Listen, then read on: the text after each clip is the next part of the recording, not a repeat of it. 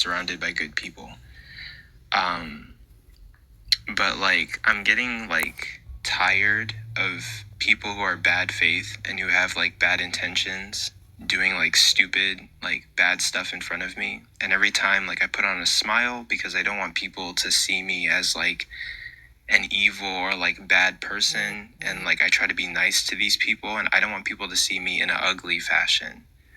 But like recently I'm just getting so fed up with like bad faith and disingenuous Christians, and like you're slowly starting to see me go from like being nice to dumb bad faith Christians to lashing out at like bad faith Christians. And like I'm tired of like trying to be like a good person and have everyone see me as like a nice and good person, and I have to put up with like bad faith people. And I hope that like in me lashing out against people and just being real about like how I feel about them, I hope that like I don't lose my friends. And I hope that I'm not like a bad person. Like if you guys ever see me going a little bit too far, like I welcome you guys to like tell me like dial it back. I hope that like in me like lashing out a little bit and getting a little bit tired of putting up with so much, I don't become immoral or something. No, I don't think. I think Coco. I think you're very, very, very far away from becoming a mean person. Like, if like just the fact that like your personality like draws you to facilitate these kinds of things, and then like you like want to dabble in them, and then it if it's finally like your turn, right, and you're like doing the thing that you want to be good at and like defending whatever view you have, and you're not getting like linear, honest interlocution, I think you're valid in being frustrated. Yeah. But you being frustrated is miles and miles and miles away from, I don't know, like the kind of people who you're worried that you'll like become like. Okay, that's good to hear. Yeah, because like I don't want to be like a bad person, but recently I've just been like really ugly to people. Like I'm not gonna lie, I was on, cause like yeah, like recently I was on Presence Live, right? And like there were Christians who were just like misrepresenting my points and like insinuating that I was making points that I wasn't making, and I just got really tired and like frustrated. And I'm like, these people are engaging in bad faith. And I just started calling them the R word, like repeatedly. Like I just fucking like lost. I like for years I've been putting up and being nice to like bad faith, disingenuous people out of like fear of people seeing me as like an evil person or like becoming the thing that I hate. And I just like lost it. And I'm just like, it's like that. It's like that guy that was up here. Like, if Jim, is making a point and somebody like interrupts, if it's worth the interruption, like obviously, nobody would say anything. But if you like are surrounded by people who like can honestly evaluate, even if it's a different position, if you say something like, I don't think you're trying to understand me. I think you're just waiting for your turn to talk. Or I think that the points that you're making are stupid. Or I think you're too motivated by your beliefs to like understand my criticism and the nuances to my criticism. People who are tracking the conversation as well as you're expecting the person you're talking to track it will agree with you, right? It's glaringly obvious when people aren't tracking. Zach, what does that have to do with evolution? Just so you know, if I knew where you lived, I would collect your teeth for you. New account? I moved to. Why are you guys all getting new accounts at all times? Was that Cage in the top right before too? Yeah. 300 accounts. Yeah. Cage has a lot. But I would, Coco, when you said you started spazzing out and calling people that word, I think people have like overplayed the term crash out. So like now when anybody's just like, passionately talking about something and another person is passionately talking back to them, it's like, oh, they're crashing out. But like what you experienced was a crash out. Like when you're just so like done with like making the same exact point. What's up? Dial it back a bit, bro. You're crashing out. Yeah, exactly. But I just get tired. Like I just get tired. Like I try so hard. I try so hard to be nice and like cater to people who are dumb. And like I just get so tired. And like Yeah. I just like I don't want to be. Don't worry, man. It happens to everyone. Like I don't want to be ugly, but like they're just people who are just dumb in 2025, and I'm just like at this point, like I don't want to use slurs, but like goddamn, like I don't know what to say. Hey, Coco. Hey, Coco. Why do you care about people on the internet that you've never met and will never meet? Yeah, I don't know. I don't want like I want to be the goal for me. Like I want to be a good man. I want to be a good man. I want to spread truth. I want to like do what's right. But there are people that are just like bad faith and not trying to like understand like what I'm saying, and it just irritates me. And I'm like arguing with them, and they're just bad faith. And then I can't put on this facade. Like I'm not Superman, right? Like you know how Superman is like this clean cut, like nice, good person all the time. Yeah. Like I'm not that. Like I get frustrated. I get tired. I can't be that for people. I can't be this picture perfect. Do you think that the real you, like the character of who Coco is determined by like these interactions on the internet? I think some people. No, I don't think like the entirety of who I am is like just what's on the internet. Like the internet's like so little. But certain people who don't understand that. So why are you so worried that you're gonna be like ultimately a bad person if you just like yell at somebody on the internet? If you know that that's not really anything that's gonna drive who your true character is. That's true, actually. Like I don't know. Yeah. Like I used to. I think you're just letting small problems become way too big. Like, yeah, it's fine. Like, some people are stupid. Just move on with it. Like, don't let that stop you in your day or from growing or from being who you are and the person that you're trying to develop to be. You just continue on your journey. You're gonna meet stupid people. So what? I used to feel if TikTok crashes, like you know, like it was a couple of weeks ago, and like TikTok never exists. Like this is just a blip, you know, on the radar of your life, right? Who the fuck cares about these people online, like that you're interacting with? Like that's not to say that like you know the community of friends and stuff that we're building aren't you know important, but like I'm just talking about the casual interaction that you have with people online. I used to feel on this app like what I was doing was making a difference, like that I wanted to change and help people not be dumb anymore, you know? And as I've like debated more and more and like you go through like debate burnout, I stopped, I've cared less and less about like how other people perceive me, but also like if you want to be dumb and, you know, like hold a dumb position or, you know, like I used to internalize that and want to fix you, you know, but now I don't really care. Yeah. Like the worst thing you could do, man. The worst thing you could do. I'm sorry, Zach. No, I'll just say this and I'll shut up. The worst thing you could do, man, is just let other people's opinions of you dictate your life. Like, you shouldn't care about what other people think about you if you know who you are and be confident in who you are. Yeah, I think I'm a relatively decent person. Like I'm empathetic. I treat people with like kindness and respect. Given that they act like a decent human being, like I feel like, I mean, historically I've made like some mistakes. I've lashed out on people who like didn't really deserve it. I mean, you guys know, like in the Discord and stuff like that, because I get like overwhelmed. But typically I don't like lash out at people who like typically I lash out only on people who like deserve it relatively. Like if they're just being bad faith or like being a dick. I think I'm like relatively a good person for the most part. But I mean, I would say that like is in Discord especially the most recent one, right?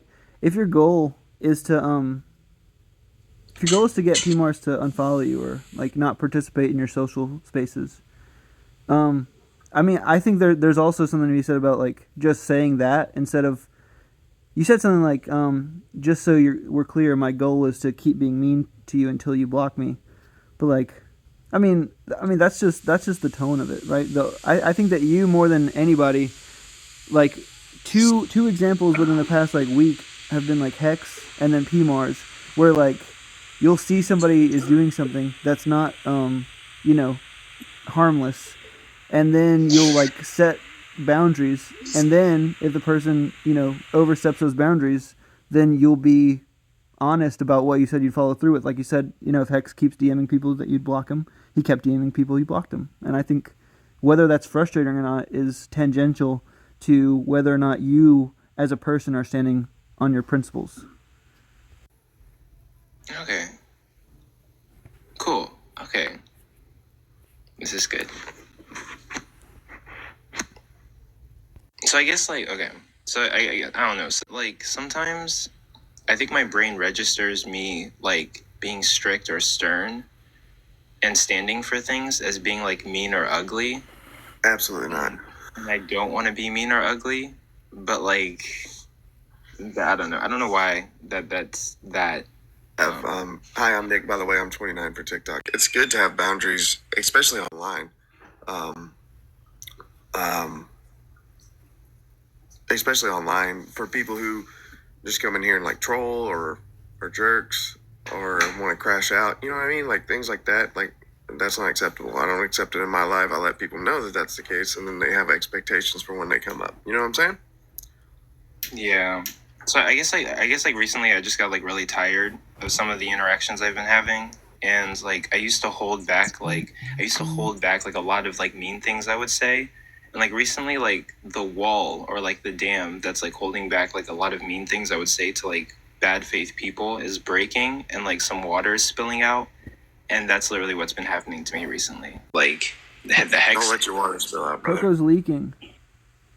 Like the Hex situation, like Precept Mars, and then like the Christians that I was debating the other day who were just making like awful points about like veganism, and like I'm not even like a whole ass vegan, and like it was just terrible points and just disingenuous like assertions of what I was trying to say that I wasn't saying, and like yeah, like I'm so tired of being like kind to like bad faith people, like it's just starting to leak out. Like I'm just starting to just call people the R word. Like you're just like saying people are just stupid or like R worded, and like just like slowly like I should I mean I've been needing to talk to a therapist, but like it's slowly like weighing down on me or like tearing me apart or something. Like Coco, have you tried stepping away for a period though? Like this debate community, like it's taxing.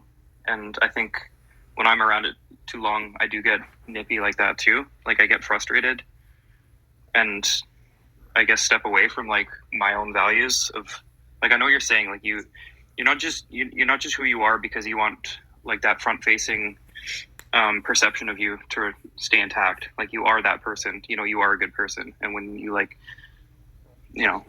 or when we say things that aren't in line with like who we are as a person. Like I guess just the like it diminishes the perception of you more than like yourself. But like I whenever I'm feeling like that, like I got in a debate the other day where I didn't say the R word like that, but I lashed out like in a way that's like not typical for me. And then I stepped away for a couple of days and came back and like just felt refreshed and felt like I didn't need to do that anymore. I probably should step away for a couple of days actually. I think it's healthy. I think being around this community, well, yeah, or go on a walk or something. This is like I've been doing TikTok for like 2 years, doing this whole thing, and this has happened to me before. Like I recognize this feeling. Like I'll be debating so much and talking to people so much that I'll get a little bit like overwhelmed and like upset with like some of the terrible points that are being made. Like this has happened before, and I get this feeling, and then I start to like lash out a little bit, and I just like step away for a little bit. You to go touch grass, dude. How's everybody doing? Thanks for letting me up. Hey, what's up, West Coast? What's up, y'all? Also, Chili Taco, you should request if you think that God has nothing to do with our sin, because he kind of created it. I don't know whose turn is it. I don't want to interrupt. It's your turn, brother. But this was an interesting topic to me. That's why I requested to join. You know what I mean? So thanks for letting me up. And I don't mean no disrespect to nobody and their, personal beliefs or anything like that. But me, my perspective throughout my life and this and that, I kind of always thought kind of the same. But what is this like? What it's saying? It's like even then, like God or whatever, Jesus, he never even proclaimed himself as a Christian. But even then in the Bible, I know there is some verses that do say that it is your right to own and even beat your slave, and this and that. And that ain't never sat right with me. And to me, it's always been suspicious how, the religious Christians or Catholics or this and that always, they say, the ancient ways of my ancestors is wicked, black magic, demonic, and this and that. But if it's like something that is not more powerful than what it is that you bring to the table, what is it? What is it that they really so afraid of? Why was they burning witches at the stake like there was no tomorrow? What is it? Yeah. Or like people will even say, when we're talking about the pro-choice or pro-life debate, they'll say like, you should be pro-life because even in the worst cases, you shouldn't pass down the punishment for a crime onto the children of the person that committed the crime. But like that's exactly what sin is. Like that's exactly what the fall is. It's like, so, like, it's like God is like the arbiter of sin, right? I mean, what is sin? Is sin? Could you point out what would be a sin? Something that I wasn't allowed to do, like by the law of God, or something that He did give me the free will to do. Which one is it? I mean, like as far as like the Christian notion of sin is just going to be like that which doesn't align with God's nature, God's command, or something. But I'm not saying preference, but yeah. But for example, like it says, like thou shalt not murder or whatever, right? Which is to do, unalive somebody unjustifiably, right? Yeah. So he doesn't say nothing about justifiably doing it. And even then, he was over there unaliving even the firstborns in every household. Right or wrong? No, yeah. I mean, if he did it, we do it. He gives us the capability to do it. Are we actually committing a sin? Well, depending on your outlook, if you're like a divine command theorist, the command from God would be just. But I think when someone like us points out the rather obvious that, God visits the suffering on people and, not only causes harm himself, but biblically speaking, instructs us to do harm, slavery and rape and genocide and so on. Like, for example, I really believe, like, he flooded the earth to try to wipe away as much as the fallen angels' children as he could, the ones that were born with 12 fingers and all that. And there was some that survived even to this day. And after the flood, he chose David to go unalive some of the remainder that survived the flood. And there, you hear the story, David versus Goliath, and it tells you Goliath had 12 fingers, 6 on each hand, and he was a direct descendant of the Raphaim. And that's the only reason David was sent to go unalive him. Sorry, just to be clear, are you a Christian or are you an atheist? No, I believe in a higher power, creator, but I'm a spiritual individual, ancient ways, but I don't know his name. I can't say his name is Jesus, Allah, Buddha, or whatever. I don't know. But I really don't. It rubs me the wrong way, like the Bible, because even then they want to give us King James version.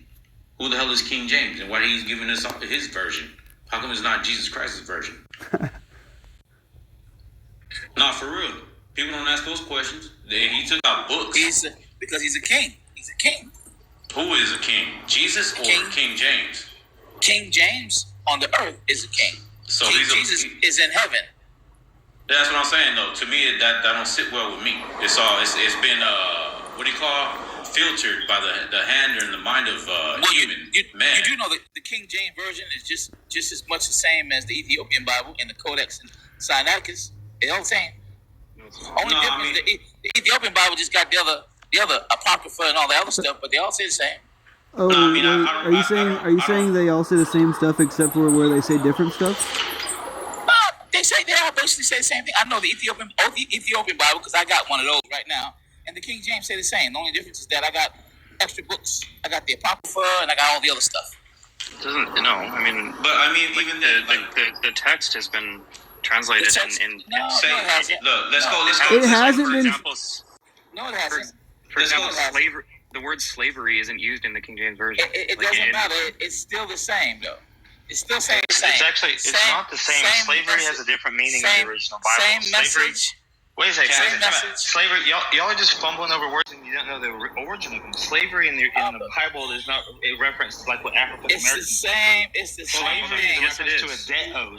Like if I was No, a debt to a no. doctor, if I was money to a doctor, I'm a slave of his. No. In the The original same Bible. message. You The guys same need message. to learn context. No, This 'cause is there like- are King different- James is a translation of. There- King James was a translation. It's a version. It has nothing to do with They're what all the context. same. It's a Hold different on. language. Can I ask a question? Or five people that don't know shit about the Bible and they Right. come in Why here are you and argue screaming? about it. Why are you screaming? Why are you screaming? You guys are so ignorant. It's Can ridiculous. I ask a question to the one he's- that do, he- the one that do know the Bible?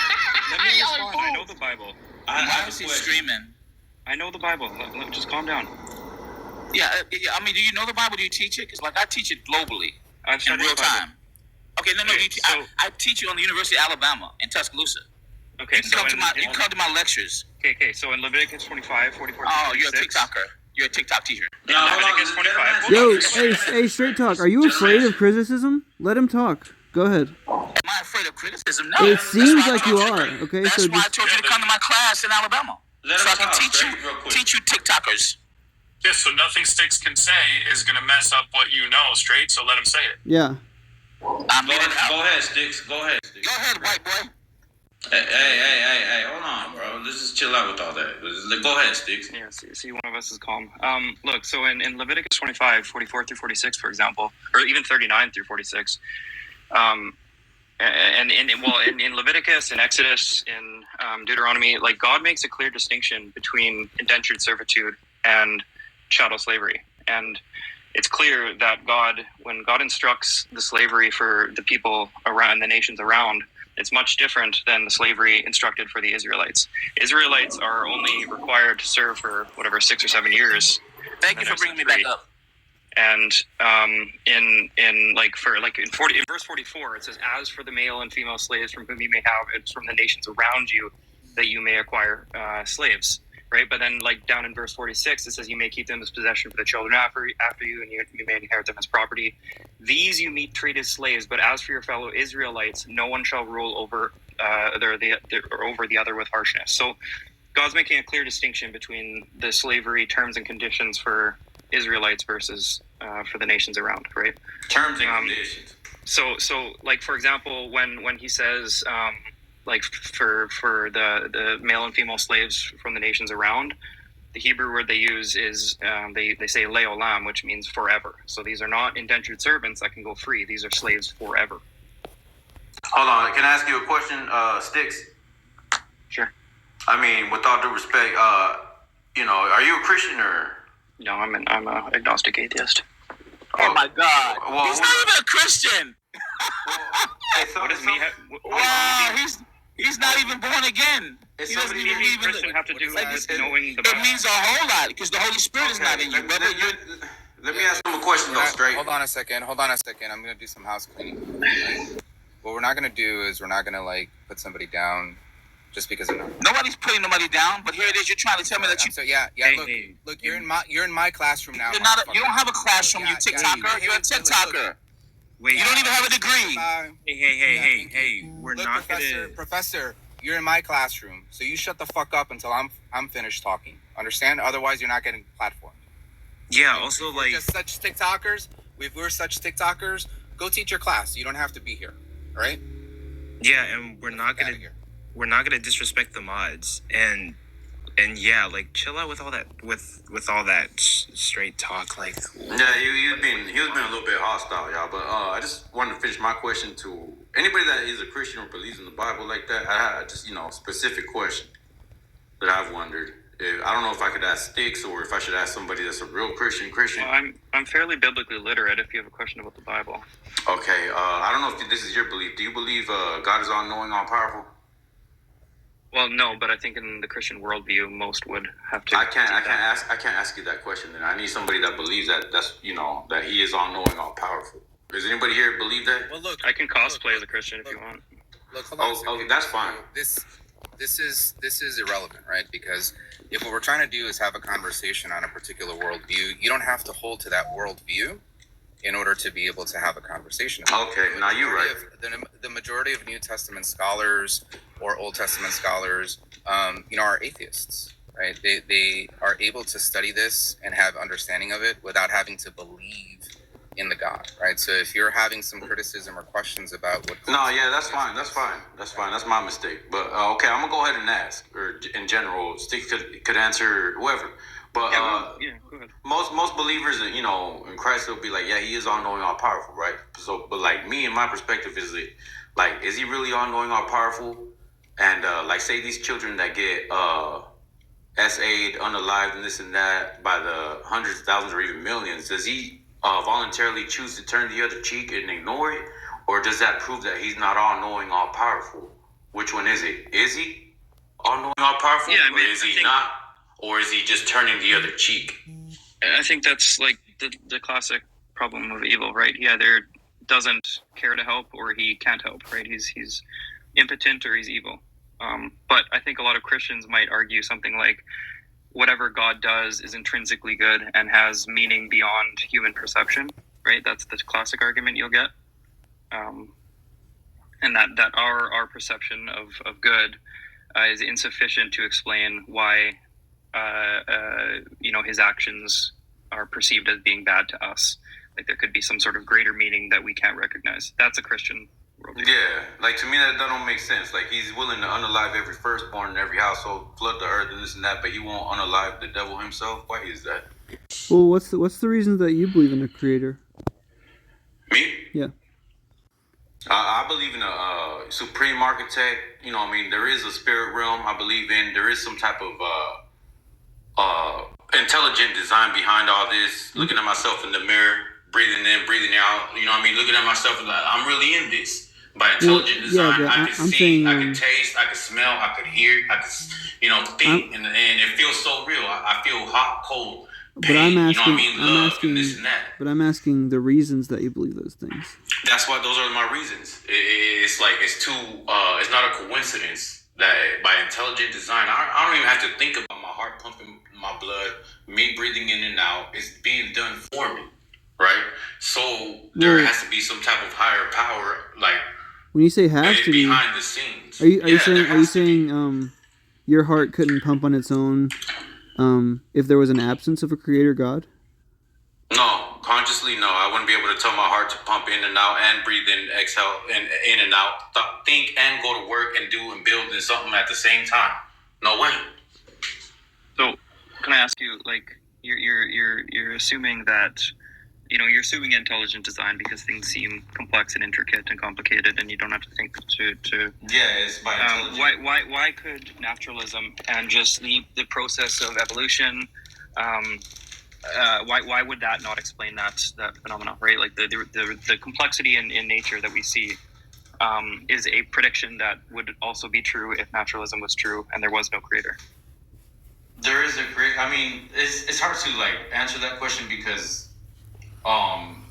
we all wouldn't even be here or even be able to do all the animal kingdom, including all the human races and species or whatever, be here doing what we do. You know what I mean? If there wasn't, what's the argument for that? Because in my worldview, right? In my worldview, the Big Bang occurred and there was a rapid expansion of our universe, right? And then, several billion years ago, our Earth was, formed through gravity and probably from an accretion disk or something like that. And then abiogenesis likely occurred in some hydrothermal vent, after billions of years of, and then amino acids formed and then proteins formed and so on. And then there was a chain of evolution, for probably the better part of 2 billion years that led to us here. Why is that explanation insufficient? It's not. Why do you have to insert God there?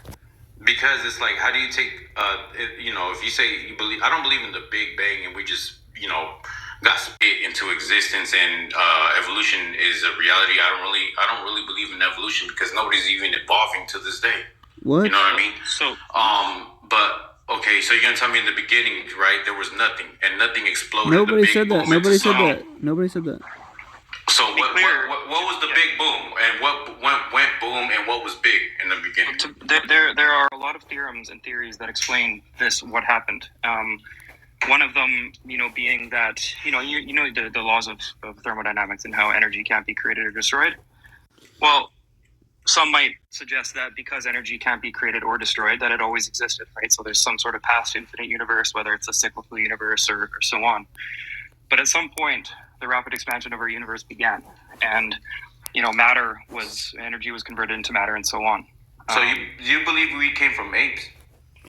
We have a common ancestor with monkeys, if that's what you're saying. Yeah. No, I mean, we so are you're saying apes. like all humans are apes, right? We are apes, yeah. So are all apes human? No. What? That's not how evolution works, right? We No. speciated. Everybody's saying we all are apes, right? Yeah. So are all apes on this earth human too? No. Yeah, No, they're not. Okay. Let me give you a comparison. Because, Wait. I'm sorry. Look, all apples are fruits. That doesn't mean I wasn't done though. apples, right? You're not listening, West. Yeah. I know, but I got cut off. What did Jim say? Go Yeah, ahead. because what you asked. What I asked. What was your point that not all apes are humans? What was the point? No, I was saying because we all humans, like people that believe in evolutions, are saying that we are all apes.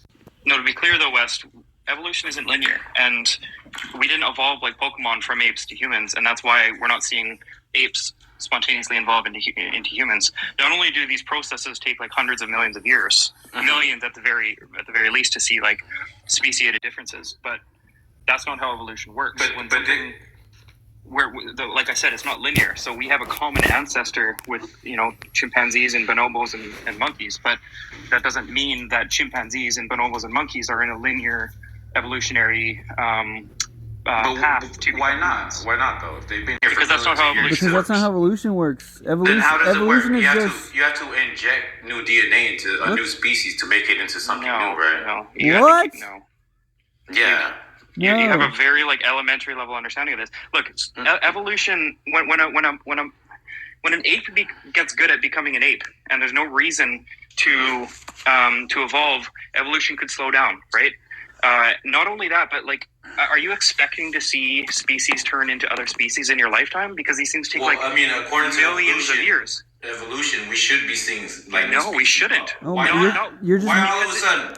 either you're misinformed or you're uninformed or you're being bad faith. But there's so many assumptions in the things that you say that are on viewpoints that you don't hold, that I doubt that you have any understanding about the viewpoint that somebody who holds those positions would hold to. Because you said Big Bang, there was nothing. Then you he said that he believed that in the beginning there was a Big Bang. That's what he said. I mean, there's that's why I was there's consensus, right, among cosmologists, right?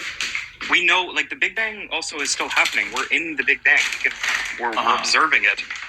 Okay, so let me ask you this: we evolved from monkeys, right, or apes, or whatever? No, we have common ancestry with monkeys and apes.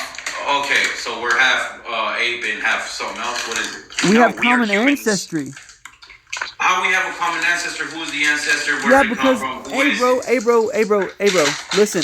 You can't just blanket turn and be like we have a common ancestor. So do you believe that all life on the planet came from single cell organisms and then complex organisms?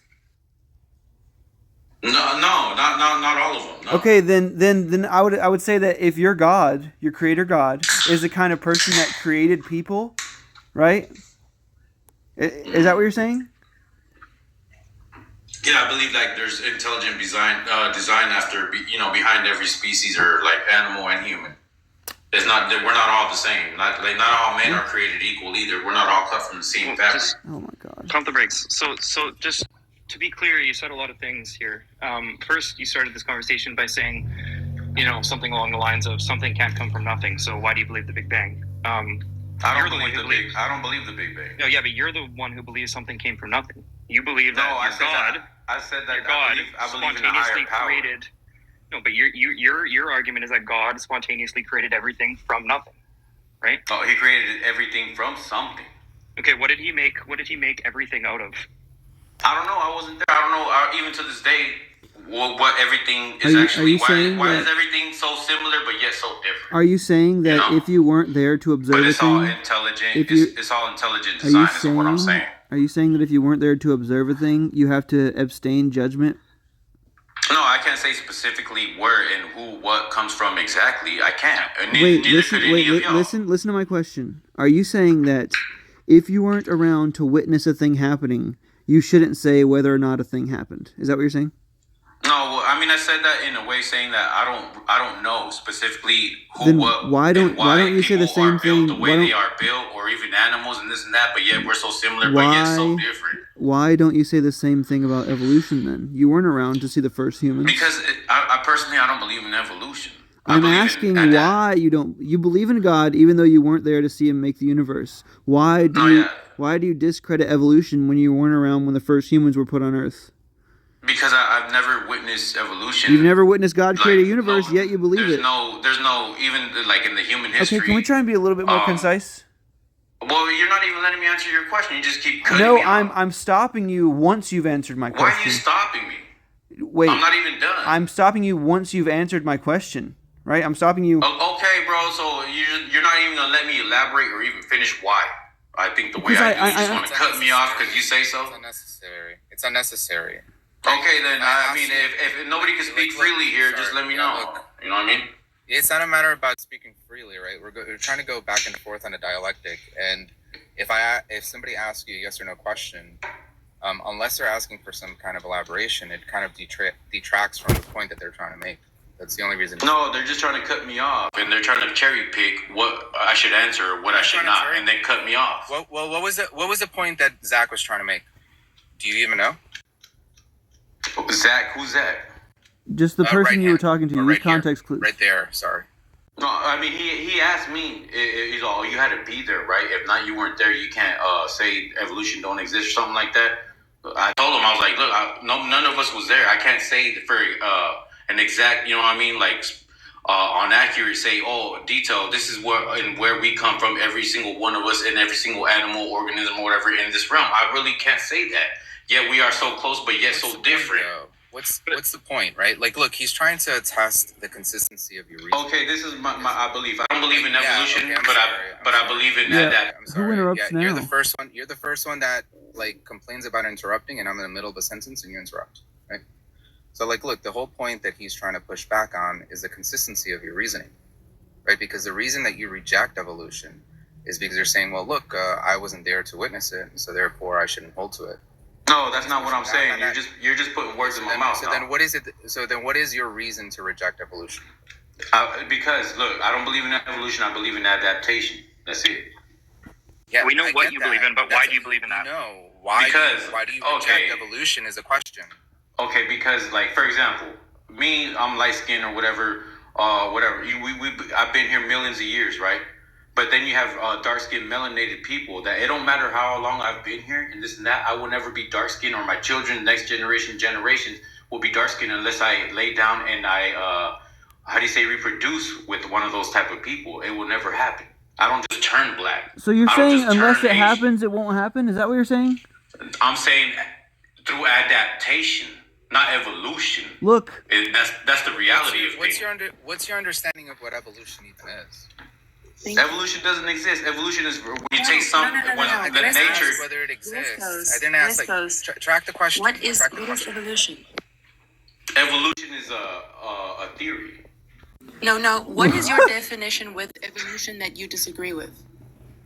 That it doesn't exist. None of it. There's no. Wait, West Coast. If y'all, that's not a definition. Yeah, if you ask me, if you ask me what my concept of a unicorn is, right? I could say they don't exist, and it's true they don't exist. But that furnishes nothing about my concept of unicorns. What's your concept of evolution? Concept or definition? Which one is? Flesh out what you mean when you make this. No, what is the definition of evolution that you disagree with? Evolution is when a species evolves into something stronger, this and that, to adapt to its environment. That's not correct. Just by itself, by nature, no reproduction or even inner reproduction with another species. It just happens. It's not correct. So the issue we run into, West Coast, is that you're misunderstanding the things that we believe are true. So, for example, you said The Big Bang was just like a collision, and all of a sudden the universe was created. I That's didn't not say what that. we believe in. I didn't say that. When you say evolution is just some sort of process by which things evolve to get stronger, that's not what evolution says either. So you're misrepresenting what these things are, and I don't know if it's in an. Can you give me your definition of the Big Bang? Evolution. Evolution is. Oh, go ahead. No, let him answer. What's your definition? Go ahead. I don't know the particular definition, but it's something to do with a complex process by which speciation, adaptation. That's what I just said. No, it's that's basically, but it's a change in allele frequencies. But even then, it's like why disagree with me? Why are you cutting me off, West Coast? No, I was talking to Sticks. I'm giving you the definition. It's a change in allele frequencies in a population over time, which that just means heritable characteristics. So when you're talking about adaptation, what exactly do you mean? No, you give me the exact definition. You just gave me the definition. You said higher frequency and adaptation is some type of characteristics. Higher frequencies. I didn't say higher frequencies. Whatever, changing frequencies. Okay, so what's that? What does that mean? It's a change in heritable characteristics in a. Can you give me an example to this day? Over time. Every example. Can you give me an example? Yeah. When organisms with a specific trait survive and reproduce more because of that trait, or when a random mutation occurs that changes their DNA, whatever. So what about adaptation is different to evolution, the way you were describing it? Evolution is something that you know, according to your definition, is spontaneous, no conscious. No. No. Okay, what is it then? You guys are like being real vague about the definition. Why are you saying spontaneous? As though there aren't things like environmental pressures, etc., influencing these things. Well, no, because it doesn't. Like I said earlier, I don't believe in evolution because of like those reasons. Okay, so why do? No, but nothing about evolution says that it's spontaneous. Okay, so what does it mean? Is your concept of evolution that there's like one species of animal and then all of a sudden it gives birth to like a completely different species of animals, and now there's like two different species or something? Is that like what you think evolution is? No, I'm saying like according to her, I don't know, whoever said the definition. I don't care about her. I'm asking you what you think it is, because you said spontaneous. The evolution is to evolve, right? Oh my God. Yeah, what does that mean? Yes, but part of the definition is over time. It's not like it's a thing of. Look, there are some species that. Okay, that's what I'm saying. Like we see that, and you said there's no evidence of this, by the way. No, there isn't.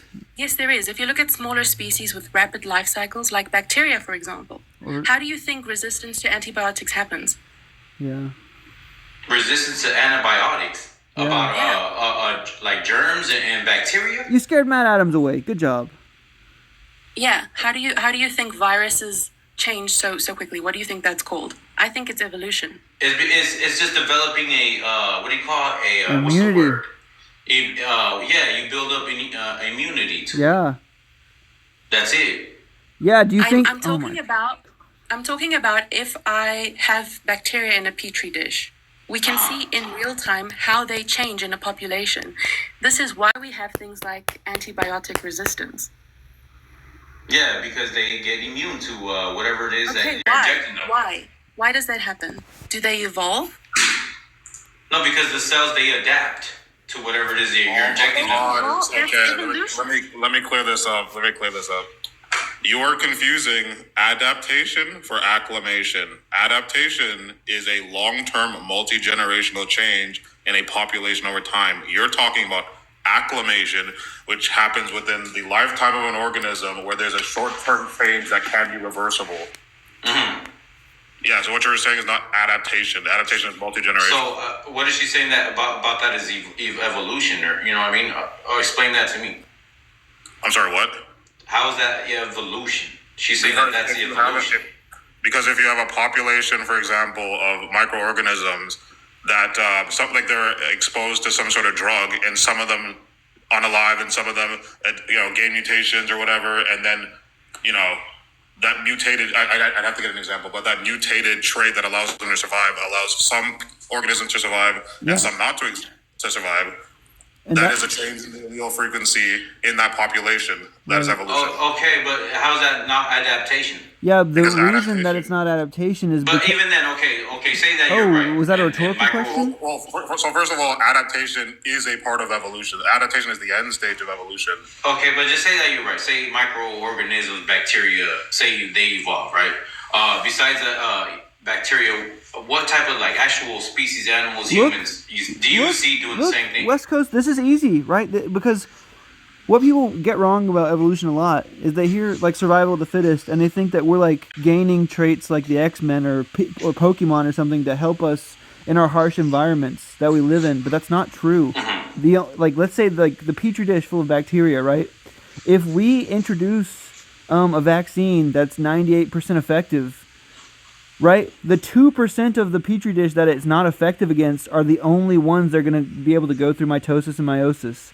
So the ones that already have some kind of thing about their genetic makeup that gives them some, resistance to this vaccine are going to be the only ones bearing quote unquote children, right? But we can imagine if there was a virus that targeted people with like blue eyes or something and the mortality rate was 100%, we would expect to see something like people with blue eyes, phasing out over time because they don't live long enough to produce children. That's all that evolution cares about. Can you survive long enough to have kids? If the answer is yes, good trait, bad trait, attractive trait, ugly trait, doesn't matter. It's getting passed on, right? No, yeah. But let me ask you this, okay? Say whatever, blue-eyed people, whoever it is, right? How long would it take? How many generations or millions of years until they turn black? They wouldn't. Oh my God. Why wouldn't they? Because you're thinking of evolution as if it's a ladder. You're thinking of it. Because I guess I wasn't finished my point. Sorry. What were you saying? Okay. Because I was gonna say because like say black people, right? They are more. How do you say like designed to be in this realm more than blue-eyed people with no melanin, right? Because I don't know what you mean by designed to be in what realm? In this realm under the sun, because non-melanated people have to use sunscreen, right? And that doesn't make sense if they've been here for millions of years too, right? Well, melanated people have to use sunscreen too. They're just more resistant to radiation. However, how long would it take until I become more resistant? Well, okay, look, you're thinking about the bonus trait thing. Hold on. The population, for example, has traits in their ability to produce or not produce melanin, correct? You said what? So, like humans, Homo sapiens, have this variation, right? Not everyone is the same, correct? Yeah, not everybody's a Homo sapien either. You have Neanderthals too. Okay, but I'm talking about just Homo sapiens. Neanderthals aren't Homo sapiens; those are Homo neanderthalis. Those are Neanderthals. Yeah, they're humans, but they're not the humans we're talking about. We're talking about us, right? And so you have multiple variants of the ability to produce melanin, okay? And in some cases, depending on the environment you go into, having a lot of melanin is not advantageous. It could be seen as disadvantageous. It's in places where you don't need to produce as much because there's less sunlight, like in the Caucasus Mountains, right? Mm-hmm.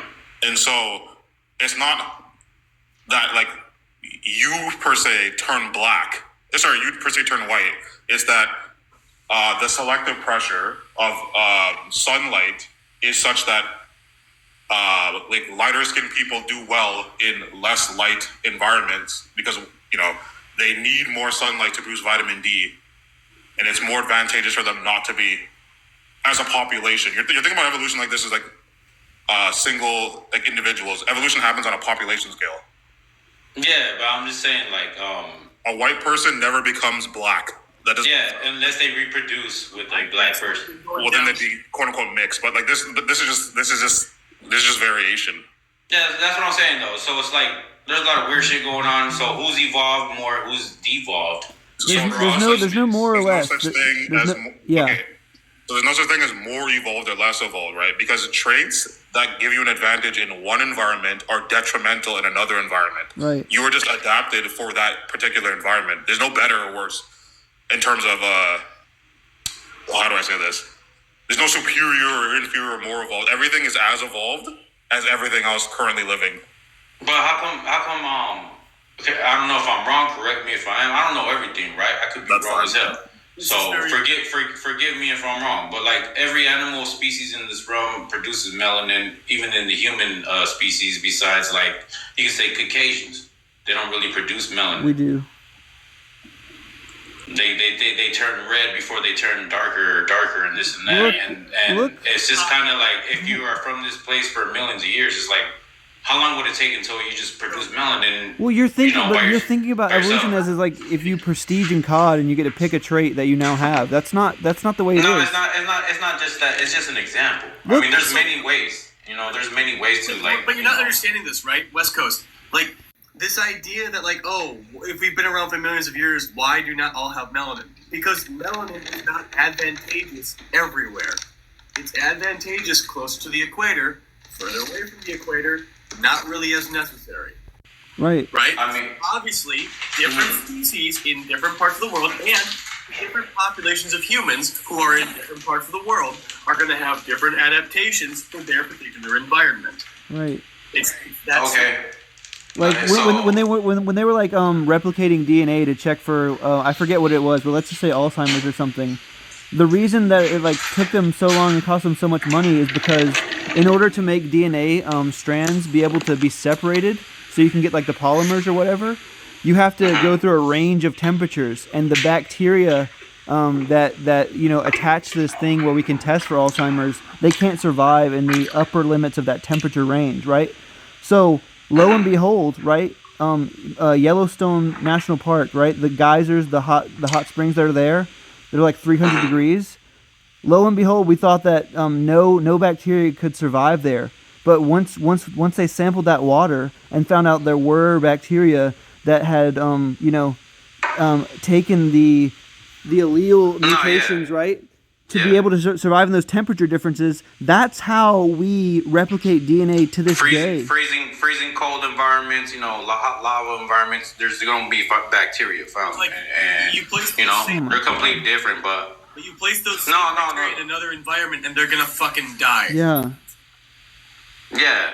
I mean, yeah. Yo, Black Labs, how'd you like that I knew all that? Was that pretty impressive? Sorry, I wasn't paying attention. Oh, damn. But let me ask you this, okay? This is just my personal observation, but call me crazy or whatever. But like, how come like in pharmaceutical industries, laboratories, they're always testing, like you could say even the ones from like Europeans or whatever, they test on these albino red-eyed rats that are unnatural, artificial, but you only find those albino red-eyed rats in pet stores and in laboratories. You never find them out in the nature by themselves. Or, they don't. Where do you find those at? And why do they always test on them? I can answer this. It's because when you look at, they're called model organisms. These are organisms that have desirable features. For experimentation, for example, they might be short-lived, good generation time, so you can look at changes between generations and stuff. So there's just traits that they like. So okay. When you use these same mice, now there's problems and there's good things about that. Is that if you want to look at things and have like true apples to apples comparisons, you're going to use things that are not that varied, so that you can eliminate that variation from the reason for why the intervention worked or didn't work. That's why they use these same mice. But where do you find these mice at? I'm not sure about that specific. In nature. In nature, the mice are always like gray, black, or brown. It's just about, like Black Lab said, it's just about genetic consistency. It's not about... And genetically, they are the closest to them, so that's why they test on those but this is literally a black swan fallacy. You get breeding specific mice with specific traits that are beneficial for their experiments. So they find them in the lab because it's conducive to these lab environments. Also, Black Labs, you're a little bit wrong. It's white mice, much like the white man. God just likes to keep them down. That's why. Oh my God. Yeah. No. I'm not trying to keep nobody down or kick dirt on nobody. But I'm just saying that to me, West I've Coast, noticed that. there's a fallacy. There's a well-known fallacy called the black swan fallacy, and it seems like you're doing that. You're saying every mouse that I've seen has been black or brown or gray. Therefore, all mice. In the wild. Oh my God. No, albinism. By the way, like lab rats, those are specific for some experiments, but there are like types of mountain mice, for example, where people do oxygen experiments to see what different levels of oxygen does to the metabolism of rats. I'm not trying to say this as to be a dick. You're just not familiar with this sort of experimental research where like you just see they use one type of rat and then you're like, oh well, they only use that one. They don't. They use a variety of animals. I mean, I ain't gonna lie, it is foreign to me. You know what I mean? So I'm not trying to. I'm not clowning on you for that. I'm just saying, like. But it just to me, it's just like, where do you find these albino red-eyed rats? Where are they at in nature? Albinism occurs in nature. Yeah. Huh? Albinism That's not albinoism. It is albinism. That's something else. That's like how do you say like a cat is not, you can't find a cat just in nature, right? A domestic house cat, right? We genetically mix to produce a cat. Albino animals have been found in nature in more than one spot, and there are actual some advantages. There are advantages to being albino in certain areas. I grew up in northern Wisconsin. An albino squirrel is going to be pretty damn lucky for like 6 months out of the year up there. Yeah, but it's really rare. So, you know, they just seem to have all these albino red-eyed rats in animal stores for feeding or in laboratories. So where are they finding them? They find them in the wild and they can breed them, dude. Yeah, I think... No, you do selective breeding for specific traits that are considered to be desirable for pets or other things. Like, to be fair, the lab rat is, that's, if I remember correctly, is like the domesticated Norwegian a rat or some shit. I don't think... Norwegian. Look how pale it is. I don't think that those are... well, I mean, look, yeah, Yaya said, albinism occurs in virtually every organism. Yeah. Would you say white tea folks are albino? No. Okay, they're not. Okay. You can have albino the white reason it's people. rare is because albinism usually comes with things like poor eyesight, I think, and you know, if something's stark white in a savanna, it's going to stick out, and its chances of survival are probably not good either. Exactly. So you're not going to see everyone. No, yeah. That's what I'm saying. Like, not all humans are cut from the same fabric. You got Homo sapiens, Neanderthals. You got black, brown, white folks. Humans. They're an entirely different species. No, that's not true. Neanderthals are hold on. humans. They're Let me say this, though. This is my thing. Okay, so for example, no disrespect to the black homeboys, homegirls, but they are born genetically. This is like specific to their race with a disease called sickle cell disease, right? No, hold on. And also, Caucasians are born, some of them, not all of them, with tails. Yes or no? No, sickle cell anemia occurs most predominantly in people and individuals that live in spots where there's a lot of fucking mosquitoes and shit.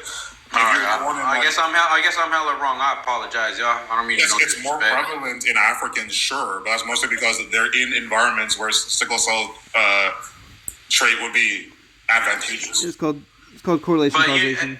Am I right or wrong? Caucasians, some of them are born with tails. No. Some black people are born with tails. Yeah, people are yeah. It's not a white people thing. Black people have been born with tails too. True tails and non-true tails. West Coast, wait, I have a question. Do you think different races or different species? They're cut from different fabrics. That's not what she asked, though. What does that mean? No. Since as someone who's never been cut from fabric. Okay, what do you mean by I'm going to say Homo sapiens, to me, are the original humans. And genetically speaking, you'll always find it in, like, darker human race people. But you will find Neanderthal genetics in white tea folks. Oh, my God. But you won't really find Homo sapiens. Would you say that it's, which one's more accurate? Dogs and cats are different species, or dogs or cat are cut from different cloths? They're different species. Okay, so you think people are the same species, right? No, not as dogs and cats. No. That's fair. Do you think people are the same species no matter what ethnicity or nationality or color they are? Not really. West Coast, did you know that two human beings on opposite sides of the world share more genetically than two chimpanzees in the same forest?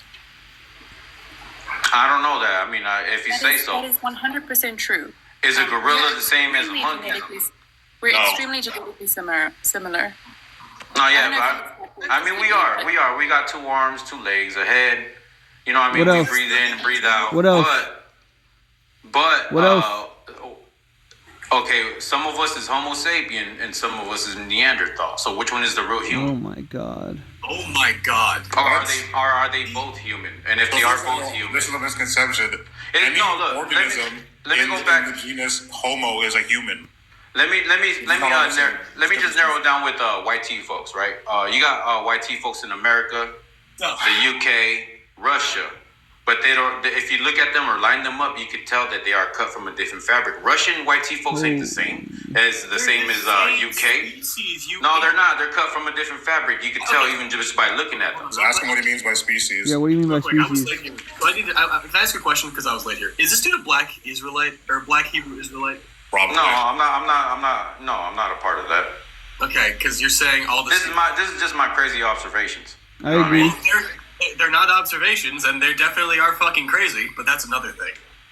Okay, so you're gonna tell me that a UK person or what's a species? But West Coast, what you're describing are like phenotypic features. Race is more than just genetic. It's usually mostly a social construct. It is. Yeah, race is not biologically real. Society, no. We make up these things surrounding how we group phenotypic features. Yeah. But I mean, you think there was a first white person or a first like Latino person or a first black person? At one point, who knows? Yeah. No, we know that's no, because race isn't biologically real. Like just like there was no first person to speak Italian, right? But there is significant differences even within each Okay, race, so would right? you say that men and women are different species? No, we're the same species, but different sexes. Or whatever. Okay, so then what explains the fact that you have much wider phenotypical difference, right, between men and women, but you would say they're the same species, than Russians and Europeans, and you would say they're different species? I mean, with the woman and the male, it's in the chromosomes and the genetics, skeletal structure, muscle structure. You can see it. Come on, bro. You can see that they're the same or that they're different? They're the same, but not the same.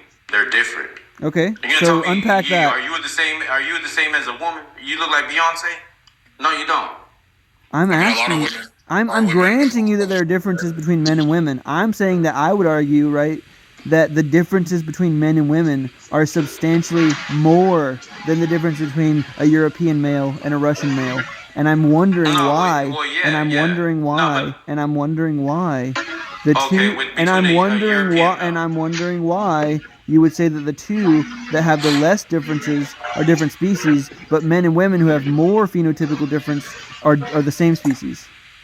No, I didn't say a European white tea male versus a Russian white tea male I'm not saying that they are different species, but they are like similar species but cut genetically from a different fabric. You're gonna have to stop. Cut genetically from a different fabric. Yeah. The fabric thing is getting. Because you could just, Russians. Women cut genetically from a different fabric.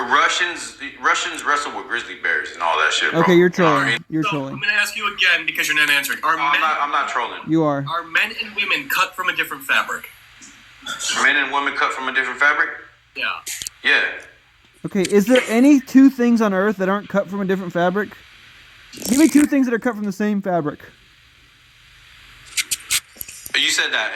What'd you say? Give me two things on Earth that are cut from the same fabric. You have to be from the same fabric. What do you mean? I understand that's the criteria. I'm asking what two things. Like if you were to take a silverback gorilla with another silverback gorilla, they're the exact same fabric, right? Okay. You know, if you were to take because they're the same species, right? Yeah, but they're like in the human species, within even like every race, not every man is created or cut equal, right or wrong. I would say that. Oh my God. Like okay, so for example, LeBron James is a black man, right? 6'8", running a 4.3, slam dunking. Allegedly. But T.I. is a black man too, right? He's allegedly, but T.I. is not a good person though. But I'm saying, like, would you say that those are both black men? Yeah. Yeah. But if you were to stand them next to each other, could you admit that they are cut from a different fabric? Yeah, no. But I would be using poetic language when I said that, right? Because just like unlike T.I., right? Michael Jordan can play basketball, and unlike Michael Jordan, right? T.I. frequently checks that his daughter's hymen's intact, right? Oh fuck. Yeah. That's real. I mean, that's weird weird shit, besides the point. I heard Yeah, I about get that it. too. Basketball's weird. Pointing out all this stuff, like, I don't even think you have a general standard for what cut from a different fabric means. At some point, it's looking similar. At other points, it's not. There's no consistency here. So when you say this, they're cut from a different fabric, it seems to me it's just a generalization that you make so that you can fucking say any two things are different or any two things are the same without any actual standard. That's quite frustrating. Would you not admit with me, Corey, that some males, whatever races they might be, are cut from a different fabric? You're not cut like you're not cut and built like Brian Urlacher, right? Bro's trying to work at a haberdashery. Seriously, I don't know what tailor shit you're working with, but I think we're all probably made of suede. I don't know. Well, Corey, would you be able to stand, shoulder to shoulder with Brian Urlacher or Jeremy Shockey? No, you wouldn't. I'm sorry. What's even happening right now?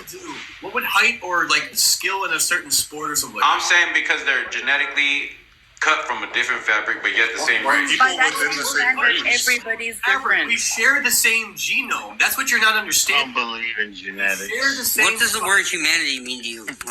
Oh God. What does humanity mean to you? Is that like empathy? I get what he's trying to say, but I don't agree with the way he's saying it. It's fucking stupid what he's trying to say, because I think I know what he's trying to say. But look. Yeah, it is. I understand what he's trying to say, but he's not saying it right. My bad. I gotta knock on the door. Hold on. We're all cut from the same fabric, and that is the human genome. We are all cut from that same fabric. Even if the design is slightly different, it's all from the same fabric. You can use suede to make a bunch of different shit. You can use silk to make a bunch of different stuff.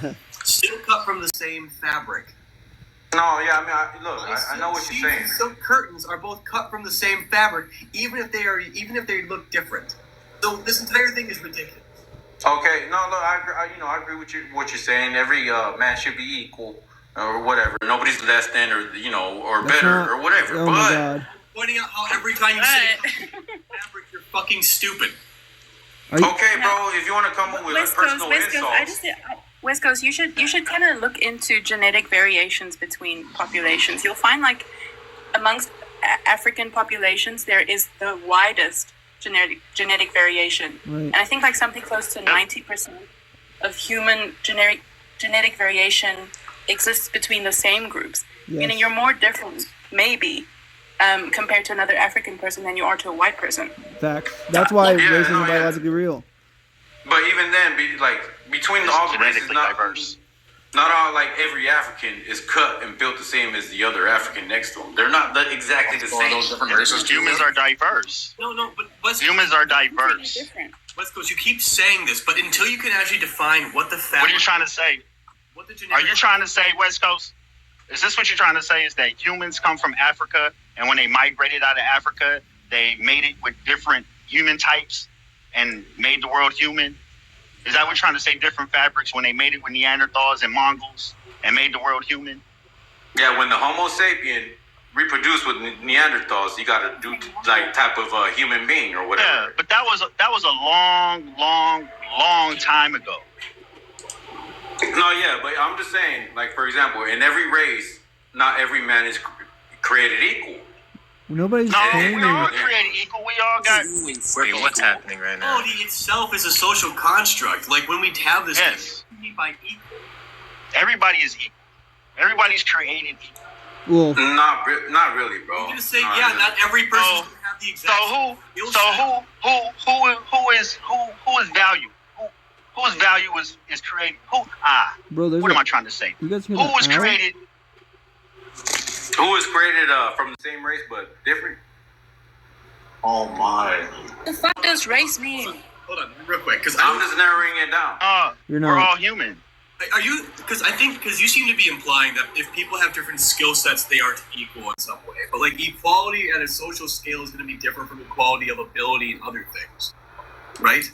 But when you say cut from a different cloth, if you can't define what you mean these cloths are, we've got nowhere to go from there.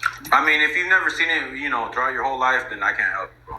No, man, I need you to actually describe what the fuck you're talking about. Yeah. If you're just saying that people look... Okay, bro, so some people are good at sports while other people are good at fucking reading. Well, yeah, it depends on what you need. That happens. Like I'm taller than my dad. Does that mean I'm like better than him or something? Like, Yeah, or like I don't. Usain Bolt would No, probably yeah, you guys are Usain both, Bolt would probably win in a race against a sixth grader, but that doesn't mean that Usain Bolt and the sixth grader are a different species.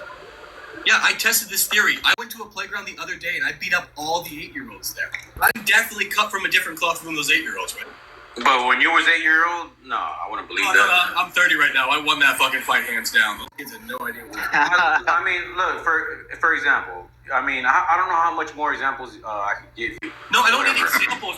So here's what you're not understanding, West Coast. I don't need examples. I need. What do you need? Understanding. I need definitions because you're just giving examples of stuff. I mean, let me ask you this question, Corey, in reverse. Can you give me an example of how people are not cut from a different fabric? Give me an example. As I've said so many or a definition or whatever you said. As I've said so many times, human beings all share the same genome, more or less, right? We all have genetic similarities that are far more common than they are different. That's how we classify ourselves as human, and especially Homo sapiens sapien. We come from the same cloth of being Homo sapiens sapiens. You're a Neanderthal. You ain't a Homo sapien.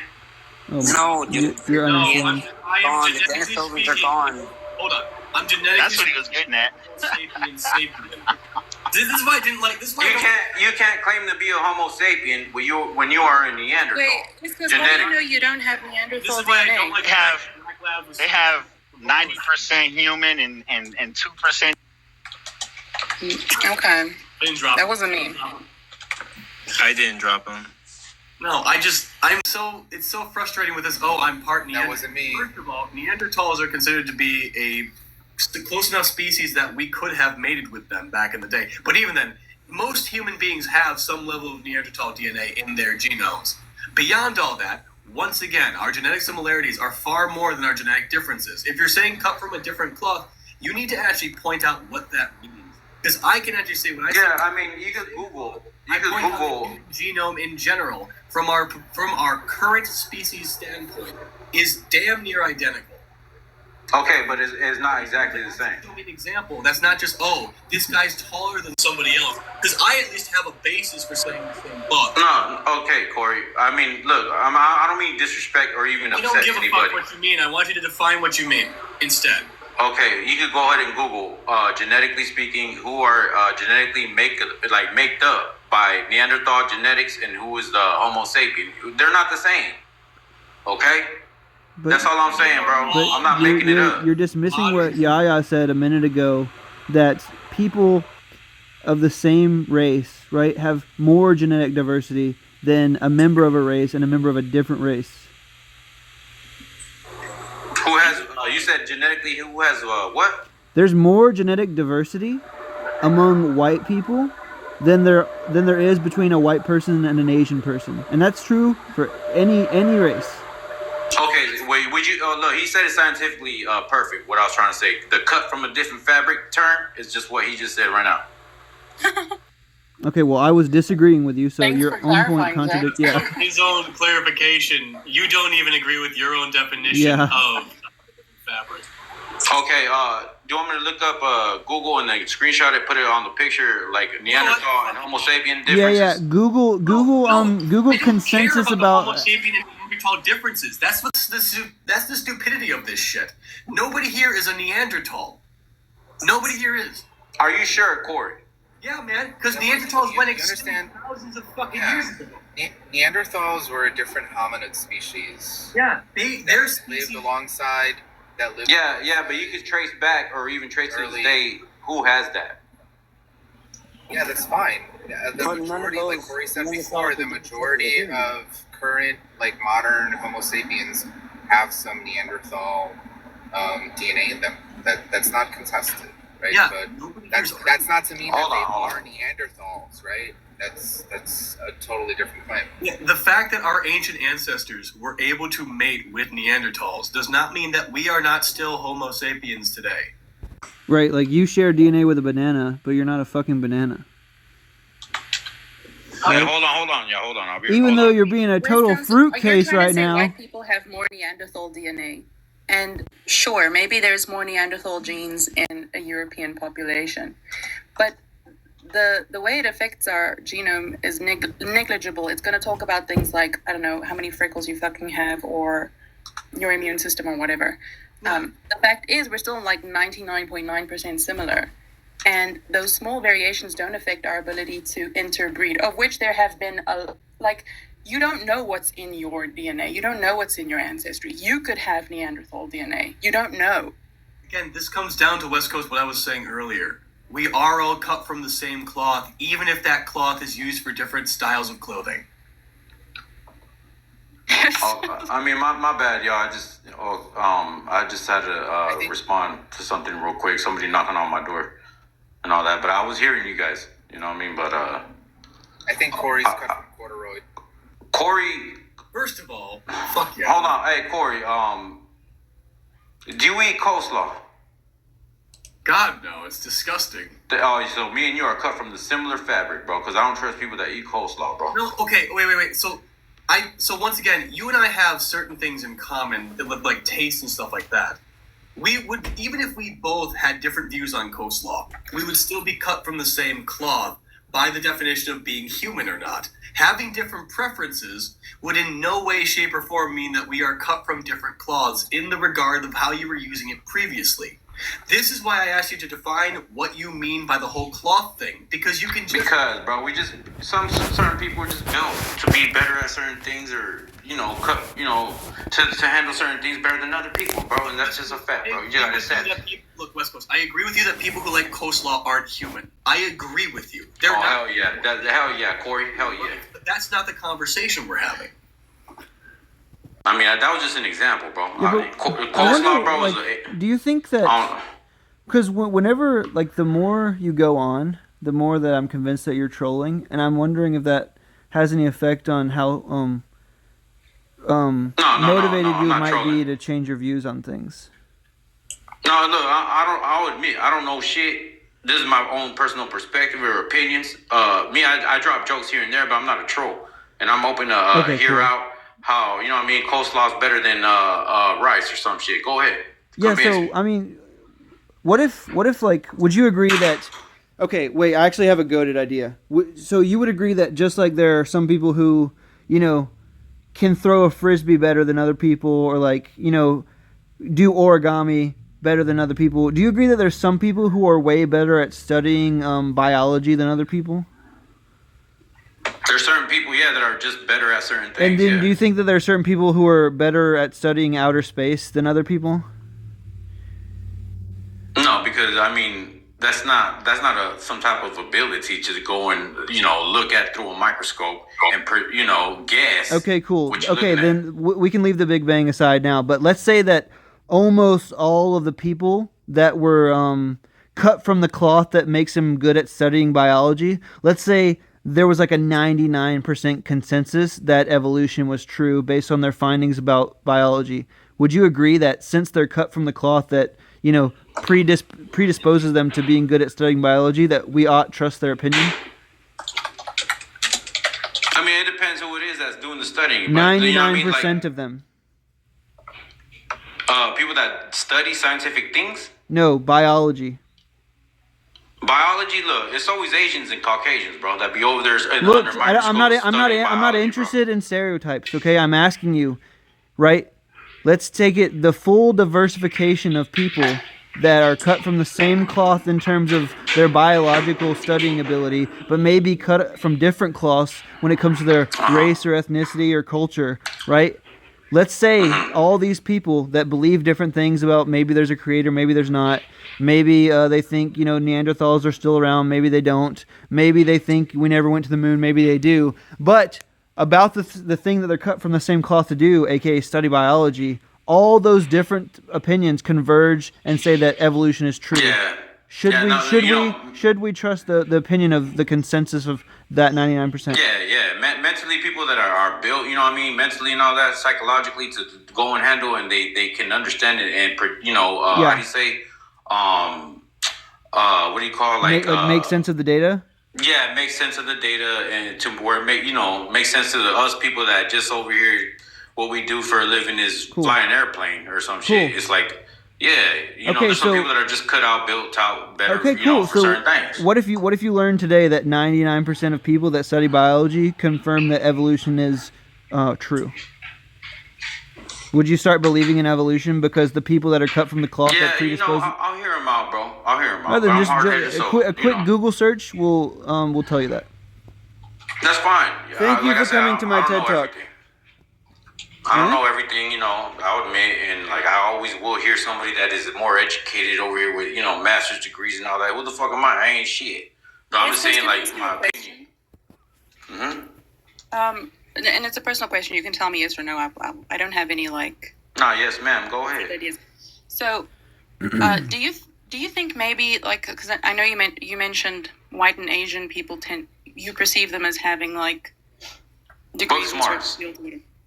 Okay, do you think perhaps that's why maybe you distrust what you see as coming out of that field? Because maybe you don't think there's a lot of black people in that space, or Asian people, or no, you did say Asian, or whatever other person? No, I didn't say I distrust it, but I'm giving you like my own opinion about it. Like I heard. Okay, no, that's fine. I was just wondering, like, what is your pushback against biology? No, you know, it's just it's not that I don't trust races. I never said that. I'm just saying, like, I could read you shouldn't trust a racist. You shouldn't. No, I'm saying like race. I think he said like racist. a certain race. Oh, race. Yeah. No. I'm just saying like it could be somebody that looks like me that supposedly came out of who knows, you know, hometown laboratory of mine said something and this and that. I'll always still question it. You know what I mean? I'm not saying nothing because he was a Caucasian or anything like that. I know of a lot of evolutionary biologists who come from all sorts of backgrounds, and they all kind of come to the same conclusion about this. And I do think, like, in this whole conversation, I've noticed you've changed your mind a few times. So I do think you'd be able to get into this. No, yeah, you know what I mean? It's not like I'm saying anybody or any race is better than the other. I'm just saying, like, some races are cut out and better at certain things than others. And, like, you know, me, I suck at mathematics, you know what I mean? But if it was John Chang or whatever, I'm always relying on John Chang's answers before mine. So, will you just do me a favor and Google, like, is there consensus that, you know, the theory of evolution by means of natural selection is true? You said Google the consensus of natural selection? Yeah, we just Google, like, is there consensus about, you know, whether evolution is a fact or not? It's just a theory. I already looked it up. No, you didn't look it up. Not since we had this conversation about we ought believe in the consensus of people that are cut from the cloth that study biology. Nah, what do you think what do you think theory means? Sorry, my mouth is full. Theory is just somebody's like idea of something, right? Like, say I could say I have a theory that Caucasians are better at creating rock music than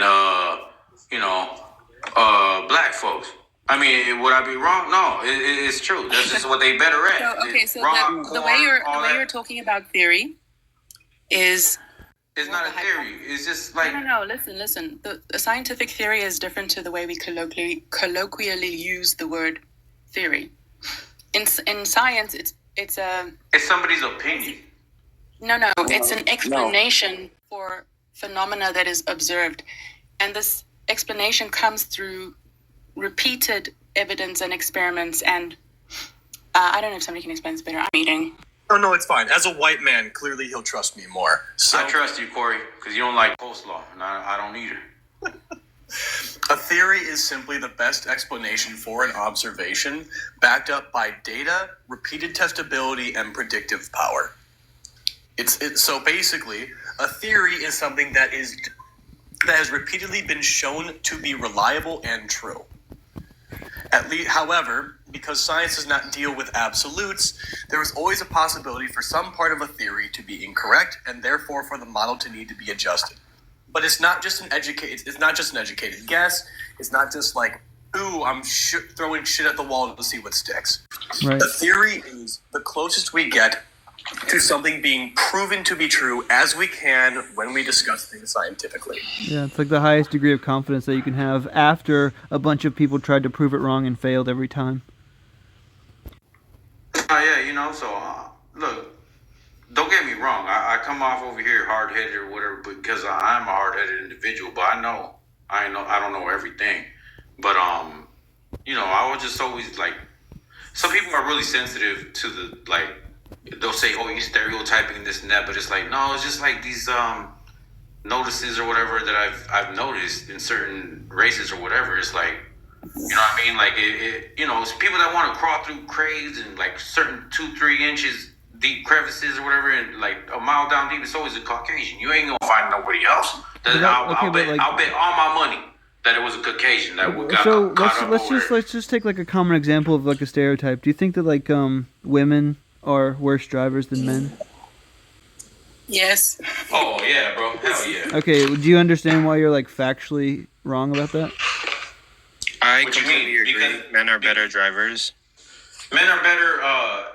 Look, women wouldn't even be driving those cars, and if it wasn't for men engineers building those cars, even like Look, come on now. look. When Oh my God. who Yeah. do you think that like insurance companies want to make the most money as possible? Well, yeah, bro. Don't be Okay, scared. who do they charge more to drive cars? Young people. Incorrect. No, that's actually true. Young people. Really, that is true. Yeah. Yeah, I know. Young people's 18 to always gonna get 25-year-old men. Young pay men specifically. Yeah, men. Yeah. No, Yeah, it don't matter. Man or woman. No, it does matter. You pay more for car insurance as a man. Any male This under the young age of man, 25 actually. statistically pays more on their car insurance than any other demographic. Yes. And that's backed by statistics Yep. proving that men under the age of 25 are horrible Are drivers worse in the drivers eyes of than insurance women. companies. Yeah, exactly. Okay, let me ask y'all a question. Nope. If you're like Don't the- ask us a question. Respond to that point. Would you About agree women? that if insurance companies' goals are to make money, they ought charge worse drivers higher insurance? Wait, yeah, if you got a proven record that you got Okay, cool. accidents, And we DUIs, agree that men pay higher car insurance than women, especially 18 to 25-year-old men. Well, yeah, because they're men at a young age always want to be racing, all kinds Which of is crazy bad shit. driving, right? Yeah, but women they more calm, more mature mentally. Which is good But driving, right?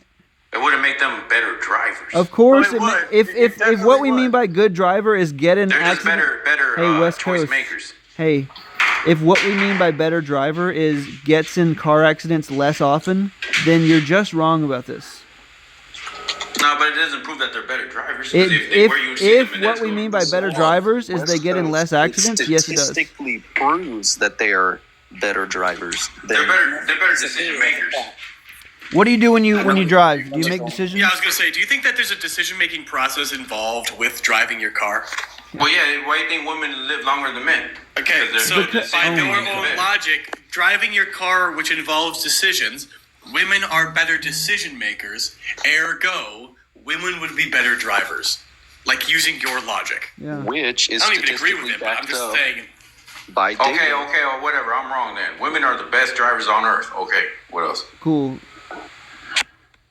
West Coast, I think a lot of what you're putting down to genetic differences is actually systemic Yeah. injustices. Maybe. When you say like one group of people study science more, maybe it's because another group of people just weren't given the opportunity. Right. Yeah, I mean, maybe you're right. I'm a product of my environment or whatever, and this and that. But you know what I mean?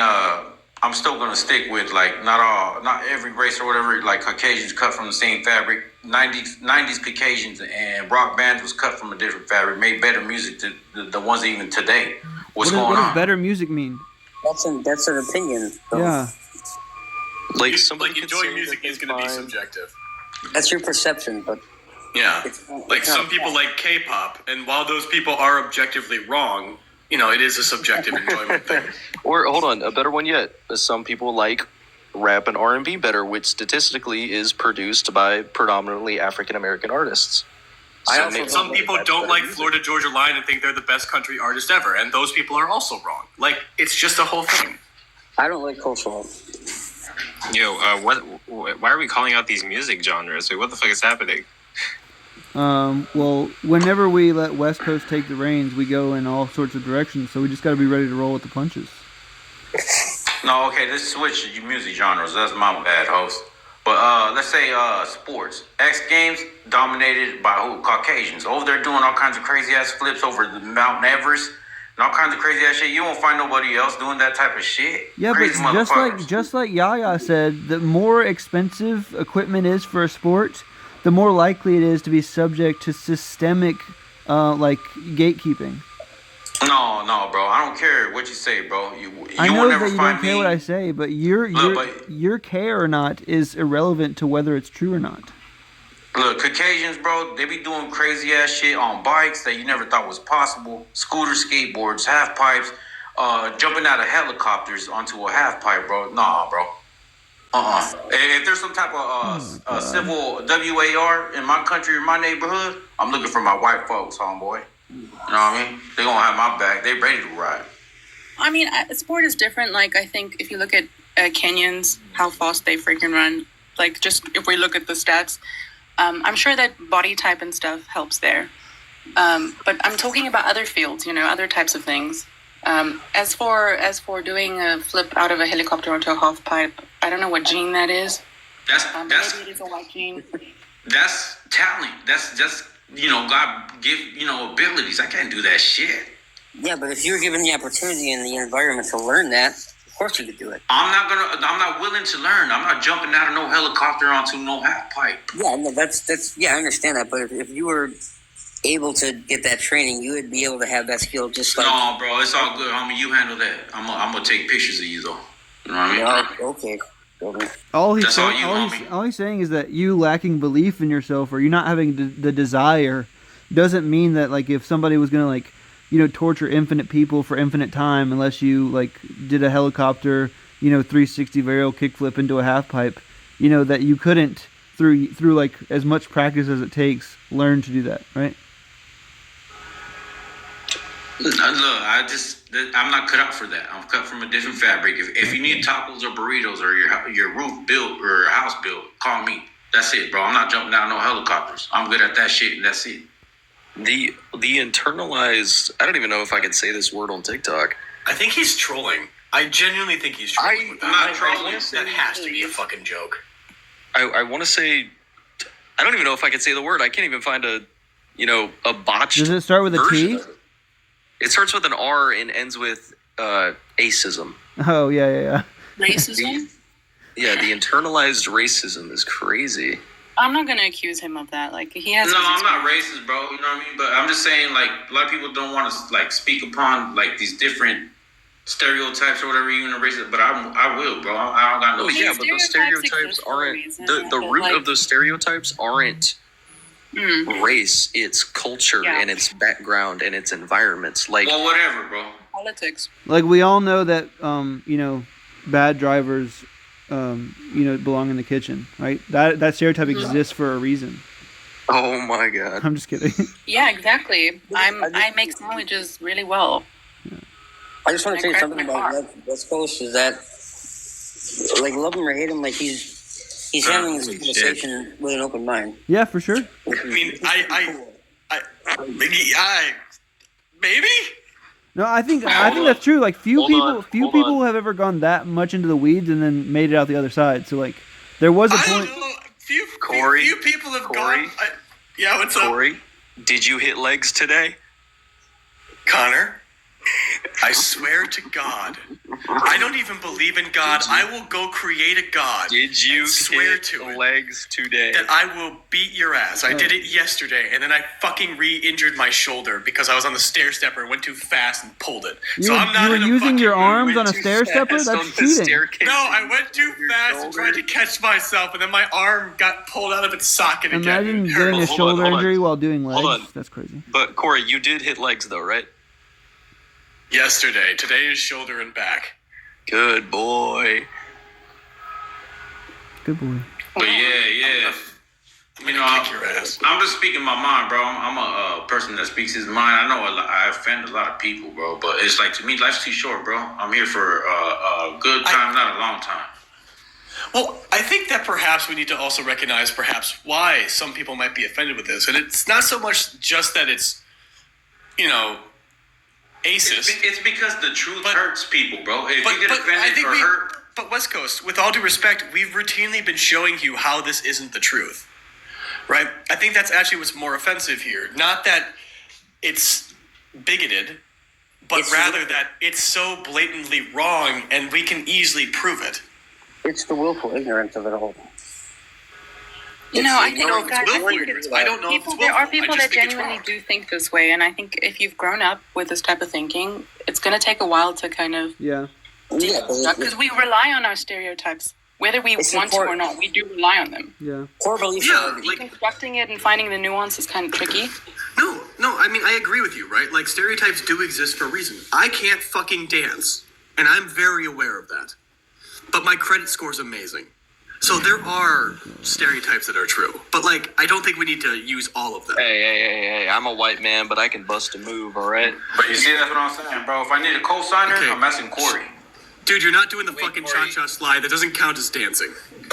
Hey, you leave my cha-cha slide alone. Okay, Cupid Shuffle. What's up, Jim? Doing all right. I said, but can you jump though? I actually can jump. Don't work anymore. I did high jump in college, and I hit 6'4". Hey, but you see, homeboy's name underneath me, Limp Bizkit. That was one of my favorite, 90s YT folk in the game, since way back, bro. I used to bump that motherfucker. You know what I mean? Like, I swear, bro, that shit used to get me amped up. I thought I was Caucasian when I was listening to that fool, bro. I like my biscuits cooked. I don't think it helps my case with the high jump because I was just called white boy there because I was the only white guy there. I'm serious. Nah, bro, if you would have known me in the 90s, bro. You know how many times I was called white chocolate by somebody? 0? I'm gonna go with 0. Yeah. A lot. Connor, I've caught you in a bunch of other panels trying to make this nickname happen. It's never going to happen. Stop. Stop lying. I never did that. I am going to see if I can get Darth Dawkins and Precept to start calling me that. No, yeah, I swear. You know what I mean? Look, my music genre and all that shit, bro, I'm open-minded as fuck. You know what I mean? Like, I swear, you can catch me in the mosh pit one weekend, the next weekend I'm over there at, the Weekends concert. Okay. You know what I mean? I don't care. That's what I'm talking about. You're breaking the stereotypes as much as embracing them. That's a nice balance. Yeah, bro. You know what I mean? We need each other. I swear, bro. You know how boring this shit, how boring it would be if it was just filled with none people that look like me. Fuck out of here. I don't give a fuck, homeboy. I need my Caucasians. I need my black homeboys. I need them all. The fuck? The duality of man. The duality of man. What are we talking about right now? Currently, we're talking about how Connor will never be known as white chocolate and he needs to stop. I'm not trying to be known as white chocolate. Oh my god, there he goes. Right? Once again with the white chocolate shit, Connor. It's not gonna happen. Corey, go hit legs. I'll fucking hit you in the legs. But yeah, man, hey, thanks for having me. I've taken too much time up on this live. I'm a dip. I'm gonna run a lab. Bye, West Coast. Love you. Yeah, hey, love y'all too. Hey, stay away from coleslaw. Come back anytime. If you follow me, I'll follow you back. And I will stay away from coleslaw. You stay away from coleslaw. Let me find out. Any one of y'all ate coleslaw? I'm gonna come at your side. I fucking hate coleslaw. I've never had it. For real. Fuck coleslaw and Candace Owens. I'm pressing charges on people. So hold on. I'm pressing charges. Coco, what coleslaw is? It's essentially just mayo mixed in with a bunch of shredded vegetables. That's alien food. I don't know what the hell that is. Watered down ranch or I don't know what the hell's on top, bro. Hell no. Coleslaw is obviously just the vegans' attempt to ruin barbecue. And I will not stand for it. What? Hold on. I'm going to address something in the comments. Bree, what do you mean my profile makes sense? What do you mean by that? That it's a stereotype that you guys like Tyler, the Creator. I do love Tyler, the Creator. What do you mean? Because he's a great rapper. He's a great artist. He's a great artist. So he's a great artist. Daniel just worded the perfect meal. I fully stand by that. But I mean, Earl Sweatshirt is obviously the best rapper of the OG Odd Future, obviously. Ashley Rosenthal is the best rapper. I will not be elaborating. MF Doom. Hello. I said in the original Odd Future. Are you deaf? Oh, my bad. I misheard. Who's your favorite original member of Odd Future? Fuck. I've heard of Prof. I don't like his I preferred Past personally. his like hyper Past cadence. was out of. Sorry, go ahead. Past and present were both better than Future in every way, shape, and form. So I don't really know why we're even having this discussion. Oh my god. You can't compare 90s with 2000s, 2000 with the 2010s, and you can't. Yeah, early 2000s hip hop was the best. 100 list or whatever, like that's bullshit. You can't. Late 90s. You can't take all the rappers since rap started up until now and do a top 100 list. You can't do that. I can. That's not true. You could do a top 3. And you would be surprised where Lil Yachty's placed at. I love him. Okay. 99. That's in the top 100. That's good for me. I like Lil Uzi. Lil Uzi's pretty good. Yeah. Lil Uzi's good. Honestly, I kind of like Kodak Black. I love Kodak. He does this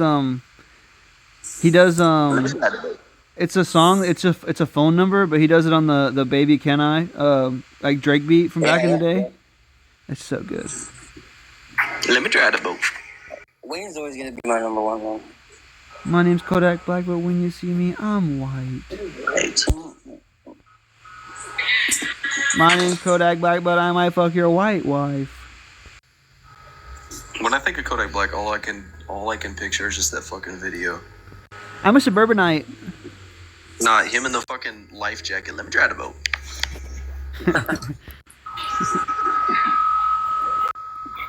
I fucking love it. Yo, what's up, Limp Bizkit? Do you believe in God? You asking me? That's right. Do I believe in God? No. God doesn't make sense. Based. If there's a God, he's a real. Okay, so like if I decided to like get a couple dogs, and I decided to breed them, and I'm gonna make a bunch of puppies, and if these puppies are good, I'm gonna treat them really good. But if these puppies are bad, I'm gonna set them on fire, and I'm supposed to love that what guy. does Michael Vick have to do with any of this? That Super Bowl, that sucks, man. Yeah, he's a coach now. Oh, Corey's hitting legs like he's supposed to, like I told him. He's hitting legs. He's hitting doing that cardio. He's hitting the dog's legs. Oh my God, Corey! Corey, are you hitting dogs? Look, you mentioned Michael Vick. I felt like I'd get in the spirit. Yeah, but Michael Vick hit dogs. He didn't hit on dogs. You're gross. Corey, I'm not even gonna say it. Oh, I'm not gonna say it. Yo, White, do you believe in God? I do. Unfortunate. They're eating the pets. They're eating the dogs. I have an argument that I've been wanting to run on a Trinitarian. Okay. Do you think that aseity is an essential property of God? What do you mean by essential? Like if they didn't have that property, they would not be God. Hold on a second. I'm driving, or I'm in an Uber. Okay. Excuse me. Notice running. Yeah, notice how we get in an Uber because running's not fast enough now. And I'm Oh yeah, right there too. I don't think Whit's going to be running anytime soon. I just don't. I don't know much about Whit, but I feel like perhaps running is not in her future for, I don't know, 2 to 3 weeks of recovery time. Give it 2 months maximum. Oh yeah, so right there. 2 months. To address what you said earlier, I tried to get up in Precepts Live, and then he just threw a tantrum. And then Darth got up there, and then also threw a tantrum on me. Oh no! Also, somebody check the World Trade Center, please. I am so sad. All right. I'm so sad. Last night, Sacred Cruelty was going to join my. Okay, never mind. It's fine. So, aseity meaning. Like the origin of divinity. Yeah. So, from my understanding, the Father would be like the source of divinity. So it really depends on how you cash it out, because you can ascribe aseity to the Son and the Spirit and the Holy Spirit, but from what I understand, the Father has this deity, And being if that he's the source of divinity, and the uncaused cause, if you yeah, will. yeah. So yeah, basically, is it an essential property of God that he's not caused by another? Yeah. I mean, yeah. And then, is Jesus God? And if so, is he caused by another? Well, I mean, he's eternally begotten of the Father, but that's eternal, so that's like an eternal procession. So there is no beginning to the Son, as far as that goes. So, I know that's like eternity, right? But would you say that the Father and the Son have existed for the same amount of time? Yeah, the Father, Son, and the Holy Spirit have always existed. But I have a question that I'd like to ask. I was never really. No, you don't. Continue, Zach. Oh, yeah. So I would say that like, if it's true that the Father, eternally caused the Son, right? Which is what eternally I take. begot. Yeah. Well, if there's a nuance there between begotten and. I mean, it's not really, but I mean, we say begotten because he's the Son of the Father. But yeah, go ahead. Yeah, and if it's an essential property of God that they have to be uncaused, wouldn't this just be some kind of contradictory property set of the Son, where in one sense he's begotten, aka caused, but Yeah, I know what you mean. So like, what distincts the person is, like, this would be a property of person and not a property of nature. So you have to make the distinction between nature. So all three share the same nature, right? That's what makes them God, right? Mm-hmm. But what distincts them is that the Father is the source of divinity, right? He is the unbegotten source of divinity. And then what distincts the property that the Son has that the Father and the Spirit do not have, that would be the person property, is that he's eternally begotten of the Father. And then the Holy Spirit, his person, like what distincts him from the Father and the Son, is that he's eternally through he eternally the Son. proceeds from the Father. Yeah, exactly, through the Son, right? No. Oh. So there's going to be a difference between, like, that's procession and spiration. So there's going to be a difference between that. So procession, like, we would, like, the filioque, right? Let's just start there.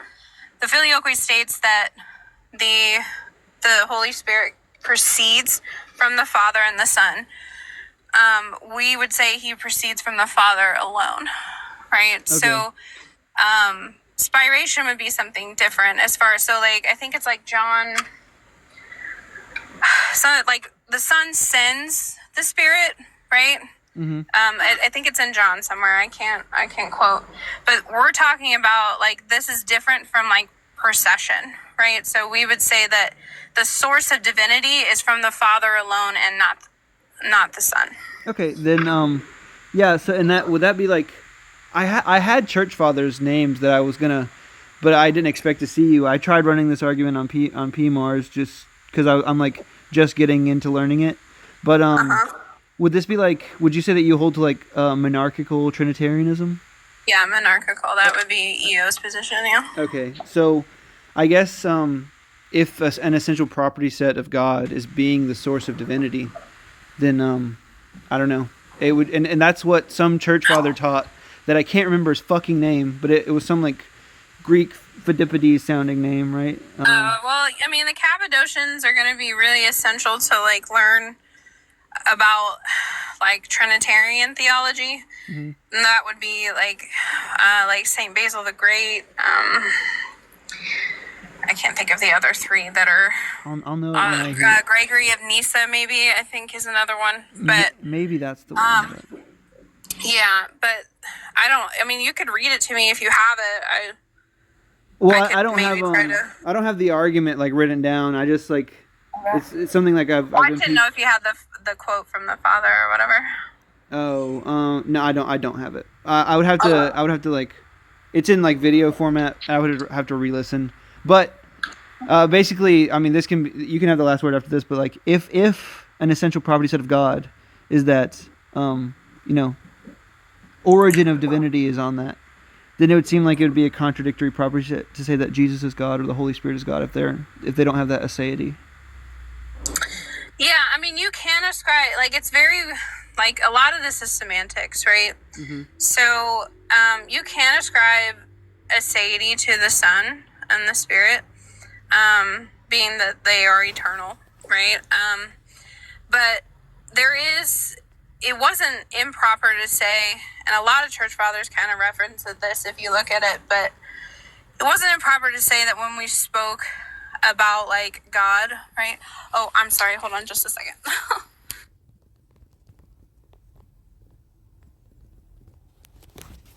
Running away. I'm just kidding. Jim, have you ever heard this argument before? Oh, we can't hear you. No, I haven't heard this. Okay. Oh, sorry. So the lady was there giving me my food at the window. I'm sorry. Anyway, it wouldn't be improper to say that, like, when we reference God, that we're speaking about the Father. But it's very nuanced and semantical as far as that goes. Yeah, but you're saying like the essential property set of God would be some property set that like the three have access to, but they don't. Right. So he would share, like, the Father, right, shares divinity or the divine nature with the Son and the Spirit. And that's eternal, right? That's an eternal procession. That's an eternal sharing, right? Mm-hmm. So in this sense, the Son and the Holy Spirit have thus always existed, Mm-hmm. right? There's never been a time where the Son nor the Holy Spirit didn't exist, as far as that goes. But you would say that the Son could not beget the Father, right? They couldn't go that way. No. Okay, then yeah, maybe I need to think more about that criticism. Yeah, like, what's crucial to learn, at least within, like, Trinitarian theology, is the distinction between nature and person. So, like, St. Augustine, for one, a lot of his writings, and he walked these back as far as that goes, but a lot of his writings are a confusion of nature and person and the properties that are thus given to the nature and to the person. So, like, if you take the Filioque, for example, theologically, the implication that we would say and why we reject it is that if you say that the Father and the Son are the source, or that the Holy Spirit proceeds from the Father and the Son, then you're giving a nature property to the Father and the Son that the Holy Spirit doesn't have. So that would then make two gods, right? And that would be contradictory. So that's the theological implication, at least a basic understanding of why we reject it. Now, the ecclesial tradition argument is more, I think, is like a stronger argument against the Filioque, because the way that the Roman Catholics went about putting in the Filioque was against Holy Tradition, if you really look into that, but that's a lot of history, so you have to go down that route. But it's just really knowing the difference between nature and person. Okay. Hello, everybody. Thanks. Uh-huh. Limp, you can ask your question now. All right. So I'm an addict, a former addict, or not a former addict. I'm an addict. I've been sober off of for about 8-9 years now. But at one point I OD'd, and I was technically dead for like 3 minutes. During that time, I didn't have any experience. I didn't see any bright lights. I didn't burn. I didn't, nothing. I just I was here, and then all of a sudden I was in the back of an ambulance. And the reason why it's personal is because my uncle also had experience of the same thing, and he described all this stuff that he saw in this room that he was in and all this stuff. But he's done some things in his life before that would clearly put him in the box of what would be a damned person, someone who's a very heavy sinner who probably went to hell. And I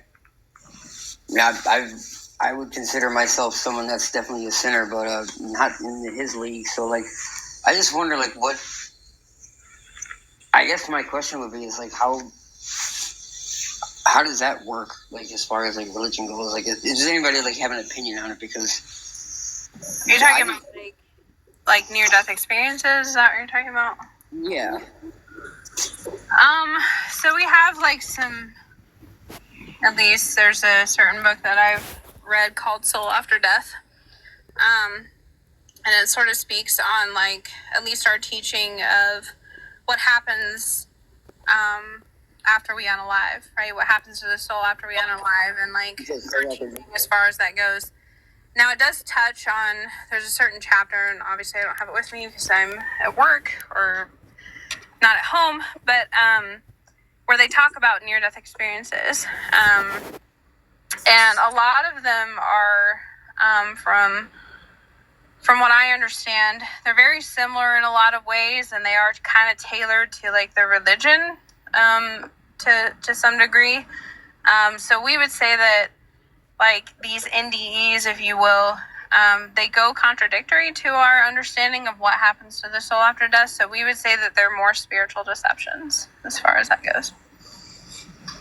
Or simply just personal hallucinations of a mind that's under a lot of stress. I mean, if you're going to take like the secular view, you could go down that route, but I was just more saying, as far as it's pertaining to at least our teaching within the church, we would say that those things are like deceptions. Even a theological position, you could still take it with a secular viewpoint on what's occurring because the person's not actually dying. So on the theological side, you're not actually moving forward in spirit at all. You're just still having an experience on this mortal coil.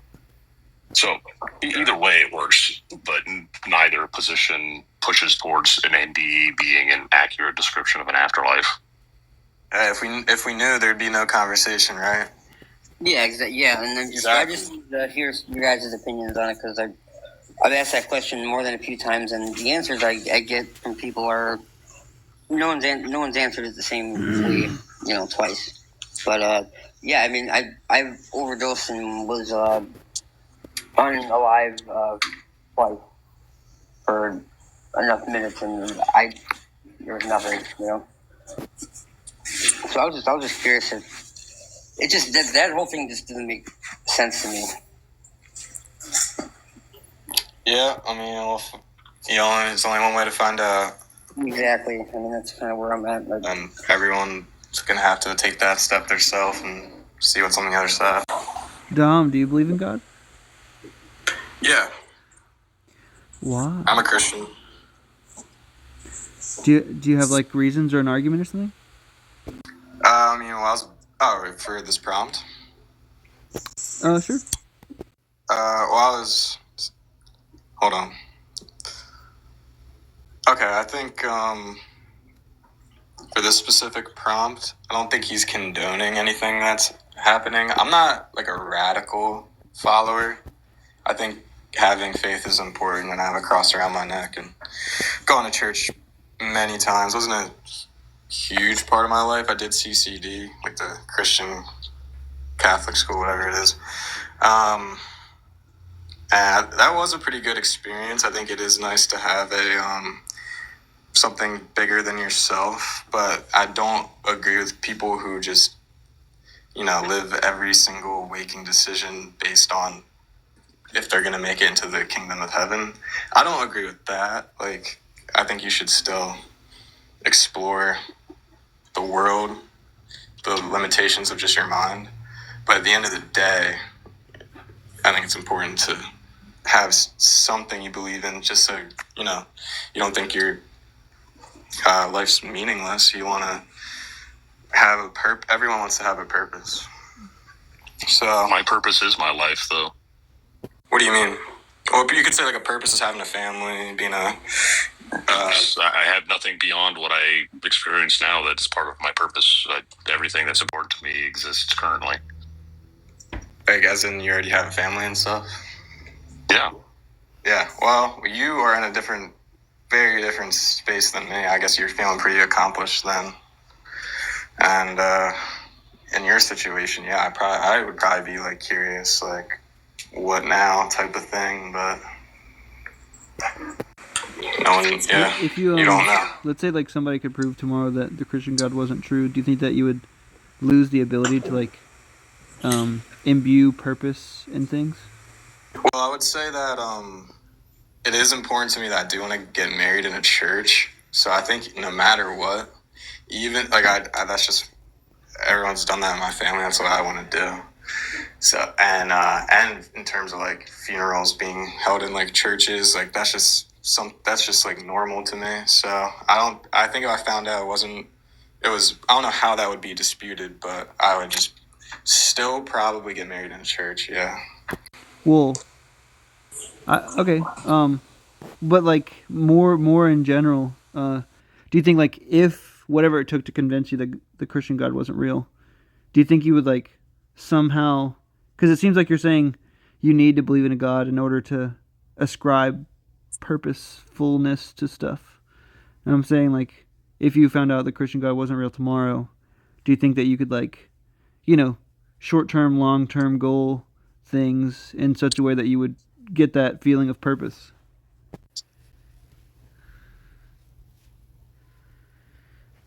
You would have to have purpose even if God wasn't real. Facts. So I'd like to weigh in on the question, why would I worship the Christian God who isn't moved by mass suffering? I think I'd like to change that question to, why would I worship God who isn't moved by mass suffering? And regardless of whether you believe in the Bible, the Quran, it really doesn't matter. You would remove free will. Yeah, I was literally about to say that. Yeah. You would physically be living in a dictatorship.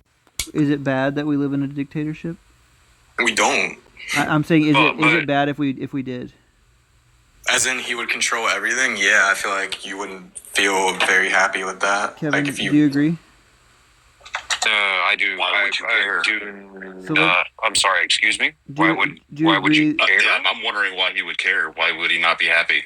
Yeah. Yeah. Why wouldn't I be happy? Because if you felt like everything was controlled, you don't have to feel like everything's controlled. You wouldn't feel like everything is controlled. You'd only feel what they'd want you to feel. Yeah. Right. You don't have that autonomy. Why would you? Well, that's the world we already live in. I think there's already controlled dictatorship. What? Then why bring up the original? Wait. No. Wait, Kevin. You said if Christian God if God was moved by mass suffering, then it would take away free will because we'd be under some kind of dictatorship. And now you're saying God isn't moved by mass suffering, then you would not have free will. Right. And then you were saying if you had free will, or if you didn't have it. If he wasn't moved, no. Let me reword. I think you guys mixed it up here. Okay. So you would not have free will if you did not have a God that wasn't moved by mass suffering. Look. So without free will, does God want people to suffer under your view? I think we should remove all the negatives. More than God would allow it. Yes, not want it. Okay, so God doesn't want it. Of course not. Why would God want you to suffer? Well, what stance are you in? Atheist, right? God is a sadist. He wants you to suffer. No, I'm kidding. In what way, shape, or form? How? Yeah. So I think if we're talking about Christianity, I mean, let's be honest. Like, there is a continuous message of like how like you're supposed to suffer, and like suffering is like a good thing and a test of virtue. And I mean, like, there's even a phrase like you should pick up your cross and walk just like Jesus. It's supposed to be like a metaphorical, like you should, struggle in life and like go through the same similar process that Jesus went through life. And there's this idea that Jesus is like walking alongside you in your struggles. No, I think what the Bible is trying to portray is that you need to bear your struggles, that life is not easy, not that God wants you to struggle. That's very different. Is there anything? Wait, isn't it like don't we praise the story of Job, saying like it was a good thing that despite this suffering he stayed like loyal to God, and like it's a good thing to like suffer and like bear it and be loyal to God? That's just like Well, no, I think once again that's something that you're misconstruing. So, of course, absolutely, it's misconstrued because of the fact of what it's trying to explain is that you need to be loyal to your values, not loyal to suffering. So, like, let's say hypothetically speaking, you're fighting in a war against someone trying to take over your country that is tyrannical. Is it still okay to suffer? Of course it is. I think it's inevitable. What else? Right, it's inevitable. Regardless, what the Bible's trying to teach you in this aspect is that you are intended to be loyal to good moral. Okay. Well, but Kevin, No more, no just to be- less. I thought you took the Christian God out of the equation. Are you a Christian? Yeah, I am not a Christian. No, Okay. I believe in God. Yeah. Okay. Oh. So let's So we're on the imagine. same Let's page. imagine whatever God you believe in. He's about to create the state of affairs, right? And he sees a choice where free will exists and people can choose to like stomp on infants or something. And then in world B, free will does not exist, but people can only make decisions like whether to kiss their kid once on the cheek or 3 times on the cheek, chocolate and vanilla ice cream, stuff Okay, like that. cool. Wait, I mean, we're just using an example. I get it. The question is, which world would your God create if his aim was to make the best world? Okay, could you? I want you to repeat that question one more time. I want to make sure I understood it correctly. God is perusing through a file cabinet of worlds he could create, and he's an all-knowing, all-powerful, all-good God, right?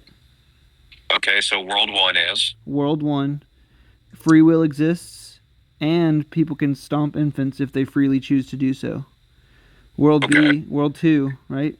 People can only make choices between like chocolate and vanilla, and humans always freely choose to do the good thing. Benign or kind choices only. Well, so. I guess you'd be happy. That would imply that there's no such thing as evil. I wouldn't be Why? happy Why would that be the in case? the second world because No, you're not. because of the fact you can't have good without evil. Why is that the case? You can't have it. It's physically impossible. Okay, I guess I can explain. Like, Sum it up, you could literally just say a world with sin and a world without sin. Is that what you're saying? no, I disagree. wait. There's too much clutter. Okay, in World 2, I'm saying that people can see an infant on the ground, right? Maybe they're taking a nap, and they can deliberate whether to stomp on it or not. But they always choose not to. Okay. They always freely choose not to. Right. Yeah, but what are they accountable to? Why is that like the only limitations of the world? Why is that even a requirement? It's a hypothetical, right? It's just to elucidate one point, and the one point is that if we don't have free will, if we are robots, if God is a dictator, then that is a bad world. And I'm trying to point out that that's not true. But it is, because eventually you would have no growth. That's the will of God in that world. What is the argument? Okay, so let's say in World 2 there's growth, but you always freely choose to do the good. Okay. Okay.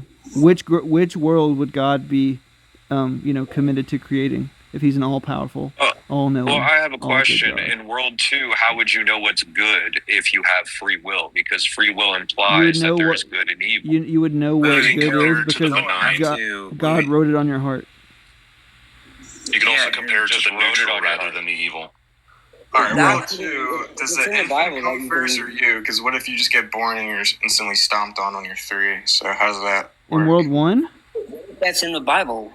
In that world. It's in the Bible against the Bible. I mean, it is. I mean, dash the babies against the rocks. That's a Bible verse. But I'm just trying to point out, right? You would know what good and evil are because God would write it on your heart. And every time you deliberated between, chocolate or vanilla ice cream, you would be deliberating. Every time you made the decision between kissing your kid once or 3 times on the cheek, every time you were deciding, whether to do some good or bad action, you would always have the most reasons to do the good action, and you would always freely choose to do the good action without God being a dictator or being, removing free will. Okay. Well, that doesn't make any sense because you're not freely choosing something if you're always choosing the good. Wait, could you freely choose to turn into a serial unaliver right now? Of course you can. Okay. Absolutely. Do you choose to do that? No, not at all. Okay. Now, can you choose to become a serial unaliver? No. Okay. Did you freely choose to do that? Do you see what I'm saying? There's no contradiction in upon repeating the process, beings always choosing the good. Yeah, so like you can have a world where people just don't choose to do like the bad thing. It's like I like the metaphor that J Mike uses. He says like imagine like we're all playing basketball and you can like choose to miss, right? You can choose to miss the hoop, but you just score points every single time you take a shot at the basket. But you could choose to do otherwise. So like that wouldn't necessarily cancel out. Well, no, because so this actually goes to the argument that people are inherently evil, right? So people in themselves, without accountability to something, will do the wrong thing more often than not. What's the argument for that? I don't accept that at all. I don't think that's true for you. I have a question. Loss. What if I live an entire life without sin and I die of old age, and I was a really great human being and I helped people, and I didn't say you didn't get to heaven? Is that what you're gonna say? God would still send you to hell. I mean, yeah. See you later. All right. Zach, can I ask a question? Yeah. If I could point out like one person, right, who freely chose to do the good at all times during their life, would that then say that God created such a world? No, I don't think like, because if one person can do it, it's possible for all creatures to do it. So it would have to be. So it's possible to create that world, not that he did create that world. Yeah, it wouldn't be enough to show a counterpossible or counterfactual. It would have to be a proof by contradiction. Right. A proof by contradiction. Yeah, like proving that at least one human has to do evil in every world or something like the. Well, I wouldn't say that it's a necessity notion. I'm just merely asking that if there is such a person, right, who freely always chose God's will, which is our understanding of good in this sense, then would you say that God created and thus made it possible for all humans to do so? I would say if we're saying, Jesus had the option to do evil, but he did good, just for an example, I would say that that makes the case worse, I think. What do you mean worse? Well, that's just going to be some kind of even if let's just say Christ isn't my example, I'm just curious as to why that is that a perfect world you're asking? I'm not asking. You're asking, is it possible? I'm just saying. Right. Oh, sorry. Go. That's okay. I'm merely just saying that if I point out, right, because we're talking about God creating such a world, right, where human beings are capable of freely choosing the good at all times. Yeah. Right. So if I point out that in this case, right, maybe not every human does that, right, but let's just say that there is an example of a human that did, would then say God did create such a world.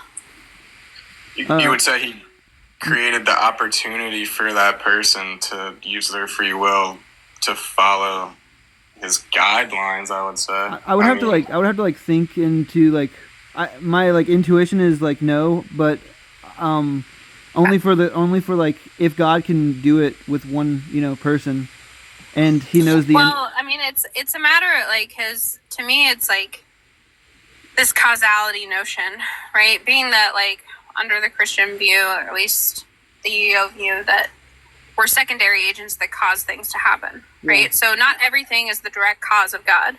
Would you agree with that? God doesn't directly cause all things. I would be forced to if I'm adopting your worldview. So yeah. Right. So in this sense, it's it's synergistic. It's not monergistic, right? And in order for God thus sends their grace is poured upon the world, right? He sends grace. He sent his son in order to do these things, right? So he made it possible for us to, we can't do so without his grace, right? Like, but it's a synergistic relationship. So if he creates such a world where it's possible for a human being, right, to always freely choose to do God's will, and I can point out such an example, then I would say God did create such a world. Well, then, I mean, I guess I just don't think that'll be consistent with your view that, like, do you think it is possible for a human to live their life without sin? Well, under our view, Mary, right, the mother of God, Right. did freely choose to do God's will. She's sinless. Right, but I'm saying, like, can you or I or any person, right, who's not, the mother of Jesus or Jesus, right? Can any person live The mother of God, and but, pass? Don't be an historian. Oh, I'm sorry, the mother of God. Can any person, right, live and pass away without sinning? Possible. Technically, So, like, yes. in this sense, like, right, like, You died when you're like 2. well, we have this understanding, right, and this is in Scripture, like, Mary was full of grace. So grace was poured upon her, right? And, God does pour grace. He does these things. That's all throughout Scripture. So to me, it just seems that with God's grace, right, because we cannot do good without it, with God's grace, and this is the world that we live under, it's possible, right, that with his grace, it's possible that a human being can live a sinless life. Well, that's the difference between the two positions when you talked about these. One of these positions they may hold is a a world different where it's position. possible for a person to live sinless, and the other position is a world where it is actualized that everybody will live sinless. Yeah. Okay. Well, I would say that actualization, that's the really tough part for me, because from my point of view, like, actualization, or I would say just like things being caused and brought into existence, if you will, as far as that goes, like, that's also something, like, human beings were secondary agents that cause things to happen. So the actualization, right, of us doing God's will, that we're a part of that equation. It's not just God alone acting. Yeah, but you wouldn't want to say that Jesus was on the cross for most people's sins, right? I don't know, for all. Yeah, so I mean, I think that's just if there was a world, right, where a person, Well, and it's not merely just, I mean, I'm not going to hold that, like salvation, if you will, and what God or what Christ did, right, wasn't merely just to cover sins, because babies, right, they would be sinless under our view, right? So there's a certain age where you hit concupiscence. That's what we call it. There's a certain age where, and it's not like a defined line at this point, right, but the age of accountability, right? Besides, right, where they, they're aware of what's right and wrong, right? Or if Like, you're but babies, not baptized, though. but like, right, but infants, right? Like infants who, unalive, which is the world that we live in, right? Christ, part of his salvific course, if you will, isn't merely just to cover all sins, right? It is that, right? But it isn't just that, in the sense that he also defeated death, right? So being that Mary, right, let's just take Mary, for example, being sinless, she's still subject to death, right? Being that she has a fallen, she has the fallen human nature, right? So she thus still needed a savior, right? It's not to be saved from the sins, because she didn't have any sin, right? She didn't commit any, right? But she is still subject to death. So Christ saved her from death as well. Wasn't it So technically babies in this sense, right? Yeah. Like when we talk about babies, right, and them unaliving, or as far as that goes, like Christ, that's part of the salvation that Christ. Okay, well, this might be a dumb question, right? But okay, I do want to entertain like your experiment a little bit more, where like I would say like maybe one person isn't enough, right?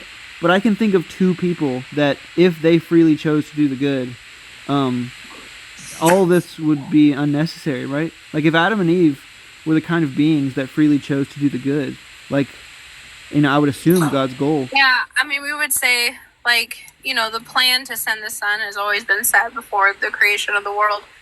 But in this sense, like, we still hold that, like, the incarnation Christ still would have like incarnated and thus taken on human nature, even if Adam and Eve did not fall. That would have been a necessary thing regardless. But in that world, like, again, this is gonna be kind of like cringe, but like in that world, it would just be like Jesus like hanging out with his pals for 33 years, you know, like. Well, yeah, I mean, it's a matter of like, it's sort of this, like the knowledge of good and evil, right? Yeah. We would have came to that knowledge, right, in obedience, had Adam and Eve remained obedient and procreated in such a way, right, and all these things. We would have come to such knowledge of good and evil, of God and who he is, being that, like, when we know God, we know him through his son, right? That he's the image of God. So he would have still taken on human nature, even if that didn't happen. But the incarnation is necessary for that. How are you saying that? I mean, well, that just seems like contradictory to, like, you know, whether it's parable or not, like the Genesis story, like eating of the tree of the knowledge of good and evil. Like, where are you getting that if they had made the right choice, that eventually would have God just like clued us in on the secret or something? And if I mean, we grow in our knowledge, right? So like it's more of this understanding of the virtue, right? Which you know, God is good in and of itself. There is no what is the word that I want to say? There's no like metric absence of good in him, okay. Right? Like he's the fullness of good, in this sense, right? But what's good for us, right? What makes us good is thus to follow God's will. And had Adam and Eve followed God's will, right, and done his will by he set forth the law, he gave us paradise and law, right? Had we done that, or I mean, Adam and Eve can be used in like a we sense, meaning that like we're talking about man as far as this goes. Had man done that, right, we would have come to the knowledge of these things in obedience. But like, that's not what happened, right? So, it still would have followed that whether we obeyed or disobeyed, we would have still grown in our knowledge of God into eternity. Well, I would say, I don't like, know how we could defend that position, though. Yeah. How you could say that would have happened. Well, I mean, this is just a matter of So actually, I have a question. So here's an analogy. Wait. Why did you guys interrupt with? Just curious. I was just saying that, like, these things, like, obviously all of our faith is biblical, and we can look to see that, like, not everything is explicitly expressed in the scripture, right? There's a lot of understanding that we can glean from the scripture and from but aren't I right in saying that if we didn't fall, right, it's not like we would be reading the same Exodus and Acts and, like, because that's the story of what happened, and what happened would have been different. So we can't rely on scripture to know what would have happened if Adam and Eve didn't fall. Yeah, I mean, I think that, like, the divine scripture in this sense, right, these things came about through the revelation of God, right? And this would have been Old Testament and New Testament.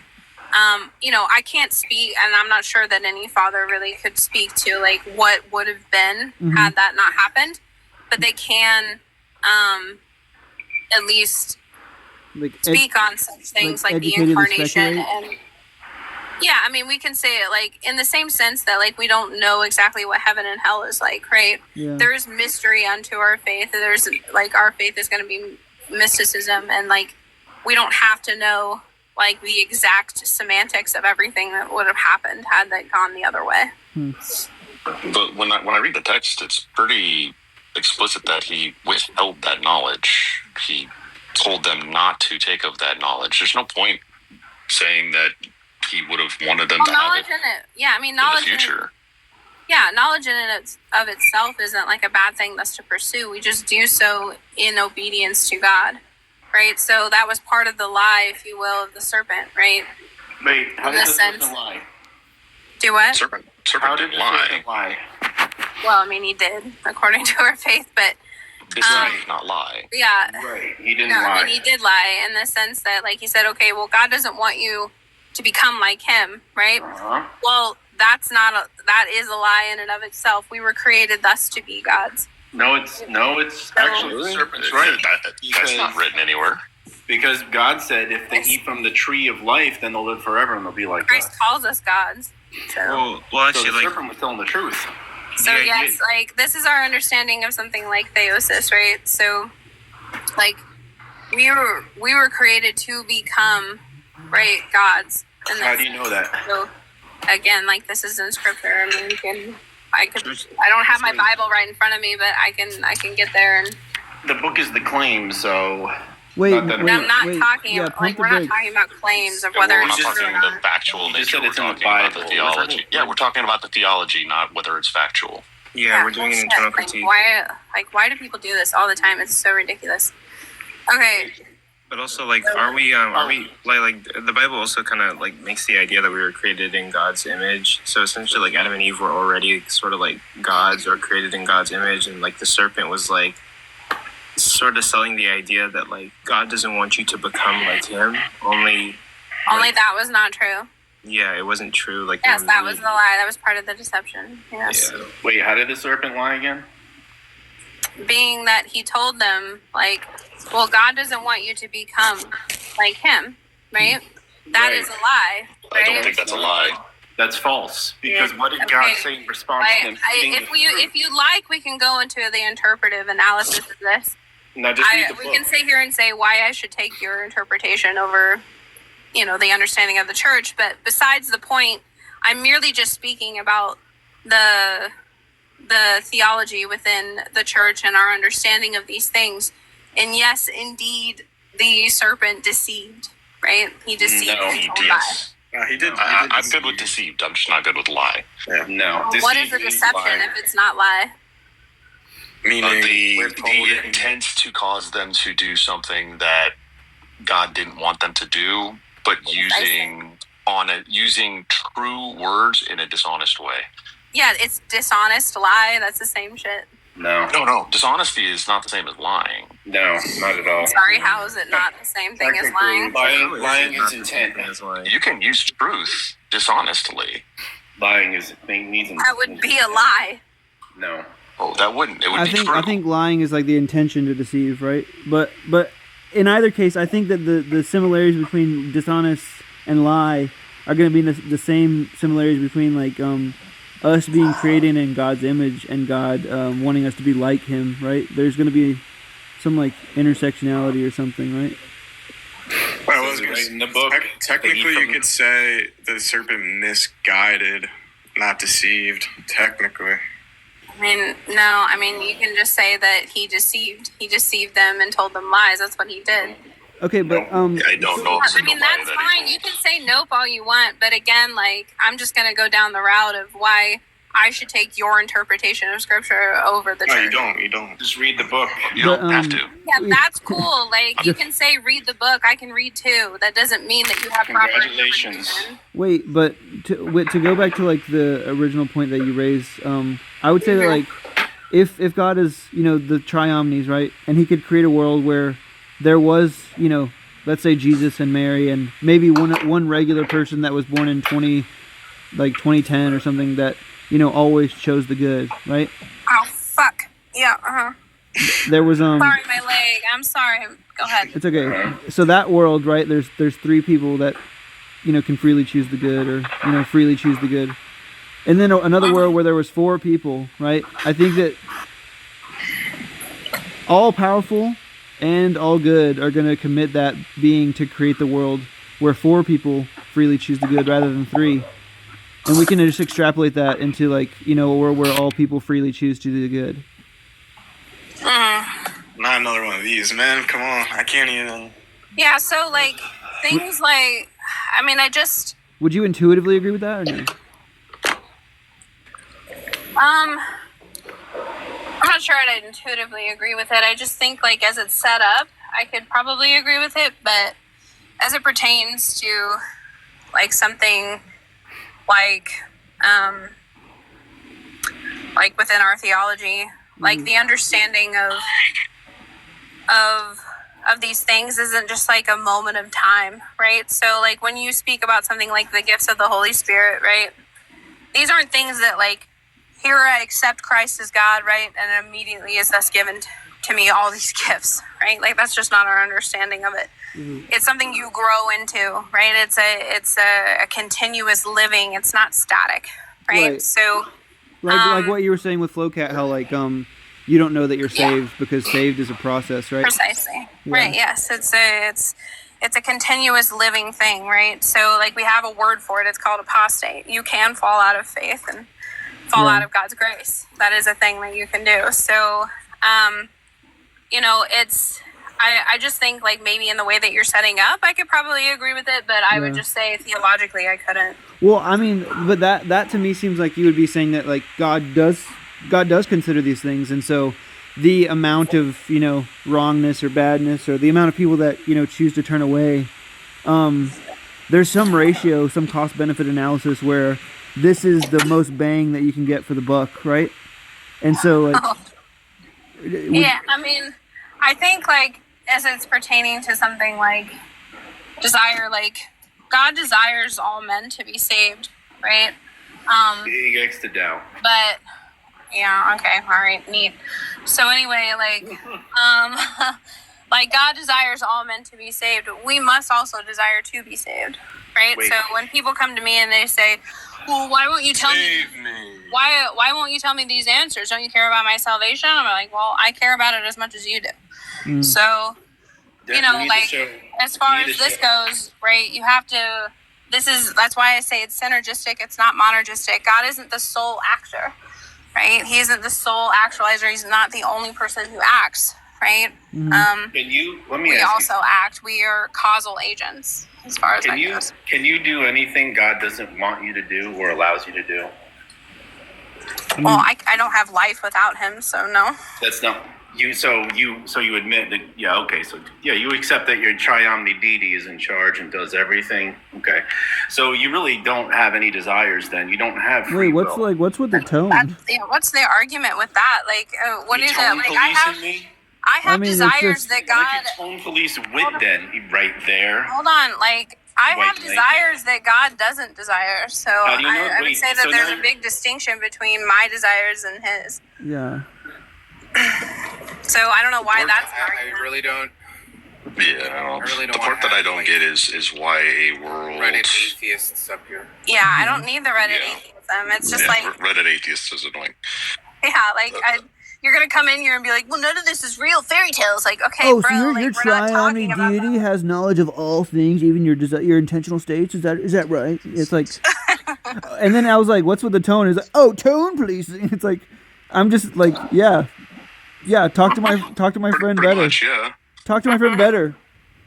Anyway, back to your dumbass position. I understand that. Look, I think it's well known that at least 3 people that I'm talking to don't believe in any of this, but they're willing to engage me about like an internal understanding, and they're not just gonna be like, well, yeah, but that's just a claim. Yeah. Like, shut the fuck up, bro. Like, To mention, you and I have had like dropout fights about this kind of stuff in the past before, where we've gotten at each other's throats, and we're still capable of having conversations just fine. My biggest challenge to stay linear in all this is I hear a lot of stuff that I want to object to, but I'm trying to focus on the main objection, which is what you said at the onset. Conversation currently, yeah.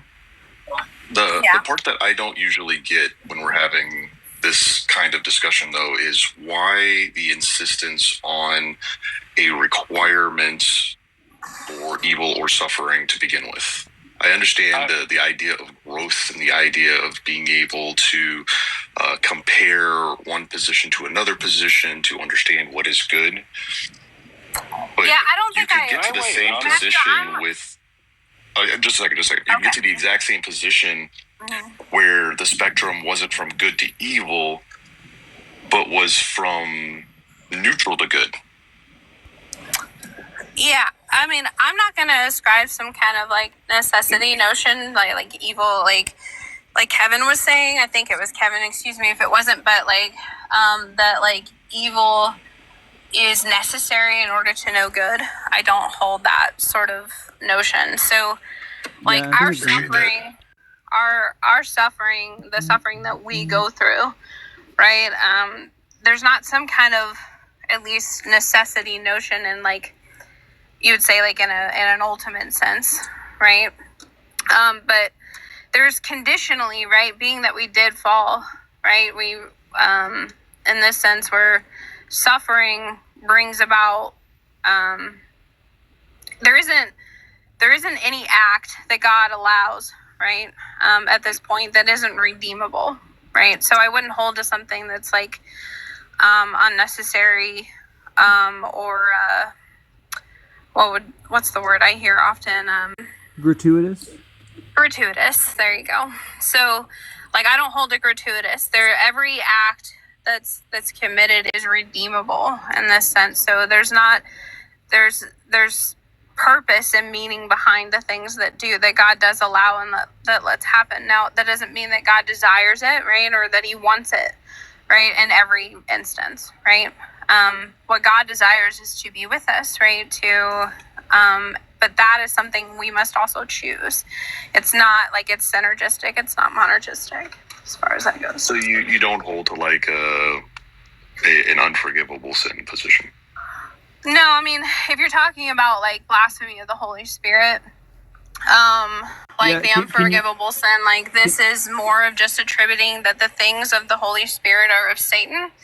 Now, it doesn't mean that God cannot, if you repent, right, of such things, that God will like not forgive you for it. That's not the understanding. It means that if you do these things, like you remain in a state where you will not be forgiven, right? Because you, like, it's sort of just like, Christians sometimes, they may like approach a priest and be like, I don't know if I've committed this sin or not. Well, you worrying about that already shows that you've not committed such a spirit. Like you've not committed such a sin, right? Or blasphemy. Oh, it's like unforgivable means like your heart is hardened to the error of your ways or something? Yeah, and you'll remain unforgiven and unrepentant. Which if you're unrepentant, you will not be saved. Can you give an example of what blaspheming the Holy Spirit is so I can make sure not to do it? It's really just a matter of attributing, like when the Pharisees, like when Christ I was just trying to get you to blaspheme. I mean, it's really just the simple. It's when Christ healed the man, the paralyzed man, you saw the Pharisees say that this is the work of the devil. They committed such a sin, right, by saying that the Holy Spirit and His works are of Satan and not of God. That's the unforgivable sin.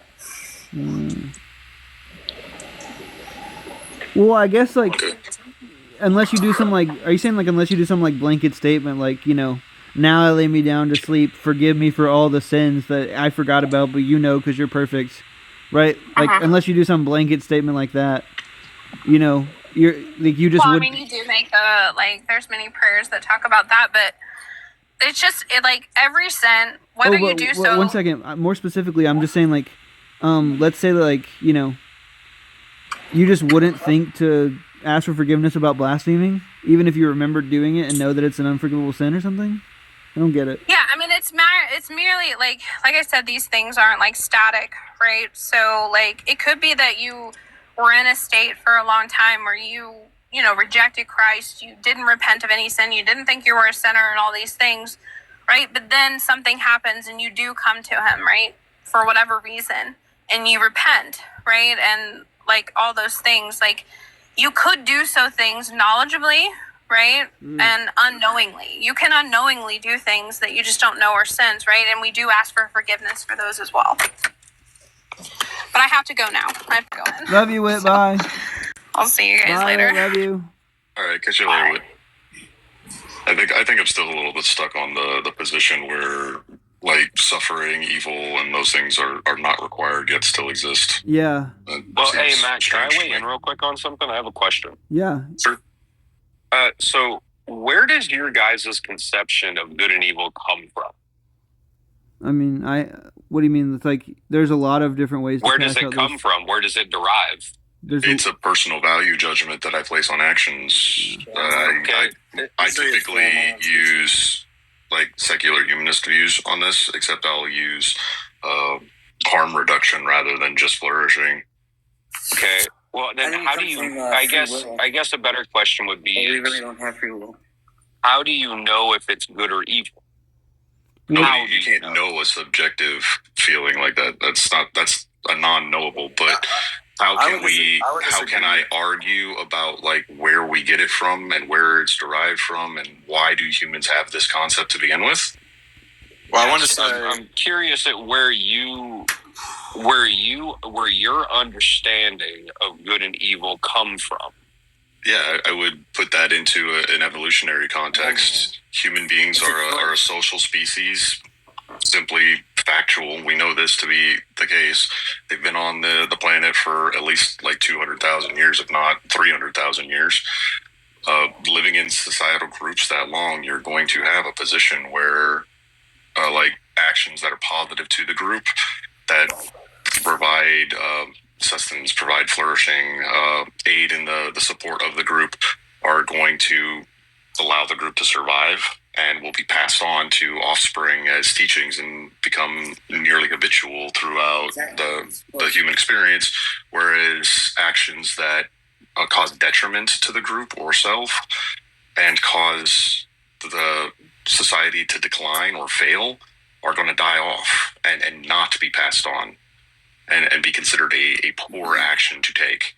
Therefore, so you positive actions that assist in survival and flourishing are going to win out over actions that cause detriment. So then you believe that good and evil are evolutionary and they change over time.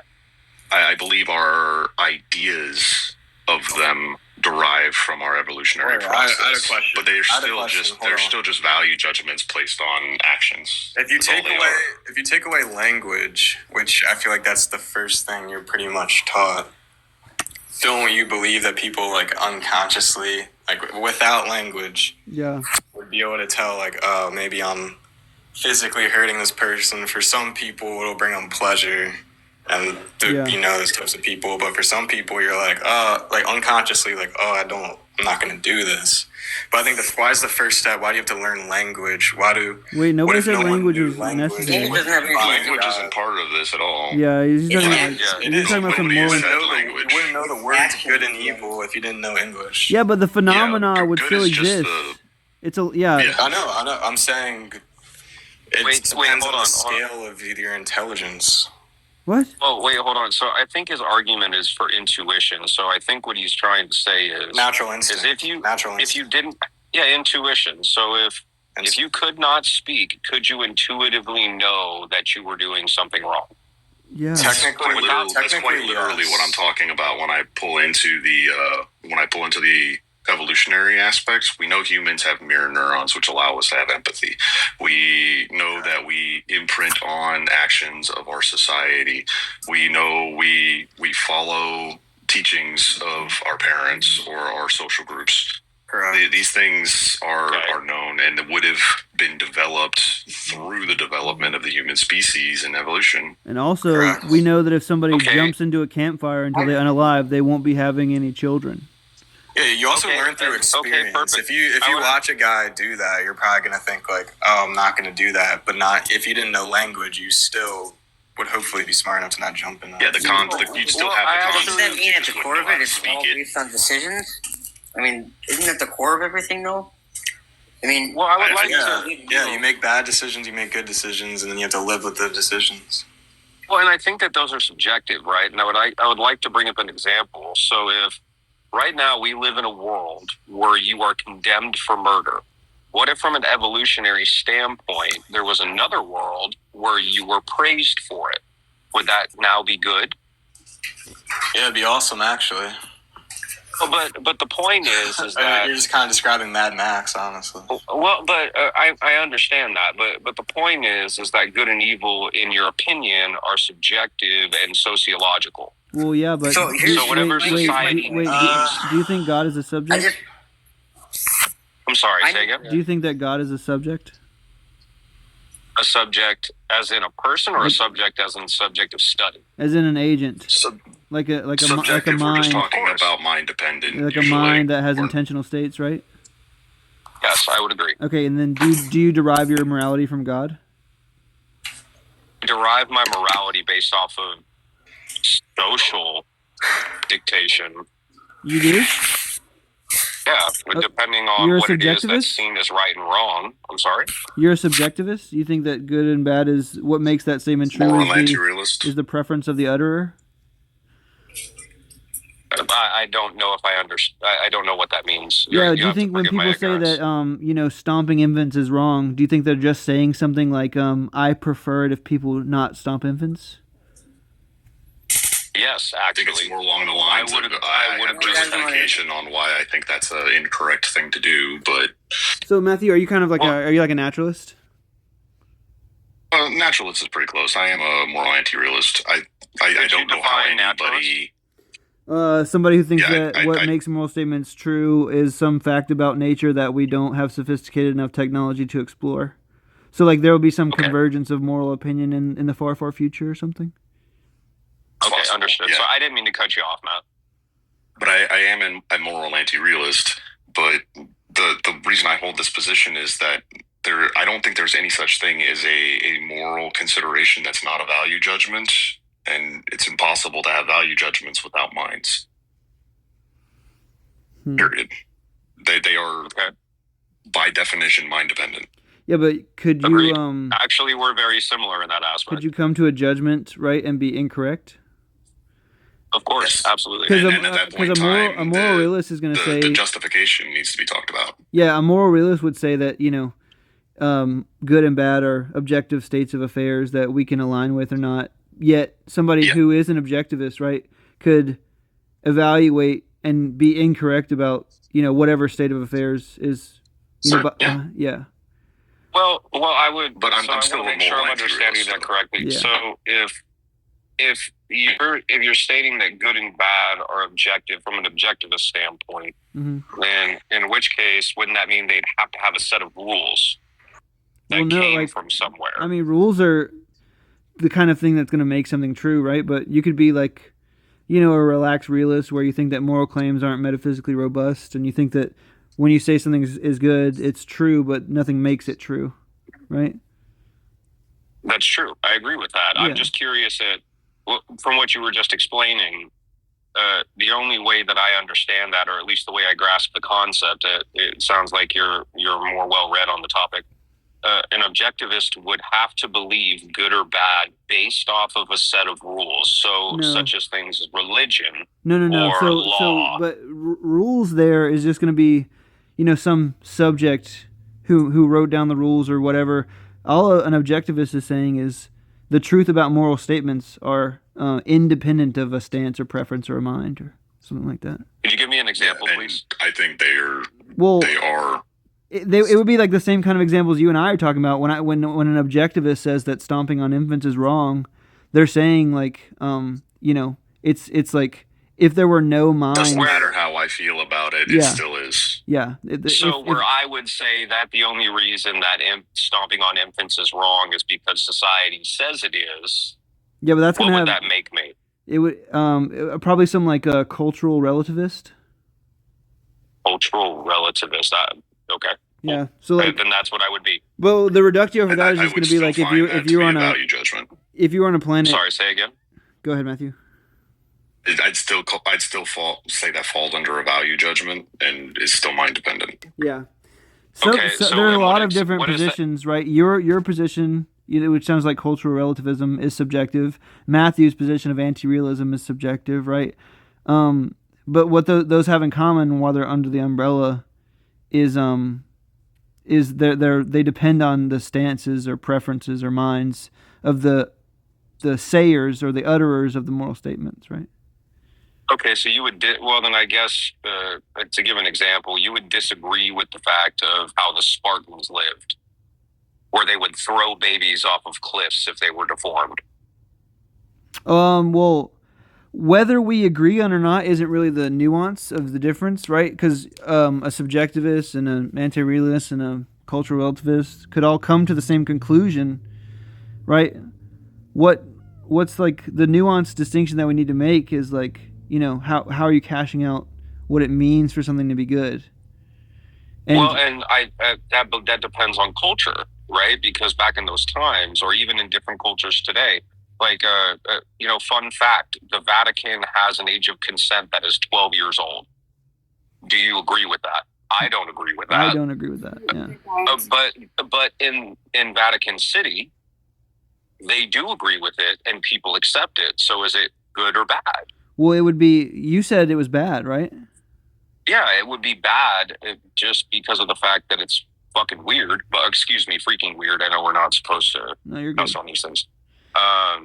But the point is that in different cultures, in America, we believe things that are wrong.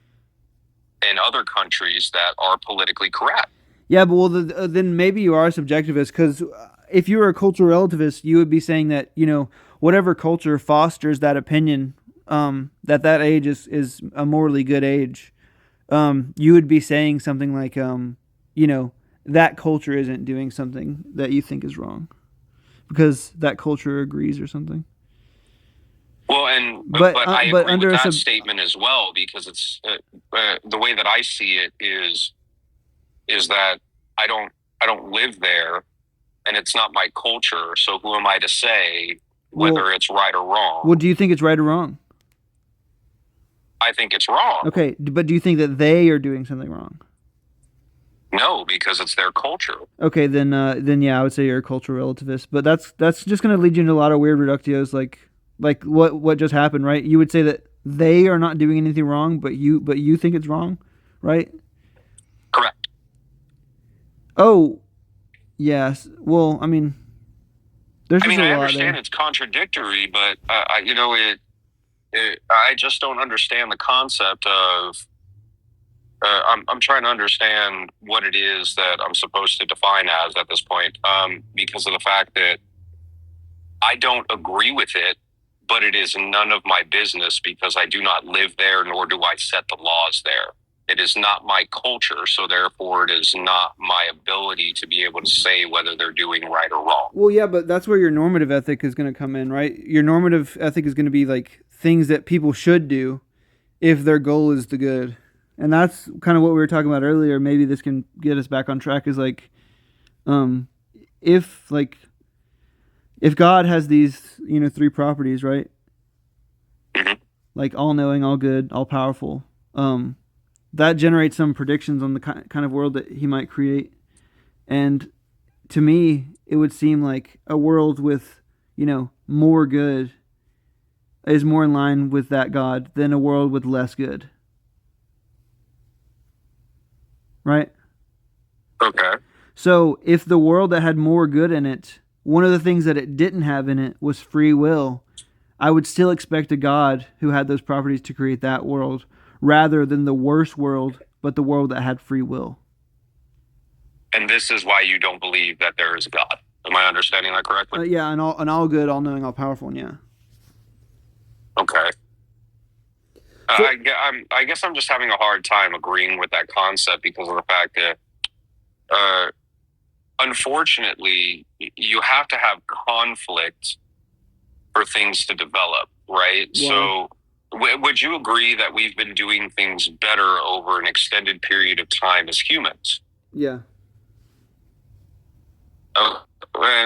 And how did those good things develop? By bad things happening. Yeah, but that's so what you need to be careful to do. Yeah, go ahead. The point that I'm trying to make is that yes, I understand that the reasoning of why you don't believe in God because of the fact that an all-knowing and all-loving and an all-knowing Creator, in your perspective, would just create the world of people that does all good, but in a world of people that does all good is a world that is stagnant.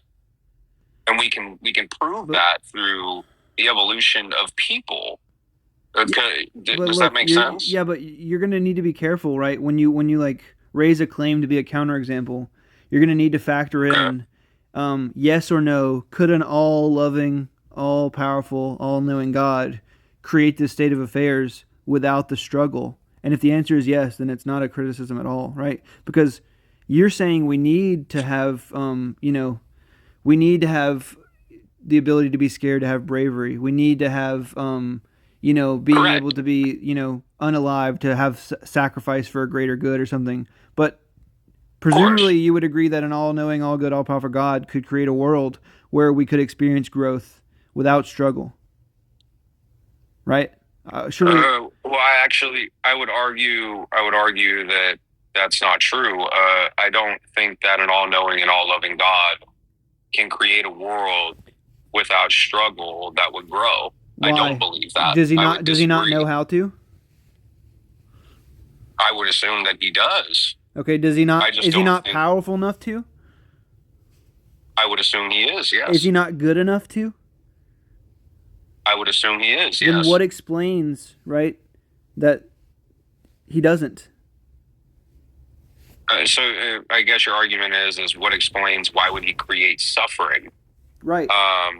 Why would it be expected? And the answer, I honestly can't think of a logical argument. Well, yeah. I mean, you're not the first one. It's like one of the biggest problems for a triumni God, right? It's like, God presumably can't fail, right?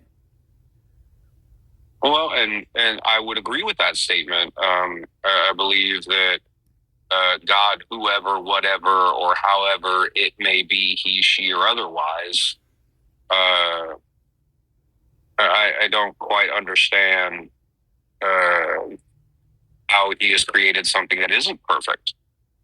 Okay, well, you're going to be committed. Well, you're not a Christian, so do you think that evil exists? Of course I do. Absolutely. Okay, and let's just for the sake of this conversation, let's cash out evil, and you can tell me if you disagree. Let's just say that good is what should happen, and evil is what should not happen. Okay. Okay. Yeah. So, all things considered, right, under God's point of view, things are happening that should not happen, right? Okay. And should there is going to be normative language. It's going to be action guiding language. If you should save a baby who's face down in a pool, then you should be your actions should be guided by this normative language, right? Correct. Yeah. Okay. So that's just going to be God, who is all good. He has the power to keep things that shouldn't happen from happening. He knows the things that shouldn't happen, and he's all good, meaning he always, instantiates the state of affairs that should happen. Right? There's just going to be this problem of things that shouldn't happen occurring. The only logical argument that I can come up with, and forgive me, what is your name? Zach. Zach. The only logical argument that I can think of, Zach, is that by that stance, then God would not have created free will. Yeah, but without free will, well, I mean, and I understand your argument. I get where you're coming from, and I understand the basis of everything that you're explaining. But the only logical argument that is there to answer your question is that God would have not allowed free will, because otherwise there wouldn't be suffering. Or there's two horns, right? You could say that, right? Which is to say that free will is one of the things that should happen, right? And that and remember, we're cashing out good means should happen. So free will is good, but the things that are entailed by free will, are those good? And then the other horn is that you could say that the things that we see that we think should not happen, aka are evil, right? We only see them as evil because we don't know that they're necessary for God's plan. Correct. Okay, but if they're necessary for God's plan, then if you ask, should this thing occur? And if it can't occur, if that thing has to occur for God's plan, then it should occur, right? Correct. Yeah, so if we're cashing out good as what should occur, then it's not the case that when we look around and see these things that are evil, we're just incorrect. We just don't understand why they're good, but they are good. And that is true, but then you're placing rules on free will. No. I'm saying, if God can actualize His plan without free will, and it leads to less evil, then He should instantiate that state of affairs. But since there exists free will, it seems like free will is one of those things that He can't achieve His aim without instantiating, right? Well, actually, you know what? Then by that argument, unfortunately, the only way that we can have a world that is good is without free will. Yeah, but is it better that we have free will, or is it better that we do the good? Well, God's all knowing, so clearly it's better we have free will, buddy.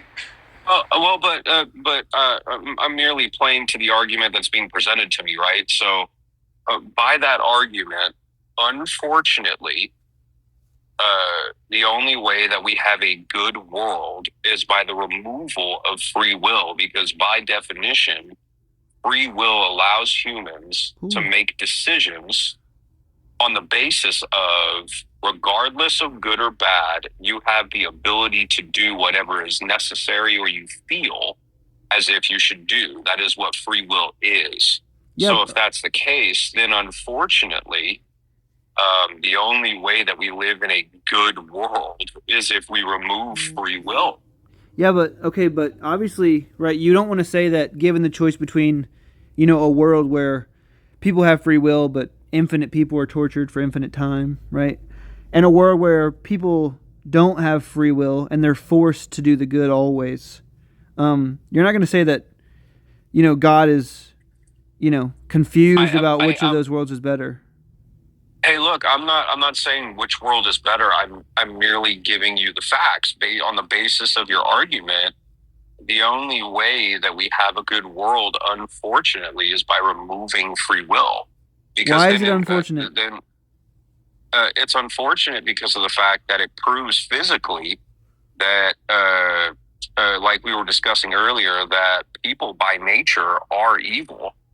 Just because from a hierarchical perspective, and if you remove free will, then you remove the probability of suffering because people will do things that cause suffering.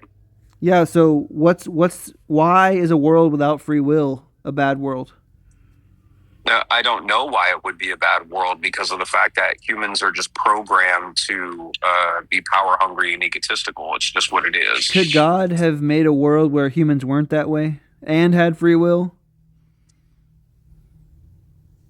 I don't know if that would be true at this point. I'm actually starting to question my beliefs because of you, Zach. Oh, wow. I appreciate that. You're welcome.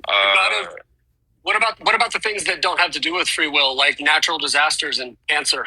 Yeah. Could God have simply just not included those and left us with our?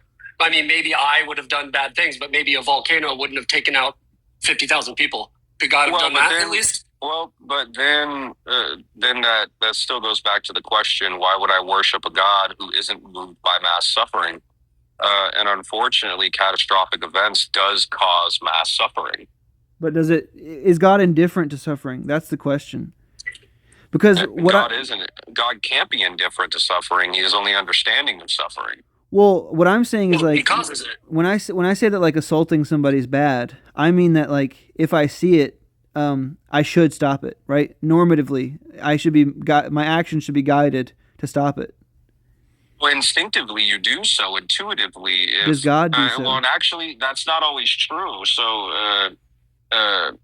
situationally, you would stop conflict on the basis of society, right? So, if you were let's say hypothetically, you were in a bar and you saw some dude haul off and slap a chick right in front of you, you would stop that conflict.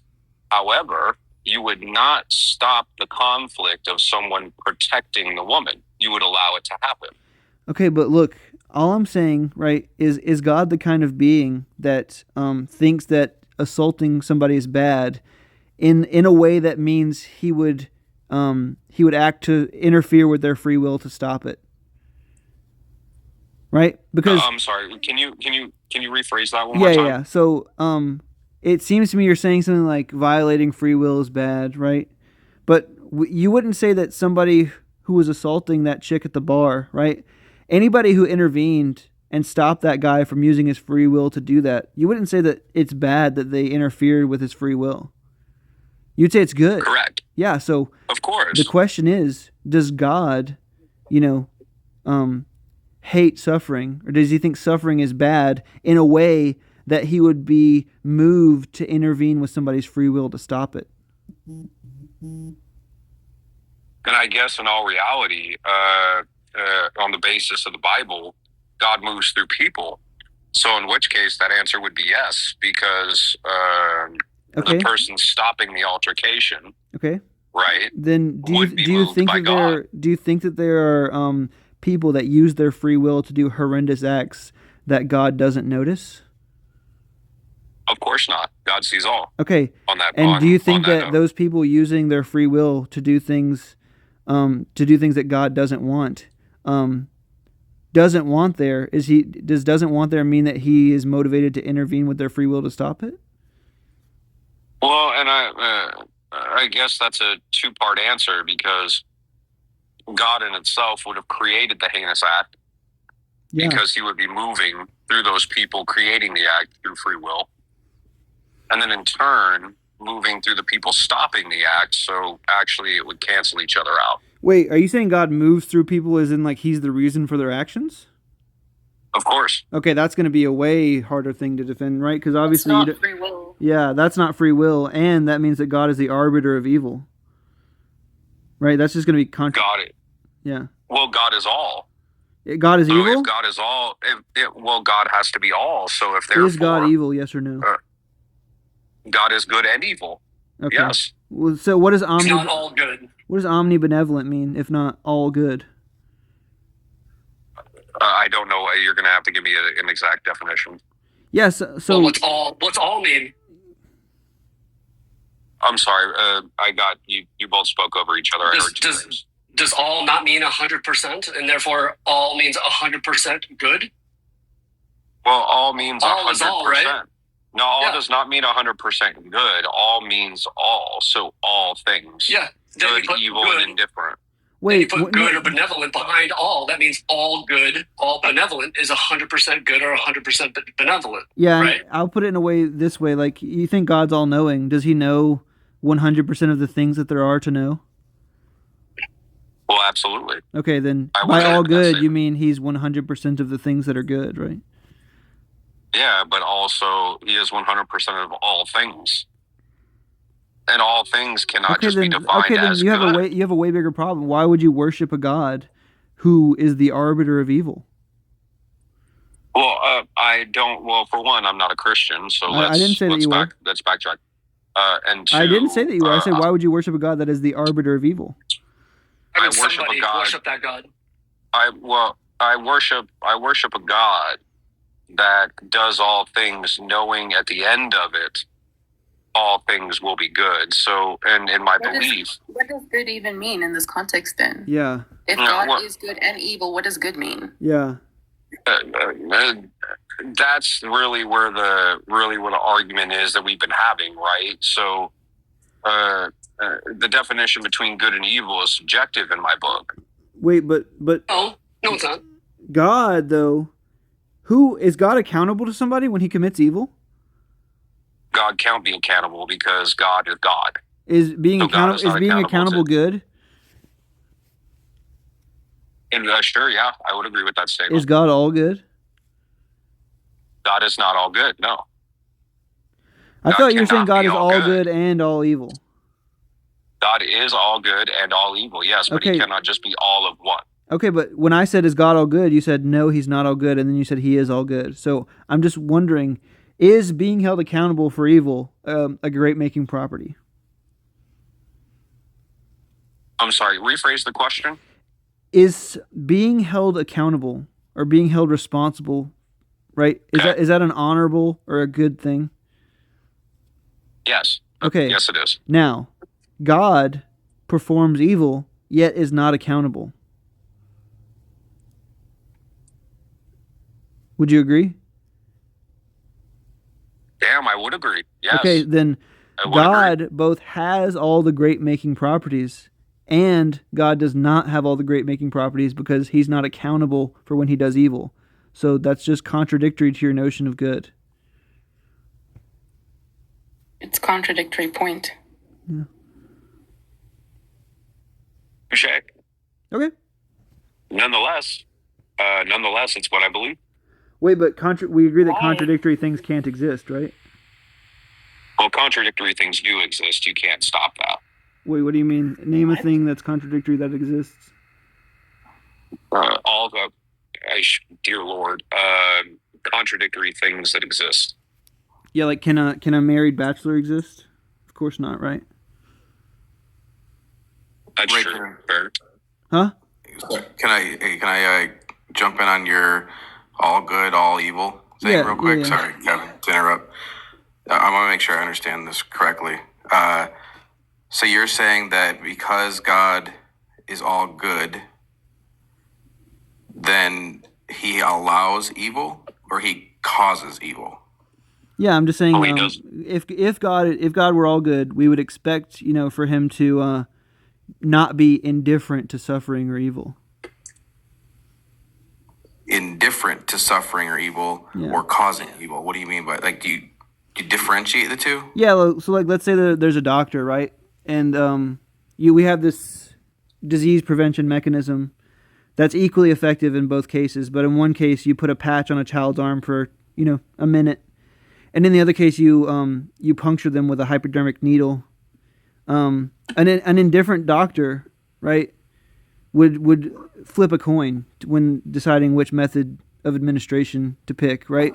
But a doctor who cares about the good, right, which is like if there's unnecessary pain to remove it, would go for the patch, right? And a doctor who, let's say that the patch wasn't an option, a good doctor would be the person who recognizes that, the pain is going to happen by the puncture, but also recognizes that it's for a greater good, namely preventing the disease in the child, right? So that should cover all notions of goodness that we should be speaking about here. To just real quick, just make sure I'm clear on this, because you asked Kevin if he believes God is all good, right? Or all evil. And he said, yes, all good. Yeah. What if it's neither? Well, I mean, that'd be fine, but this argument isn't targeted at a neutral God. Mostly good, mostly knowing, mostly good God, right?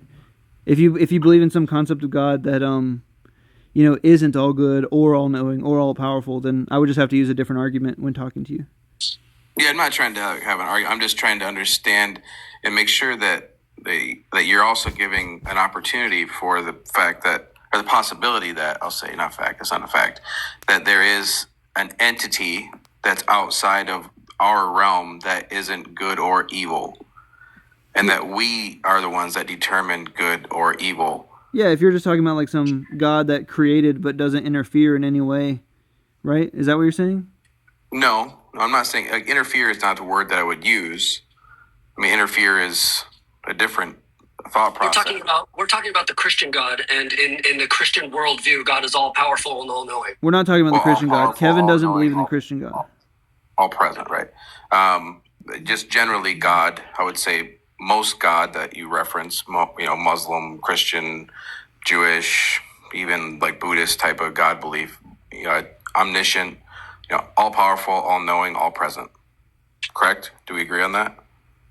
Yes, sir. Okay, just making sure I'm right on that. I wouldn't agree that Buddhists worship a God like that, but okay. So let's just go. So what definition are we using? Are we talking? That's what I'm trying to do. Also, under classical theism, right? The triomnies are all powerful, all knowing, and all good. Yeah, not omnipresent. Okay. Gotcha. So then the idea is, why would I worship a Christian God? Like you said, the discussion here, who isn't moved by mass suffering, right?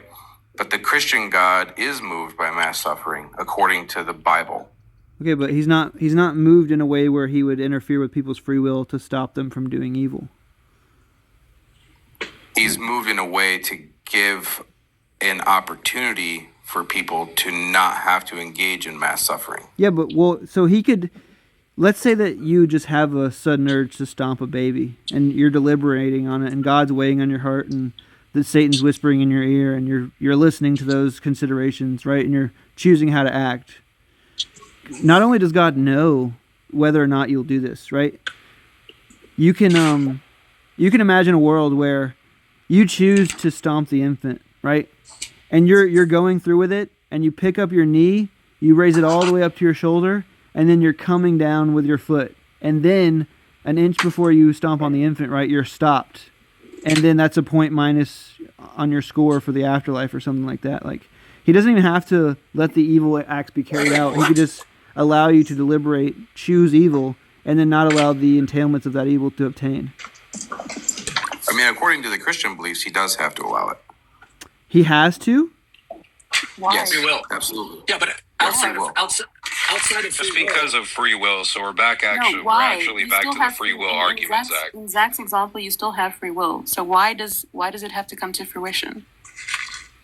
So it's like, and so basically on the Christian side of it, he allows it to happen because he allows evil to exist, or else there is no good or evil if evil isn't allowed to exist. Yeah. Right? The question is like, why the necessity for like evil must occur? Yeah.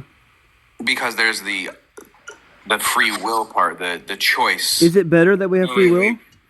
But like, it's not. It doesn't matter. Is it better? Is it good? I would say it's better.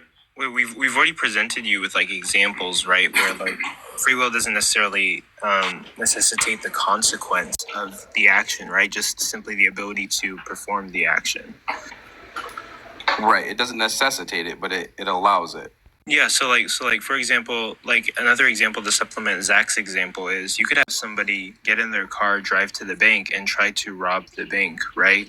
And God could just like stop every bullet before it like takes someone's life, or as the let's say the robber non-violently, like robs the bank, right? Let's say he's walking out of the bank with the money. God could like come down, take the money, put it back in the safe, and like put the bank robber in his car and like move him back home, right? Just like he still had the free will to make the choice, right? But God could prevent the consequences of lives being taken or like the robber getting away with the money, and it wouldn't really infringe on this person's free will. They made the choice, but like they just didn't get the consequence of that choice. No, actually, that removes the free will from the. You have to apply the rule to the start of the problem. And actually, we're circling back here because of the fact me and Zach were having this conversation earlier. Would a world be better with or without free will? And the actual conclusion came out to be, no matter which way you looked at it, if you want a better world, it seems we may have to remove free will. Mm-hmm. Wait. Well, what are you guys defining as free will? Free will, the ability to commit acts of good or evil based on the person's intention. Okay, so in the examples we've given you, right? Like the bank robber is still able to rob the bank, but God is preventing lives from being taken or them from having the money that they took from the bank, but they are still able to make that choice and go to the bank. But in a world without free will, that bank robber would have never robbed the bank in the first place, is the point. Well, yeah, so but that's not what we're saying. We're saying like God is allowing that bank robber to rob the bank, but he's preventing lives from being taken, and he's preventing the bank robber from getting the reward of robbing the bank and take the money back. Under like the philosophy of ability, you could say that like, imagine there's like a revolver, right? And it's loaded, right? But it's just somewhere where nobody will ever touch it, and it never fires. You wouldn't say that revolver doesn't have the ability to take someone's life, right? It still has the ability, even if it's not actualized. Does that make sense? But also, but like, Justin, does evil in the world happen outside of free will?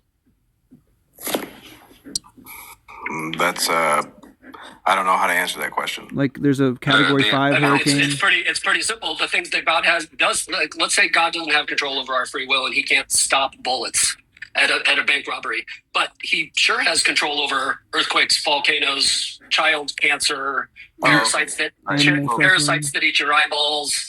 Like, what about that stuff? Controversial. I see your legs. That was hilarious. All right. So, Andrew, right? That's who's talking. Mm-hmm. Okay. So basically, the idea is that there are rules from the Christian God's perspective that He has put into place that are unchangeable until the end of time, right? Until, like, quote unquote, Jesus comes back. And there's all this stuff that happens with Revelation, right?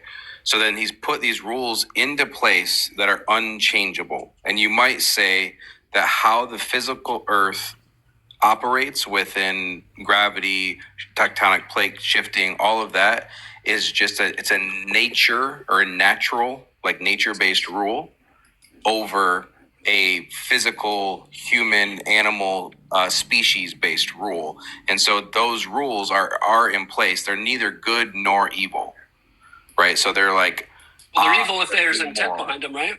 But there is no intent. That's the point. Did God create nature? It's cyclical. It's a cyclical intent. Did God create nature? So he created everything according to the Bible. He created everything, and he gave it laws. Did he have to? Was he forced? Was he forced to unalive innocent people by the hundreds of thousands each year with natural disasters, or could he have not done that? He could have. Let me see. People didn't exist first, while that was already happening. The question was, he's all powerful. Could he have prevented?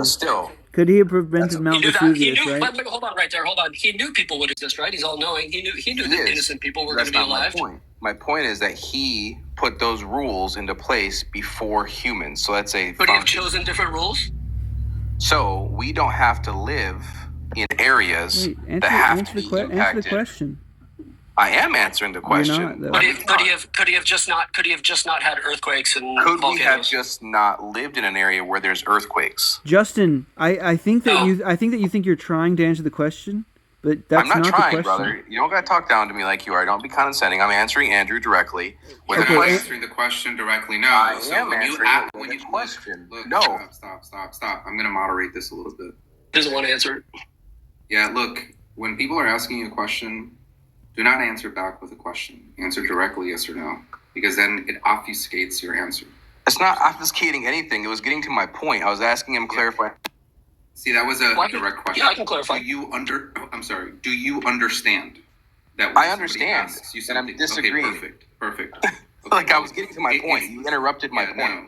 So it was a rhetorical question. It's a rhetorical we don't want question. rhetorical questions. Yeah, we don't want rhetorical questions. You ask them all the time. Everybody. Right-ons has asked him. I mean, everybody's asked him. You're poking at me right now. So my point I'm poking at you because you're the one that they're having the dialectic with, and you're evading the questions. I'm not evading the question. I'm answering the question. The answer to the question is we don't have to put ourselves in those areas to be susceptible to those dangers. That wasn't the question. Do you think that the question was, do we have to put ourselves in areas where we're susceptible to those situations? Do you think that was the question that he asked? No, he asked the question of, why did God what was the question that he asked? So I'm answering the question because we put ourselves in the path of danger. Wait, no, but Justin, my question is why is there danger? Wait, because if there's no danger, then there's no nothing. Wait, the point. Wait, hold on. That's silly. Wait, hold on. Yeah. Go ahead and say what you're gonna say, and then I'm gonna clarify a point. Andrew's original question was, could God make a world without those things? And you responded by saying, do people have to live near volcanoes? Correct. Yeah, so God intentionally creates a world where the only way to release pressure from the center of the Earth's core is for the Earth to have tectonic plates crash into each other and create an opening, and then to violently spew out hot magma that's gonna burn villages of children and individuals that live nearby. And we're asking why did God create a world where violent volcano eruptions occur? And your answer to that is why do we live there? That's not what we're asking. We're asking why did God create it in the first place? Why did he create anything at all? You just broke the rule. Question to that, right? You just broke the rule, brother. No, that's the question, though, right? Look. No, that's not the question. The question is why would an all good God? Well, I'm asking controversial directly. Is that the question you're asking? If you foundationally bring that down the path. Well, no, God could create sunsets, green pastures, all good things, right? But why is God specifically, for the example that we're talking about, why does God create a volcano that literally its only purpose is to release pressure from the core, but also just cause complete massive destruction to surrounding animals or human beings? Like, why did God specifically create things like volcanoes or earthquakes or tsunamis, right? Yeah, that's a good question. And I guess I would have to ask myself is, did he create those in the Garden of Eden, if you want to follow just that in his perfect creation, if you want to follow that story at all with Adam and Eve, did he even create an earth that had those things? And I can't find in the Bible, which that's how we go by God, that he did create any of those things. That so what we know is that those are the consequences of when Eve ate of the apple. Who wrote those consequences? Into existence.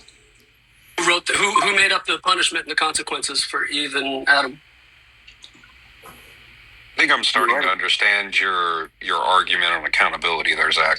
Yeah. So theoretically, God created a consequence for an action. Did he know they were going to do it? Yes. Why did he test somebody if he knew what they were going to do?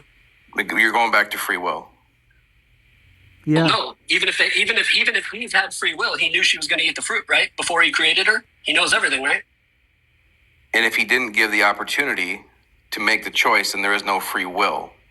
Knew what choice they'd make, right? Well, actually, I have a question. I'd like to weigh in here. So if hypothetically speaking, God is all-knowing, and at the end of it, he already knew that Eve was going to eat the apple, then was it really a choice? No. It was still a choice. It was just an obvious outcome. That's like allowing a child to touch something hot. So what was the point, Justin? I mean, okay, so are you saying that you should never have a consequence for your action?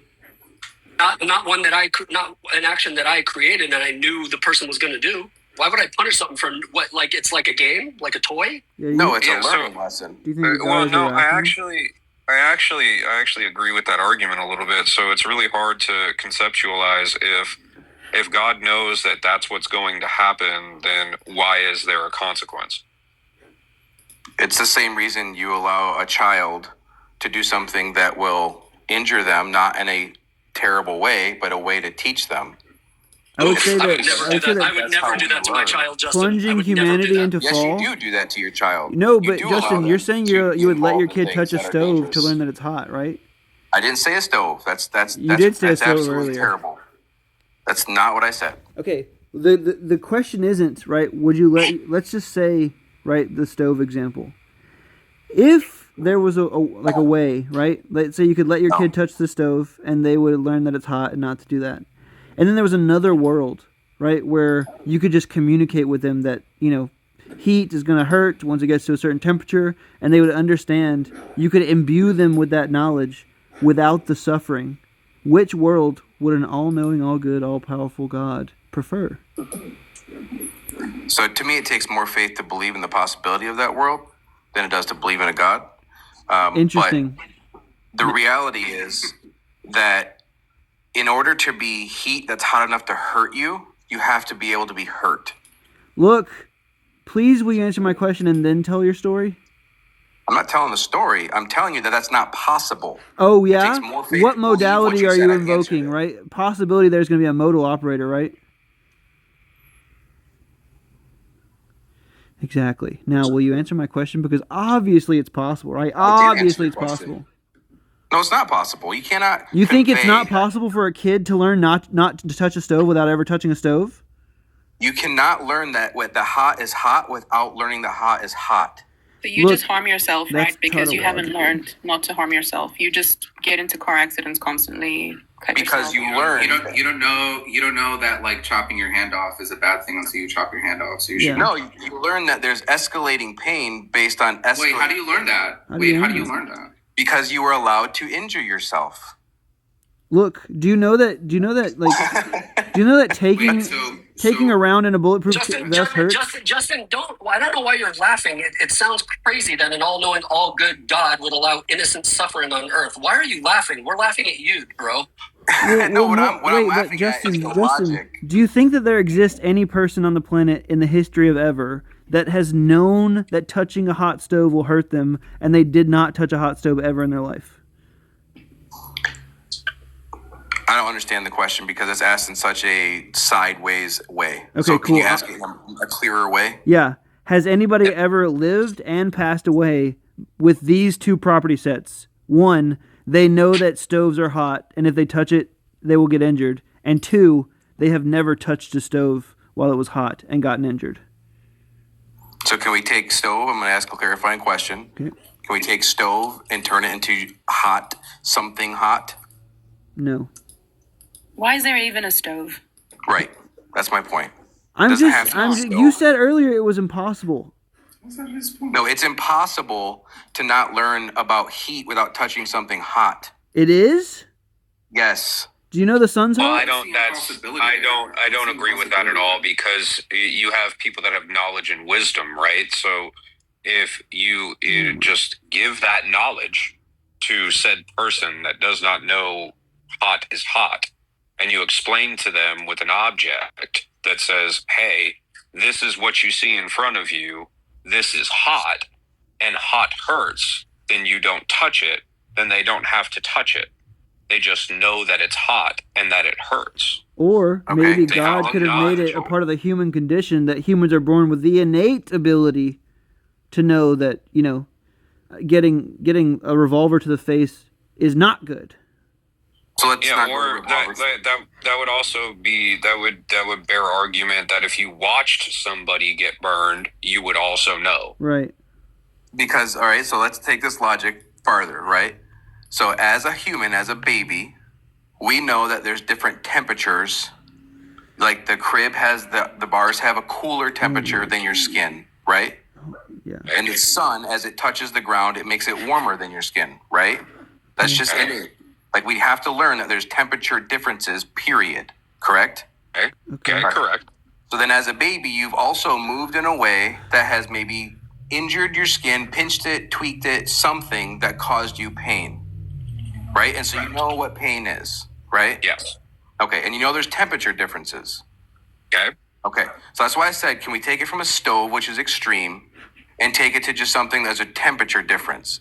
So I can't take a baby from baby state to adult brain instantaneously and say, hot is hot, cold is cold. You've never touched anything ever before. We're not talking about people. We're talking about God. Obviously, God could do that. No, we're not talking about only God. We're talking about people as well. We're talking about God. Are you missing the point? I'm not missing we're the actually point. we're actually talking about what God can instill Wait, in Kevin, people. let Jim go. Like we're talking about the possible worlds that God could have created. Right? Well, so like we're not talking about what people can and cannot do. So the point we are Zach is trying to make here. We're talking about now. Can you stop interrupting so you could listen, because this is why you're not tracking the conversation. So the point that Zach is trying to make here is that there seems to be no logical impossibility in God creating a world such that we're imbued with this type of knowledge rather than having to experience it, and therefore have this type of evil instantiate in the world. So if nothing's hot, everything's hot. Congratulations, you tracked. No, just kidding. You didn't track. Okay. So no, I did. How's that answering anything that I addressed right now? What do you think I am answering at the moment? You just said if everyone's super, no one will be. Like. That's exactly what I'm saying. So if that's exactly what didn't track. So instead of keeping going, right? You tried. We're saying that you're not understanding the objection. You're not listening. You're just wanting to debate what you're saying. So what I'm saying is you have to have suffering to have not suffering. Okay, now the question is... Justin, just grant it, bro. The question is, could God have made a world, right, that didn't have suffering and had not suffering? That's tautological. Right, so I guess the point that you're missing... A tautology is a fallacy? What's the fallacy? The fallacy is no suffering means there's... Well, name the fallacy. I don't know the fallacy. I agree. The fallacy is that it doesn't line up to be true. Do me a favor. Stop throwing around words that you hear when you have no idea what it means. It means to not be true. It's a fallacy. No, that's what false means. Fallacy is the same thing. Fallacy. It's a belief system based on something that is not fallacy. true. Let me educate you a little bit. Here, when we're talking fallacy in terms of argumentation, we're talking about a flaw in reasoning, and there are different types of fallacies based on the type of flaw in reasoning that an argument is being has in being presented. Right. So when you say it's a fallacy, So just by saying that something is false isn't necessarily a fallacy. So I said what a fallacy is. something that is not true. What you mean by fallacy is that something's false, right? So is that what you mean by fallacy? What I mean is it's something that cannot be true. Okay, then you would agree that tautologies, it's impossible for a tautology to be false, right? So it's impossible for a tautology to be a fallacy, right? Because all that tautology means is a statement that is logically true. So I think or is it totally true? No, I think Justin. God. I think the argument that you're missing is that he's purely asking that why cannot God create a world where we're not just instilled with that knowledge? Because nobody can create a world that doesn't have that has only absolutes. But that's the point. That's the point. Well, hold on. Hey guys, let me clarify real quick. From your perspective, there is if God is all knowing and created the world and had the option to create it as it sits, then there's no reason that God could not create a world that only has absolutes. Yes, there is. It's physically impossible because that means that's absolutely a contradiction because of the fact that God has the ability to create the world as he sees fit. And don't get me twisted, Justin. I believe in God. I'm a 100% believer in God. I don't believe in the Christian God, but I believe in God. And the fact of the matter is that it would be a contradiction to say that God cannot create a world where there wouldn't be suffering. And my previous argument was that if you don't have suffering, you don't have growth. Okay. But Justin, if you were able to recreate the universe and our planet however you want, would you include innocent people suffering as we have now? I'm not going to answer that because I still have to make my point. I'll answer it in a second. Let's just hold on to that for me until hold them to it, guys. Hold them to it. Okay, hold me to that. So here, let me finish my point, please. Somebody, please stop over talking me, please. All right. So here's the thing. We don't know darkness exists without light. We don't know suffering exists without goodness. We don't know goodness exists without suffering. We don't know that means that good and suffering both exist. Please stop interrupting me. We don't know cold exists without something that's opposite to it or different from it. So if a God... This is just deprivation theory. We know. If a God created a world where there is no suffering, then there would be no knowledge that there isn't suffering. Look, in your view, is God good? You keep asking sideways questions. So the point, I'm trying to get to look. I'm gonna ask you directly, and if you can't engage, I'm just gonna drop you. So answer directly. Hey, if you don't want to let me finish, well, Jim, make him answer my question. Justin, my posit is that. Wait, Andrew, you're getting excited. STFU, let me finish. For real. Justin, these aren't hard questions, bro. They aren't hard questions. You're not letting me finish. You've heard your argument over and over. Justin, when I asked you a question, Jim, you're doing the same thing. You're over talking me. You're interrupting me. You did stop speaking. Jim, stop speaking. You stopped speaking. I didn't stop speaking. I just paused. You did. Oh, okay. I'm sorry. So continue on your fucking TED Talk. Okay. Because you asked me a question and I'm answering. Oh, is this meta? Is this your point? No. So without suffering, there is no good. You're repeating. So God can't create a world without suffering, because then he can't create a world at all. Because if you create a world without suffering, then it is nothing. You have to have an opposition to what is the understood benefit. Because if there's no suffering, if there's no good, then there's only suffering, then it's actually good. So evil? If I'm a slave master that raises a slave and I only treat them poorly, then they don't know good. So then they feel that suffering is good. Got it. Justin, why did you have slaves in the first place? You got the point. Why do you have slaves in the first place, Justin? It's a hypothetical, guys. Calm down. Sidetrack question, bro. At the end of the day, Justin, you have to understand that it is possible. Let him answer. If I have slaves. Well, I think the concept that you're missing is that what if the... Be quiet. Thank you. So look, what I'm going to do now is I'm going to show you a fallacy in your reasoning, right? Because you're saying that it's impossible for there to be goodness or God to create a world with goodness unless if there's evil, right? But this draws attention on commitments that you already have in your worldview, right? Because I'll ask you a couple of questions and I'll show you how this doesn't follow from the things that you already accept in your worldview, Justin. So do you think that God is all good? I think he exists outside of good and evil. So you don't think that God, like, how do you think that answers my question? Do you think that God is all good? That's a yes or no. I think it answers the question how I believe. You asked me a question, and I don't have. Sure. It's not a binary answer. So it's not your belief that God is all good. I believe he's both good and evil. So he's neither. So you don't believe that God is all good? That was the question. He's all good and all evil. He has the definition of both.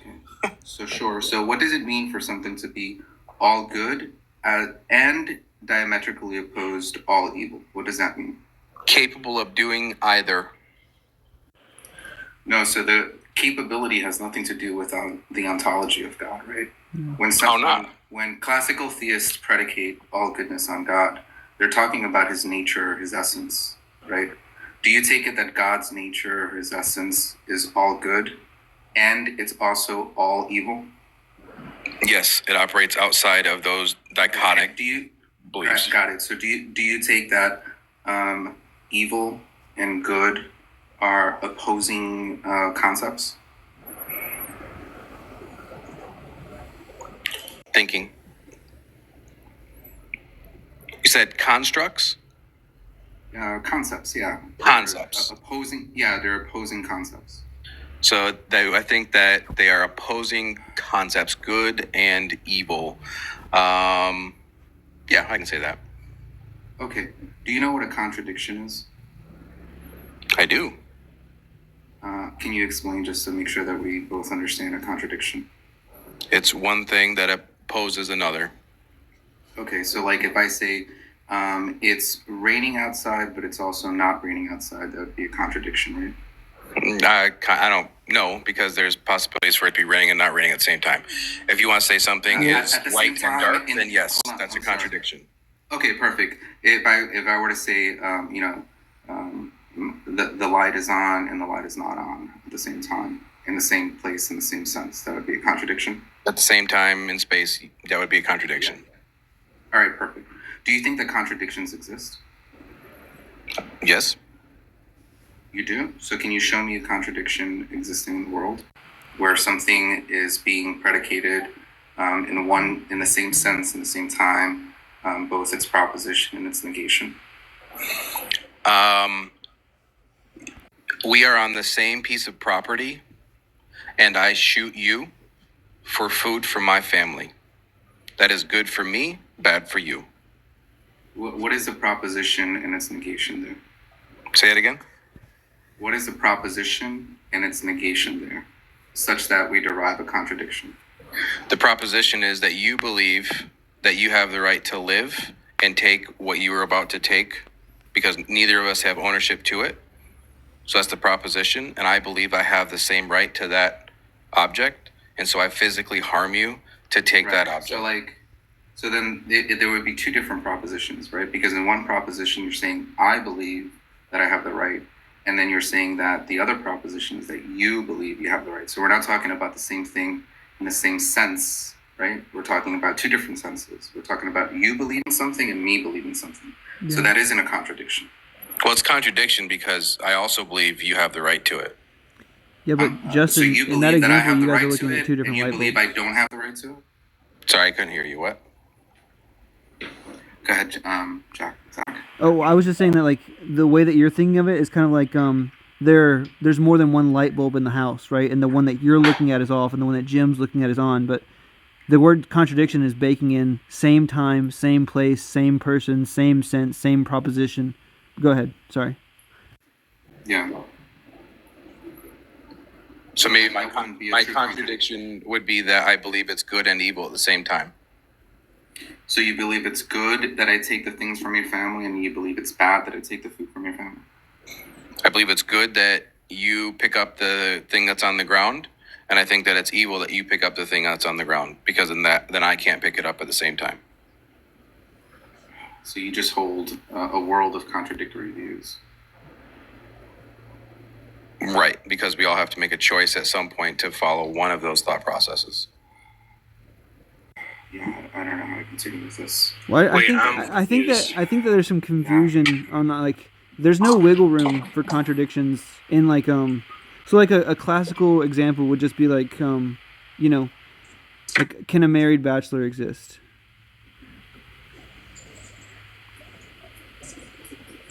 Justin? I don't know, I guess. Why? You guess? Yeah, because it could be in the heart. No. In the same sense, the same time, same place, same person, same analytic truth, same proposition. Can a person be married and not married at the same time? I guess not, no. Okay.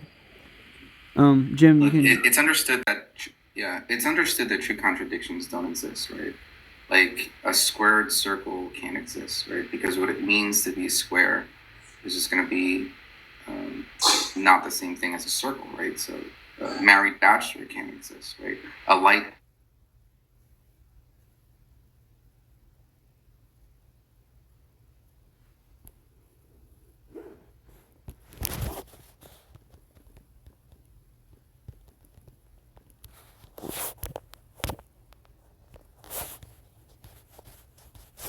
in the same sense in his nature. I'm saying he defined good and bad, so he is actually the definer of. So he's outside of the rule. So that's different, right? So somebody can define something and not be that thing, right? The what? Somebody can define something and not be that thing. Right.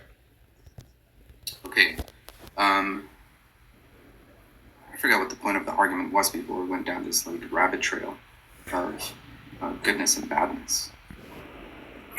My point was that you can't have good. Oh, yes, thank you. Yeah, the worlds. Okay, so if you believe that God is all good, right? There was a time or a moment where God decided to create, right? Like God, it's not like creation always existed. Right? God decided to create the world at one point. Yes. So God existed prior to creation, right? Like it's understood under classical. It's understood that under classical theism, God is.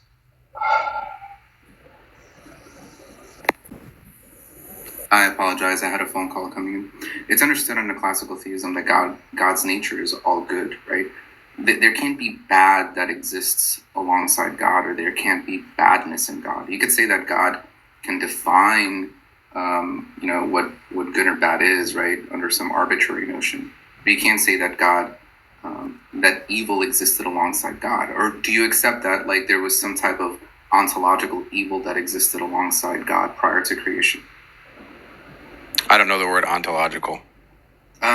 Just in the nature of existence, like that something existed concretely. Oh. No, I don't think there is.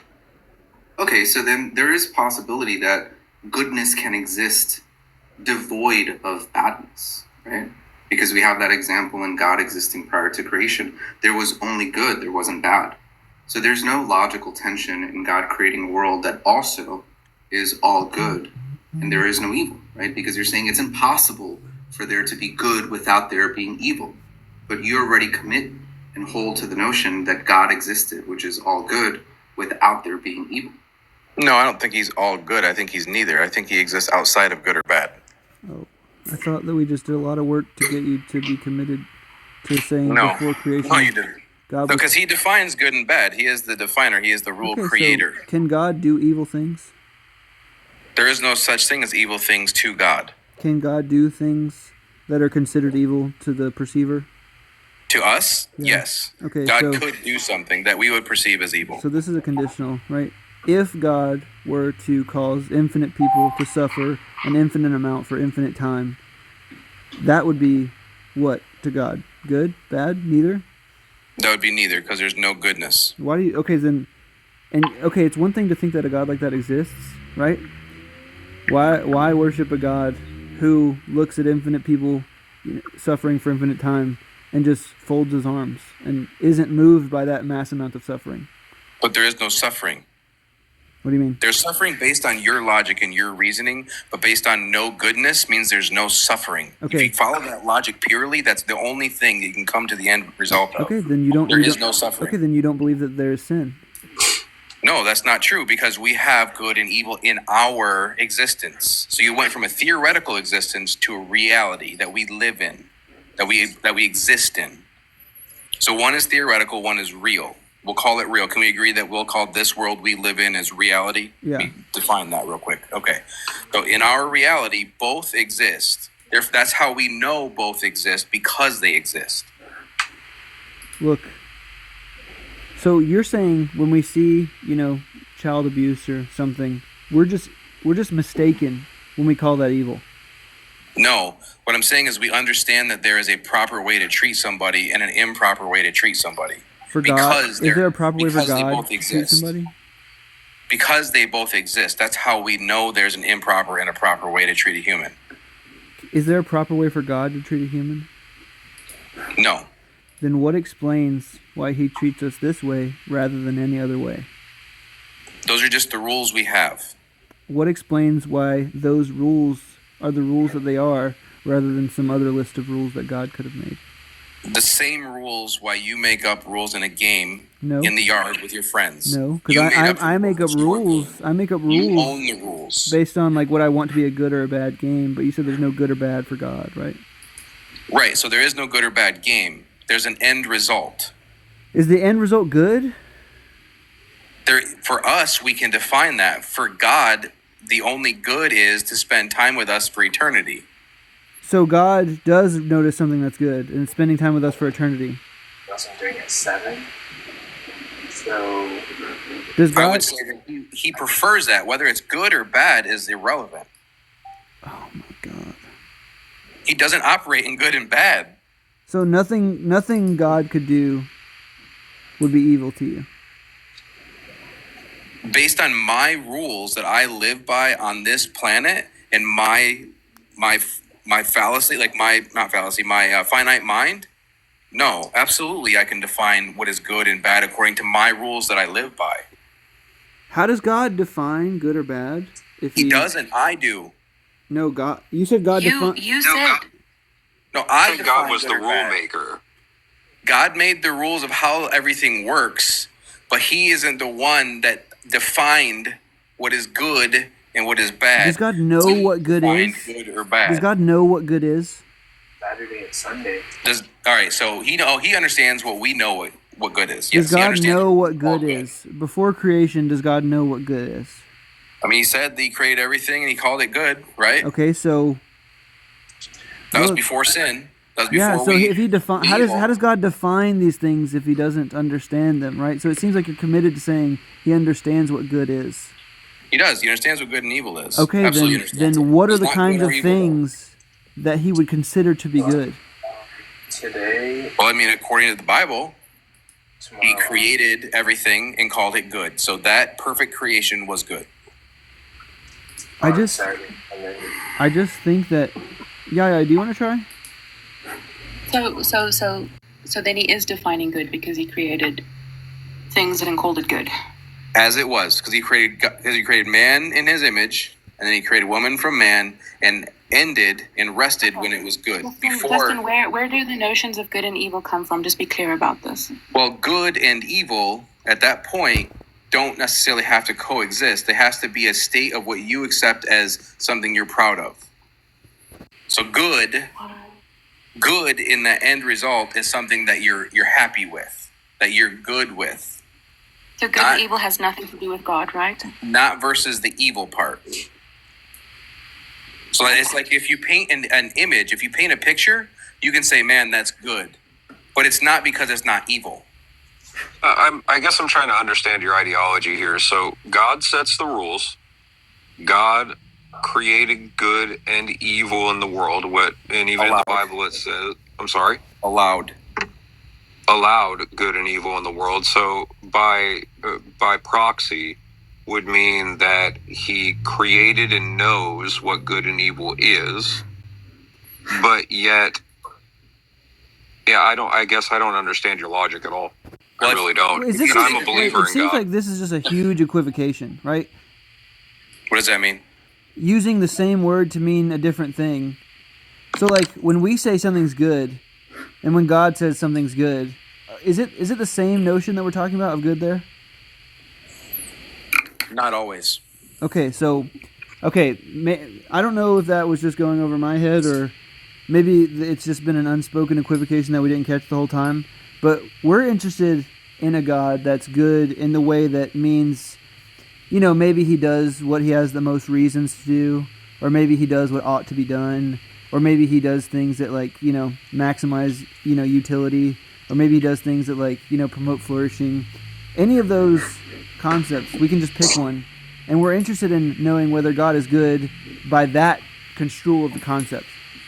Right, but that's because you're putting a limitation around God, and that's the problem. No, I'm putting a standard on communication, right? Correct. Well, you're putting a standard on God, right? You're doing a limitation. No, I'm putting a standard on the way you talk about God. If by God's all good or all knowing, you just mean God's all froing, or God's all schmud, or God's all like. You understand how if I say, like, trunk, it's important to distinguish whether you think of a briefcase or the tail end of a car or the base of a tree, right? Sure. Yep. Okay, and if I were to suddenly start talking about, like, I was carrying my trunk, to my car, and then all of a sudden I started using the tree word of trunk, right? There would be confusion there because I'm using the same word, but I'm meaning a different thing. Right. Okay, now, what do you think good means? Or maybe I can furnish a definition and you tell me if you agree with it. Go ahead. Yeah, Actually, could someone else host a live? I'm probably gonna. I mean, I guess I could. I could keep going. I was gonna go to work today, but, like, something happened, and, like, now I'm free for the rest of the day. I know I don't read, but I'm going to attempt to read with the extra free time that I have. I guess you guys could keep going. I'm gonna turn down the volume. Yeah, there you go. You could read while we keep on. Okay, I'll turn down the volume. Yeah, so this is what I think that good is. When I say good, I mean what should happen, what ought happen, what one has most reasons to do. Is that okay with you? As long as you add the caveat based on your perception. Right. Cool. So. Right? Yeah. Makes sense? Yeah. Okay. So, is God good in the way that he does what he has the most reason to do from his perspective? Based on your perception. No, based on the perception of the agent. Right? So, again, it has to be based on your perception and your definition of good. From God's perspective, right? If we're looking at God and we're talking to him, that definition still holds. I'm looking at God, I'm saying, what's good from your perspective? Because God has perspectives, right? Good for you is what I would say. If I'm God and I'm speaking, I might say, what is good for you? Is not good for me? It doesn't matter. Okay, that's just going to be equivocation again. But I'm just saying, like, it doesn't matter if it's good for me. Because I have to give you a set of rules, which is what we would call the Bible. This is good for you. No, Justin, do you remember how you guys just defined good? I do. And that's based on human perception. No. As what ought be done. So from God's perspective, are there things that ought be done? They're not generally. Okay, so God has no preferences on what should occur. Right. Okay. There's no good or evil, so there's no should or shouldn't. Oh my. Look. Well, I'd like to weigh in here. So then you mean to say that God doesn't have commandments? For you, back to that statement. There is good for you, but that doesn't matter for me. Yeah, well, that's just going to be equivocation. No. So wait, I want to backtrack here again. So what your statement just said to me was that God has no commandments. For himself, correct. That doesn't make any sense. Right. He's trying to say that God created morals. Like we don't operate within God's rules. We operate within the rules that He placed us in. And I understand that. So, and I guess the point that I'm trying to get across here is you're saying that God created a world where there is good and evil without knowing good and evil. No. There's good and evil for us, for the world He created. Okay. Right. But what? Well, and I understand that. But what you're saying is that God does not know or can define good or evil. So He created good for us, which then allows there to be evil because there's a dichotomy of it. Yeah, it's like deprivation theory, right? I don't know what that means. It's like you can't have something without the lack of a thing. Like basically, what goodness or what badness is a lack of good. What cowardice is a lack of courage. Stuff like that. Similar, yeah. Like there is no courage without. Maybe this notion will help bring in clarity because there's another property that proponents of classical theism hold to, and that's God is all knowing, God is all good, God is all powerful. God has a perfectly efficacious will. Do you think that God's will is perfectly efficacious? I don't know what efficacious means. That anything He wills obtains? Basically, does everything He wants, right? Does it actualize? I don't know. I don't really think of God operating within that rule set. Because classic theism actually believes that God is all-knowing, all-powerful, all-present. That's the three things that God is in classic theism. That's not true. Yeah. That's fine. Yes, it is. That's fine. That's fine. I know classic theism. I studied it. When your friend theism makes a joke. Classic theism. Anyway, so, yeah. Look, obviously you think God is an agent, right? No, I don't know what you mean by that. Like a mind that has intentional states, desires, can, I can't some say conceptual that, no. schema? Nah, I can't say that. You don't think God has a mind? You can't. Well, how do you define God? That's a good question. So I define God as something that I cannot fully understand. Okay, so quantum physics is God. Sure. You think quantum physics is God. So is dirt, so is air, so is you, so am I. Like, we all have God particles in us. You all spent 2 fucking hours to this? Yeah, 2 that's hours crazy. of your life. 2 fucking hours, and this is what you gotta do. Are you kidding me? God is everything. You're a panentheist or something? Or? I actually am disappointed in every single one of you. Oh my god! No, I'm a follower of Christ, actually. I am a Christian. Oh, fuck off! That, No. God is everything. Look. If God is everything. Wait, also, really quick. Nothing. Jesus Christ is like my. I'm gonna off myself. Also, really quick. Kai is a subscriber. He pays me per month. So, unfortunately, not unfortunately, but like, don't kick him. Don't kick him. He has immunity, sort of. I didn't kick him. Okay. Yeah, nobody's kicking. 2 hours. God doesn't have a mind. God doesn't have morality. He's what? And I'm a Christian, though, bro. In what sense?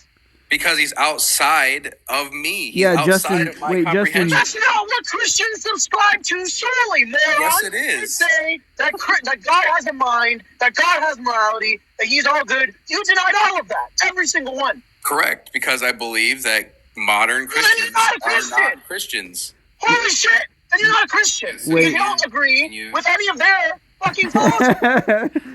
Well, you know what a Christian is, right? Yeah. Yes, it's define it for It's you. somebody who And you're identifies so as a fucking Christian. Look, I've been sitting here so quietly, trying to pay attention, trying to track the contradictory nonsense for 2 hours of all of our lives spent getting to the bottom for you to say, I don't know shit about God. Well, that's not okay, true. Great. But then you say, I'm a Christian, though, after denying core tenets that every Christian on this planet would accept. I know, because they're dumb. They're lukewarm. Hey, Justin, I have a question. I This grant is the that. nail in the I coffin. absolutely grant that, and I think you're exactly the same as them. But you're dissimilar in the sense that you don't make the same propositional commitments, which will make you not the same position. Right. Because I'm Wait, Justin, I have a question. Do you think that you can fully understand Satan? sorry, I got a phone call coming. I didn't hear you. Do you think that you can fully understand Satan? as defined in the Bible. That's not what I asked. I'm gonna Do you think there's anything about Satan that you can't The understand? only thing I have to define Satan is the Bible. I said, So do you fully understand Satan? I would probably not. No. Okay, so Satan is God. Congratulations. I mean, not really, because God God is what you don't fully understand. That's why quantum physics is God, right? Satan, you don't fully understand. Satan's God. Evil, do you understand why evil exists? Everything is God. I mean, God created Satan, so he can't be God. Why not? But I think the point that he's trying to drive home here is your exact definition of what you believe to be God is something you cannot fully understand. So if that's the case, everything you don't fully understand is God. No, because I can have a conceptual understanding of more than another. Well, no. So, and that's the thing. Like, you're circling back with the argument. So you can't make a blanket statement that says God is what I don't fully understand. I didn't. And then that is what you said, though. You said, quote unquote. You didn't. It wasn't even conceptual analysis. You defined God as being what you can't understand. No, I didn't. I said I don't. Holy shit, bro. Okay, so can we try that again? Can we try this fully again? understand God is what I said. Well, how do you I'm define gonna God? fucking lose it. He directly said, God is that which I cannot fully understand. Run it back. I would love for you to run that back. If that's what I said, that's not what I meant. So I apologize. What I meant was I hope you know understand that. God again. Well, that's the point that's why the argument's getting confusing with you, because you're saying things that you don't mean. So now you're driving in comments that are they're trying to understand what you're saying, and then you're changing what you're saying when they're asking you the questions based off of the thing you already said. I mean, you have to realize that what I know is that you all are trying to like catch me in a catch-22 of questions, and I understand that because I do the same thing with people who are atheists. And so I understand your process, right? It's like the straw man argument over and over. You're trying to make me agree to something. Are you projecting?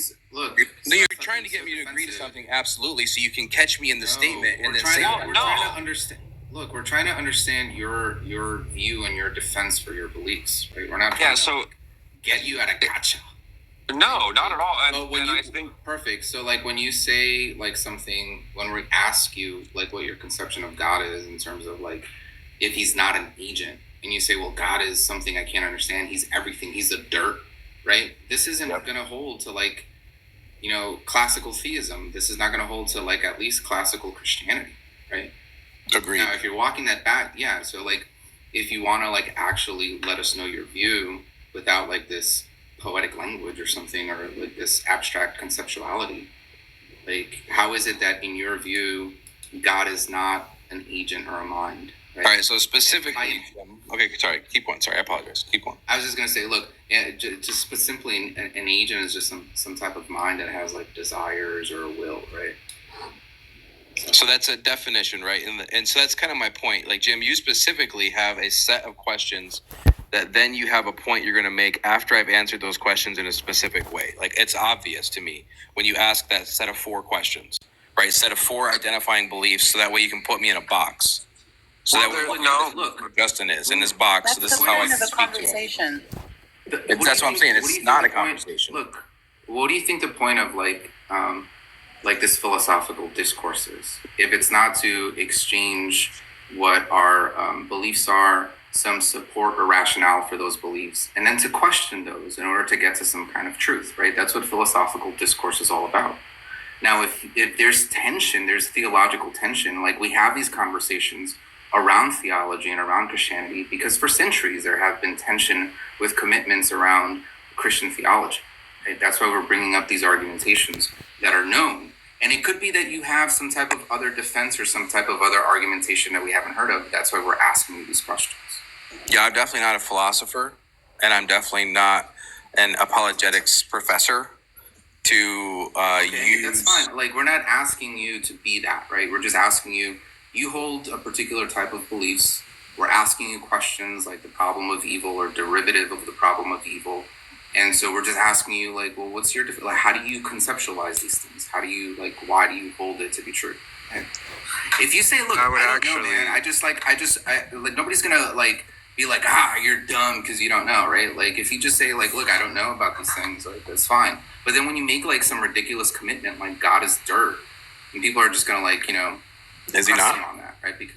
Well, and I would actually argue, Justin, that they've been doing the same thing to me, and I'm a believer in God, and they've been actually very easy to speak to. Yeah.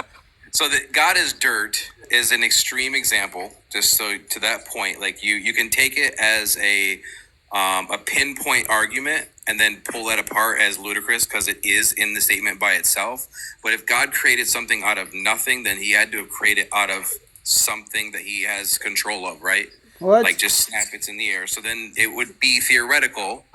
I don't know this to be true, and I don't necessarily believe it, but I don't not believe it because I can't prove it otherwise. I can't lie. I don't trust what you're telling me because I feel as if you're trying to be dishonest. And I feel this way with good reason. My good reason is that you've now told all of us that you have been answering in accordance with some future question you believe us to be asking that we've not asked. I have no idea. You're not tailoring your question to your beliefs. You're tailoring it to us, which is exactly why you've been contradictory. Because we'll ask you one thing, and you seem to not commit to it. No, it's because I don't know what you're asking, brother. And you don't seem to commit to it. I'm formulating It's incredibly opinions. frustrating. Look, I grabbed my mic specifically to get this through to you.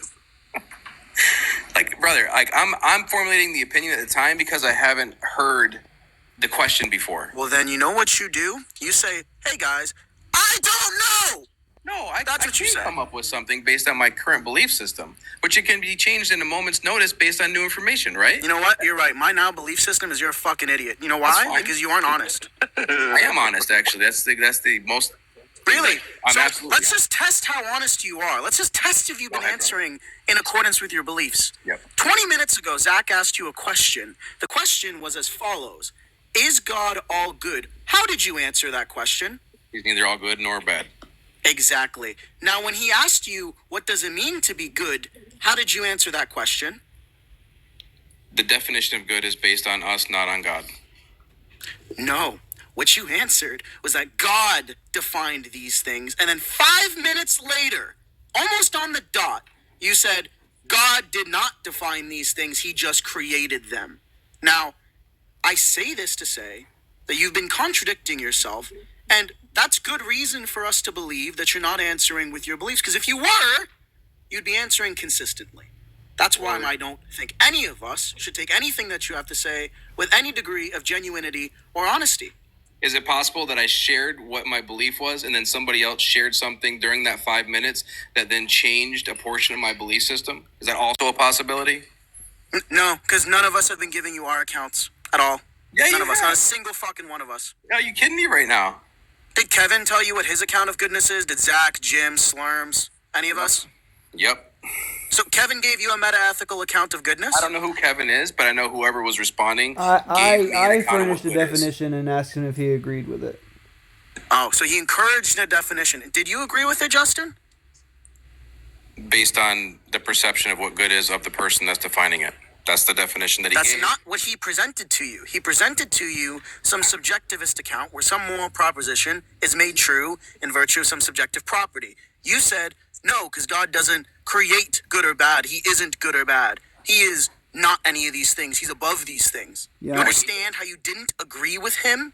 When he defined good, I added further clarification, and he said, okay, let's go by In his perspective is what you wanted to add. But I thought when you said I in your perspective, you meant like the perspective of the agent, right? But you meant And I didn't mean that. meant from Zach's perspective. Correct. Okay, but then that means that you can't do anything good, right? Because if you do things that I'm not around to formulate an opinion on it, then, it's not good or bad. So the reason it needs to be indexed to the agent is so that whenever moral scenarios arise, they can be evaluated even if Zach's not there. Okay, so let's take Zach out of it and use you generally as people defining good. That's well, what I generally, people can't define good because good is subjective on culture. Wait. See, that's my point. No. I don't agree with that at all, but Yeah, let's stay yeah. linear here. So, Justin, let's just be clear here. When you define goodness, you haven't given an exhaustive meta account. All you've said is God is this thing, which doesn't actually tell me what the thing is. And if I say X is good, and you ask me what good is, and I say it's X, you don't know what the fuck it is. So, one, that's my first thing. It's what you've not answered. Two, the second thing you haven't answered is how contradictions, especially true contradictions, can exist, because that was a position you were committed to. Still committed to, even though after showing reductios to the view, with an example of a married bachelor, a scrolled circle, you seem to agree that those true contradictions can't exist, but other contradictions can't exist, where Jim gave you the example of a fucking light bulb, and you seem to understand the concept because you corrected Jim by saying, no, it's a different light, obviously it's not a contradiction, and then when he reformulated and requalified the question, you said no and used the exact same thing you corrected him on 10 seconds earlier. That's the second point. Third point is that you hold contradictory beliefs, so why should any classical logician who understands anything to do with what contradictions are at all accept anything you've had to say, ever, in this entire conversation? I'm not saying you should, but side note to number 2, I didn't disagree with him or agree with him. He said yes, I said yes. So it can't be. So when you wait, perfect example. You just told me I didn't disagree with him or agree with him, right. And then you said a second after that, but he said yes and I said yes. That'd be an agreement. That's not agreement. That's agreement. We're going to use that as a definition that you want to use. That's not agreement, but it's an agreement that we're going to... Do you see how fucking annoying you are? No, dude. What you don't understand is I can agree to your theoretical logic. Like you're doing the exact fucking thing I'm telling you you're doing. I get you, but that's what I'm saying that I've done. I'm not disagreeing or agreeing. I'm just saying, okay, according to what you're proposing, let's make that a rule. That'd be an agreement. That's not. I'm agreeing there's going to be a rule. I agree. That'd be an agreement. So we're agreeing there's going to be a rule. That's the only thing we're agreeing. An agreement is going to be a mutually accepted proposition. Right. So that's the agreement, but I don't agree. So then you made an agreement. I don't agree that's reality. I agree that. I don't fucking care. You made an agreement. I agree that's your reality. Look, Justin, let's just be really linear here.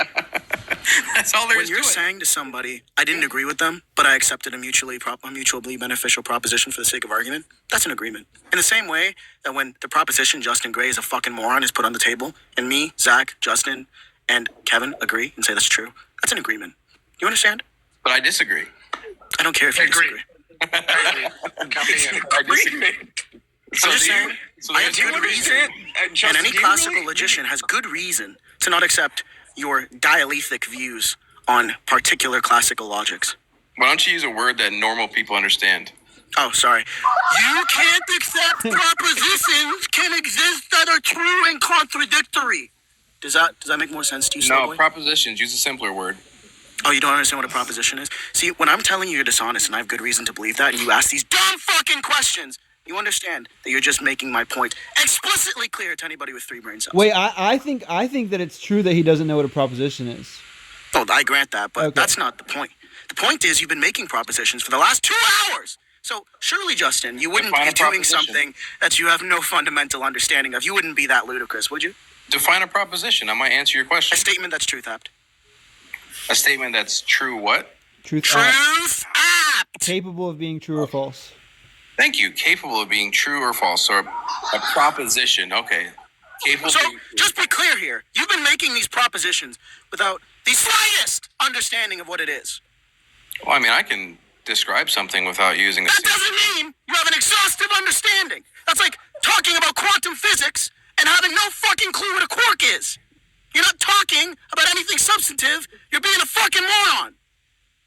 I mean, I didn't say I was an expert, did I? Right. I agree. I grant that. You are a fucking moron because you're talking about propositions and their truth values when you don't know what a proposition is, nor if I asked you for an account of some truth maker theory, would you have any idea about what that is, right? So maybe, just maybe, Justin, in the same way that you don't go around preaching classical Newtonian physics, maybe it's not a good idea to do the same thing with other social sciences. Do we agree? I don't understand. I grant that. That's fine. Just because you use large words emphatically doesn't mean that it means anything. Just to be clear, Sure, yeah, did you understand what I said? when Kate says he grants that, that's just... I didn't call you Yaya, did I, moron? I talked to the person that's named Yaya. Oh, I thought you were saying yeah, my bad. No, I call you moron. That's your name for the rest of the life. Anyways, Yaya, did you understand what I said? The fact that he's using propositions without knowing what they mean. Wait, hold on. Like, Yeah, I I know, understood. like, people are being mean to Justin, but does he deserve this? Or Yes! Yes, no, he does. Coco, I sat here patiently for 2.5 hours. yeah, That's more patient than I've ever been. my recording is at 4 hours and 18 minutes so far, so... Holy fuck. You should have told me to shut the fuck up at any time. You realize I'm doing that right now. You don't understand it. Once again, you're not tracking. I'm intellectually backshotting you, and you don't even know I'm here. Nah, you're just talking down to me in a condescending way, hopefully. I am. I grant that. That's all you're doing. You're just hoping that I'm going to stop talking because you're making me feel a certain way. Unfortunately, you can't make me feel a certain way because I don't think you're intelligent either. Ooh. I grant that you wouldn't know what intelligence was if I asked you to define it, but let's get more linear here, Justin. So we've now established in this dialectic so far that you don't know what a proposition is, truth maker theory, meta-ethics, or normative ethics as you've been talking about for the last, what was it, Zach? 4 hours and 18 minutes? Yeah. So let's get the one thing straight. If we don't know what we're talking about, why are we speaking about it? Just because I can't define whatever you just said is doesn't mean that I can't share my opinion on it. How do you share an opinion on something that you don't know about? That's what an opinion is. It's not a fact. It's a theory. An opinion is some type of idea you have about a subject, but that would require you having some familiarity with the subject, which we've now established you don't know the basic concepts of this subject, which would make you unfamiliar with them. No, not according to your definition. Sure, Justin, let's ask you for an exhaustive account of normative ethics and its area of study. Let's really dive into what you know. What's normative ethics? How do you define normative ethics? I'm asking you what normative ethics is if you have a fundamental understanding. Go ahead. And Justin, I defined normative earlier. So if you can just think back to when I was using words like should, that should help. To assume he has a good working memory. Go on, Justin. I can't read your name. Who's talking anyway?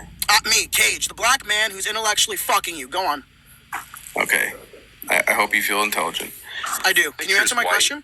What's my definition of normative? That's not what I asked for. Let's see if you could track. I asked you for an account of normative ethics. I don't have an account. Right. So if you don't have an account of normative ethics, how is it you're talking about it?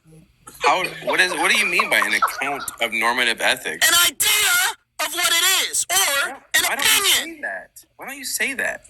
Because I asked you for an account, which usually means some type of idea about a subject. Do you want me to reduce everything to literal kindergarten terms? Do you want me to treat you like a 3-year-old? Infantize you? You mean like normal people communicate? Sure, go ahead. Oh, if I ask Jim, hey Jim, my buddy, my brother in Christ, what is your account on normative ethics? Wait, I have a... no definition. Wait, but Justin, I'm asking for a definition. Justin, when you say that Cage should use language differently, that's a normative claim. Maybe that'll help you. I want to know if Jim can answer a question. One word, Jim. You know the word I'm looking for. Any one of the three. Cage, can I weigh in here? I would probably fall under some particularist view. Wow! Did you see that, Justin? One word. One fucking word. That's amazing. Holy shit. You're only having mental masturbation within your circle. You're all jerking off to each other with your big words, meaning nothing to the normal person that you're trying to make alive available to. So normal people don't comprehend the words you're using, so they fall deaf on their ears. They were patient with you for 4 hours. Now you get me. Right? That's unfortunate, isn't it? Do you not understand you're trying to communicate in a way for normal people to understand you? So I don't want to communicate with normal people that don't think critically. Why in the fucking world would I ever want to communicate with people like you that don't have an area of any expertise in the subject and aren't familiar with the words coming out of their ass? Why would I ever want to talk to somebody like that? I talk on a normal basis. I grant that. I grant you have a frequently bad behavior of talking out your neck. I agree. But when someone like me or Jim or right here, right then grants you whatever the fuck it is you're saying and tests you, you become contradictory. In the same way that if you ask a politician, hey, what is your view on economics? And he says, oh, I'm a free market capitalist. And then in the same fucking speech, somebody asks him, hey, what's your view on economics? And he says, oh, I'm a libertarian Marxist. That'd be a contradiction. Right, and you would seem to be intuitively understanding what the contradiction is, given it's a proposition and its negation. But for some fucking reason, when it's a conversation like this, you seem to think that it's a good idea to invoke contradictions. Why? Are you asking me a real question, or are you just going to talk? I don't ask rhetorical questions. Go ahead. Okay, so the answer is because I'm formulating my opinion and also trying to comprehend what you're saying with words that are not common. I'm sorry, am I a teacher? Is Zach a teacher? Is anybody on this panel a teacher? I just figured you'd try to communicate in a normal way so normal people can understand. Yeah, it's not my job to teach you, right? I expect, in order to have a conversation, we need to have some mutually exclusive education in the same way that a fucking bioethicist or biochemist wouldn't go to high school and start having conversations about complex states of meiosis, right? They wouldn't do that. You know why they wouldn't do that? Because they're not fucking teachers. And because the people that they're talking to don't have the finest idea on the subject matter. We understand this? But what I understand is the entire point of this live is why would I worship the Christian God who isn't moved by mass suffering? Not why would I worship the Christian God who isn't moved by mass suffering based on a PhD level understanding of theology, psychology, respectfully, theology. A lot of high school students that take philosophy in their 11th or 12th grade year would be able to tell me some normative principle. You couldn't do that. So I'm even lowering it to high school level education. You understand that what you were taught isn't what I was taught. You can comprehend that. I grant that. I grant I'm much more educated. But even if I am going to pander to the intellectually impoverished, you still don't meet the bare minimum threshold. You understand this? I'm far beyond the far minimum threshold, especially for an American person. I don't know what that means, but let's just suppose you even answered my question about what a normative ethical principle is. I'll grant that you have some finest idea about it. You understand? Just because you have an understanding of normative ethics, it doesn't mean you have some exhaustive account of metaethics. We grant this, right? We understand there's a distinction between meta and normative. No. No! Right, so now here's an avenue, Justin. I could A, be charitable and teach you the distinction, which I don't want to fucking do. Or I can just say and use this as good reason to deny when you're talking about metaethical principle is, just so we're clear and just so you understand. When Zach's asking you an account of what goodness is, that's a meta question. Not when he asks you what should you do. When he asks the question, what guides God's actions, that's a normative question versus what goodness is, right? So what I recommend for you, Justin, as a pupil of mine, is you go and you research the finest idea of philosophy. Maybe go back to your high school transcript, go back to your high school, re-enroll into whatever it is you have available to you, whether it's psychology, any fucking humanitarian, and go and try to learn something instead of having us do it for you for 4 hours and 18 minutes. Why? So I can treat people poorly like you're treating me? Oh, treat the intellectually dishonest, ignorant, arrogant motherfuckers poorly? Absolutely. Go ahead. Do what you want. Okay. Just so we're clear, you enjoy treating other humans poorly just so it makes you feel more intelligent. Yeah, I would qualify it, but I'm fine with granting that. Okay, good. I'm glad. Is that a good thing, or is that a good thing or a bad thing normatively? Yeah, Justin, you're saying that people shouldn't do that? In my opinion, that it's improper to Did you know that's a normative question, Justin? I don't care if it's a normative question, though. I grant that. Justin, you were saying you don't know what it means, okay? It's just been explained to you again. Do you understand what it means now? No, because I wasn't really listening because he's screaming at me. Look, let me be the charitable one. You've been listening this entire... Yeah, I don't grant that. Sorry. Look, so I said I haven't been listening because you're screaming and talking down to me, so I don't listen to ignorant people. Ignorant? Yes, unlearned. I'm the unlearned one here? Yes, you are the unlearned one here. You have not learned how to properly communicate with other people. Justin, proper communication usually involves patience. One, I'll grant I'm not a patient man, but I've been sat here for 2 hours while you've been uttering nonsense, right? Now, ignorance is just the lack of knowledge on a subject, which we've already established you hold. Wait. Okay, so, like, I get that people are frustrated, but at the same time, I don't think Justin's being, like, intentionally bad faith or like trying to hurt. Oh no, Coco, he is. And do you know why? Because when he was speaking to us, he was full of all sorts of answers, but now that Cage is pressing him, he's saying, well, I don't know, I'm not intelligent. Like that's dishonest. No, what I did is I answered in a way that I thought I understood what I was saying, and then another idea would be brought to me that clarified more what was actually being said with words that I understood better. And you know what you do, Justin? You know what you do when a teacher is teaching you something and you don't understand? You raise your hand and say, hey, you know when you asked the question, when Zach said, when you said, I don't know what ontological means, you could have done the same thing when you're saying, I don't know what you're trying to get to, Zach. Could you please explicate the concepts you're invoking here? Which he would have been happy to do so, but instead you use context clues that were false and made an opinion that you actually didn't think about critically, given you're in a dialectic currently and protecting an idea you formed 2 seconds ago. Does that seem like a good idea? I understand 50% what you just said.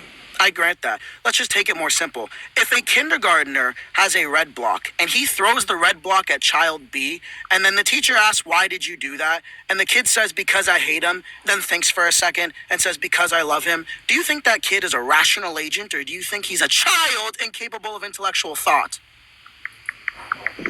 I think he's a rational human having the moment of contemplating what the meaning of what he did was.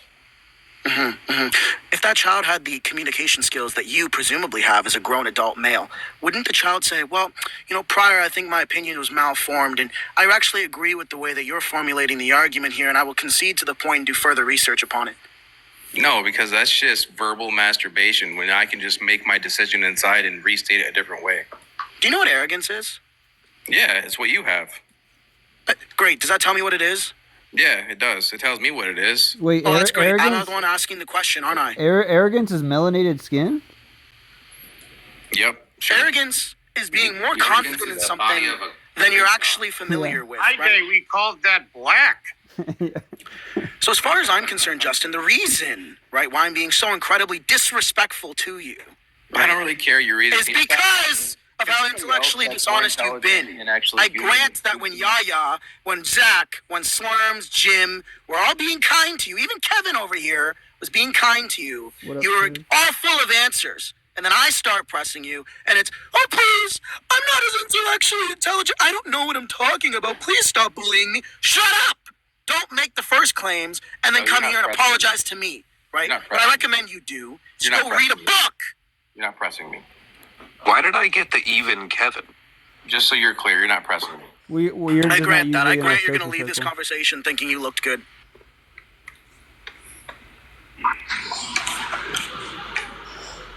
I'm still surprised that you're black, KJ. Yeah, Cav, I didn't know. Wait, I just got here. Can you guys rehash the last 4 hours? Oh my God, Amber. You guys want to That would be great. Amber. So, Jim, to your question earlier. Okay, someone give me Cliff Notes. I would. There's a lot of screaming. We're about to start over, so. Okay, here we go. One more time. You're in for it, Amber. Jim said the N-word. True. He has the pass. Nomological. What was your answer, Justin? Go for it. All right, so I'm back to before I got berated for 30 minutes. You said you were going to ask me questions again and then allow me to answer them directly, which I thought I did last time, but evidently I didn't. Wait, I did? Yeah, the first question was, is God all good? Right, is God all good? Right, and so the answer that I believe to be true is he's outside of good and evil. I hope you're writing this down, Jim. Outside of good and evil. Yes. That usually means he's amoral, just so we're clear, without morality. Go on. So he has. Which, by the way, Justin, just so we're clear here, if someone is amoral or outside morality, morality is usually tied to two things. One, action guiding principles, which is normative ethics, or two, some type of benevolent principles, which are producing a flourishing. Zach already went through all of that with you. So if he's not within the bounds of what he should or shouldn't do, or producing flourishing or non-flourishing, then why would this person ever be ascribed moral properties? So, Jim, to your question, that's my answer. And then you asked another question last time. Okay, just in Justin's defense, brother, I don't think he's arguing from God being a perspective of a human.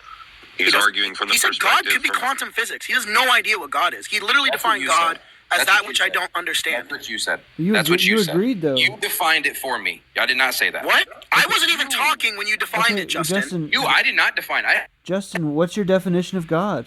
Then physics, never once. You can walk it, sure, but what's your definition of God? So shut the fuck up. Zach, he literally said verbatim, God is that which I do not understand. Jim said, okay, could God be quantum physics then? And he said, sure. Sure. But I never said I believe he's quantum physics. I didn't ask that, did I? God. I never said he was. I said I don't know because I can't fully define. That's not what you said, you dishonest piece of shit. You said, I said sure. That's not a definitive answer, motherfucker. I'm sorry. If your wife comes up to you and says, "Hey, do you want to have sex tonight?" and you say, "Sure," is that not an agreement? No, it's fucking not. It's a vague response. It's an yes or no. affirmation. That's an What the fuck are you affirmation. talking about? Wait, yeah, it is an affirmation. Yeah. It I literally. never want to hear this guy is being honest again. Full affirmation. It's Oh, not. you're so full of shit. Are you when you ask somebody, are you sure? For your opinion, then I'll listen to you. When you Until ask then, somebody, sit are you down. sure about that? When you ask somebody, if I said, are you sure about that? That means like, have you thought it through and made a decision, right? And I get it. He Like, already admitted he's not thinking it through. He already granted that.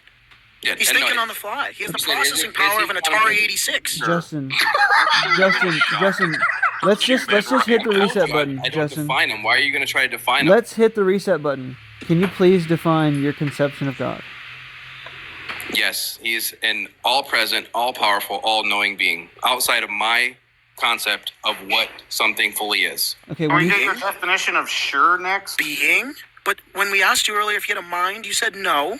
That he doesn't have to have. That's my word that I use to describe something. What does it mean to be a being, but you don't have a mind? So I have a question. Can you be all-knowing, and can you know without a mind? I don't know. Why not? Oh my God.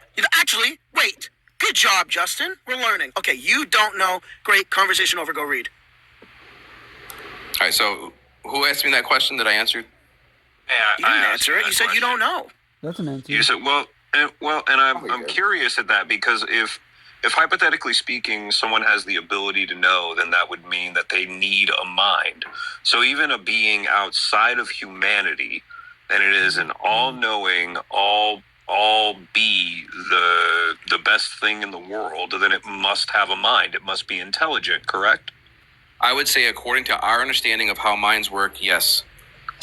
But okay, what's your understanding of how a mind works? You're the one invoking So then, yeah, that was my next If God question. is outside of those things, then how can we really comprehend?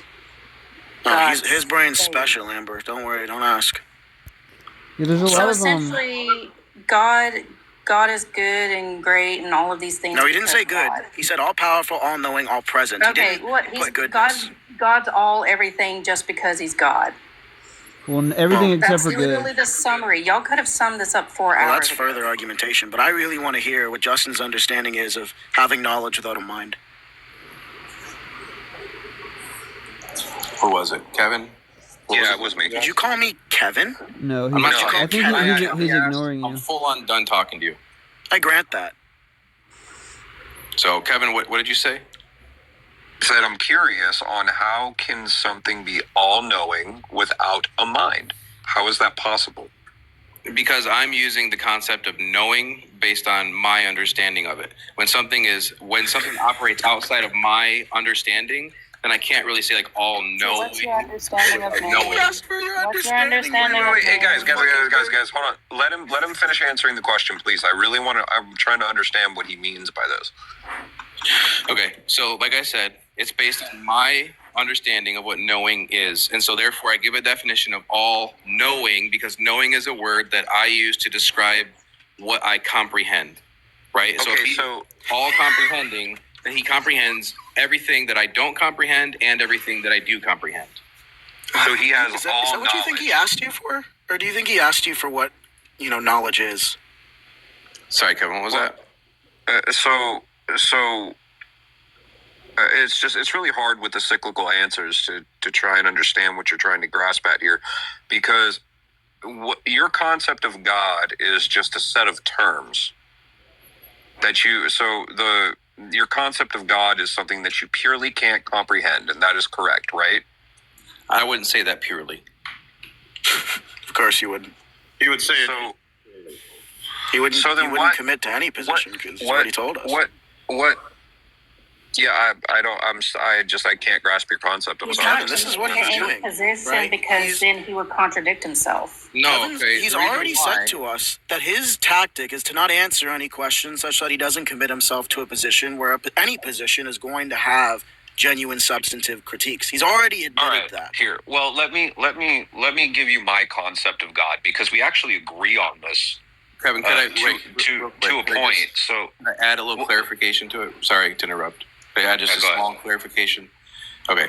So the clarification is the questions that we ask, the questions that I ask, the question that whoever asked is because we're trying to fully define what somebody's thought process is on something, which then requires them to fully define what it is that they're having a thought process on. And that's where my problem is I cannot fully define God because I have continued to learn new things about God and have therefore changed my definition on God. And you know what? I get that 100%, but the problem with your argument is that you already have defined God, and now you're saying that you can't define God, and I'll explain to you why.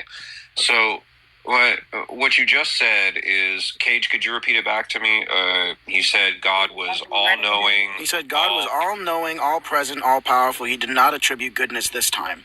Okay, and that's fine. That's fine. But that is a definition, and now you're saying that you can't define God when the actual answer is what you just said. And we agree on that statement, except for one very small precipice. To the question that everybody's been talking about, meaning why would I worship the Christian or God who isn't moved by mass suffering? And the fact of the matter is because you have faith in something. That's it. Well, nothing no, more, for nothing Justin less. it would be that he doesn't expect his God to be moved by mass suffering because he exists outside of suffering and flourishing, right? Yeah, but that doesn't make any sense to me because I believe in God as well, and I have a very, very clear understanding that God lives not only in the good and the suffering. So therefore, he is moved by mass suffering, but he creates it. But there's, he but there's, just doesn't agree with you. He thinks God is apathetic. Yeah, and there's apathy for him is expected, right? Yeah. If God is all apathetic or apathetic simplicator, it's expected he isn't going to be moved. Yeah. It's highly expected. Yeah. Well, but also I think that the argument Kevin, real quick. from Wait 1 second. Go ahead. There's another point where because I don't want to forget that this is happening, so I'll just clear it up now that the air is Anyway, so Justin, when you say God is all powerful, when you say powerful there, does it mean the same thing in the human case and in the God case?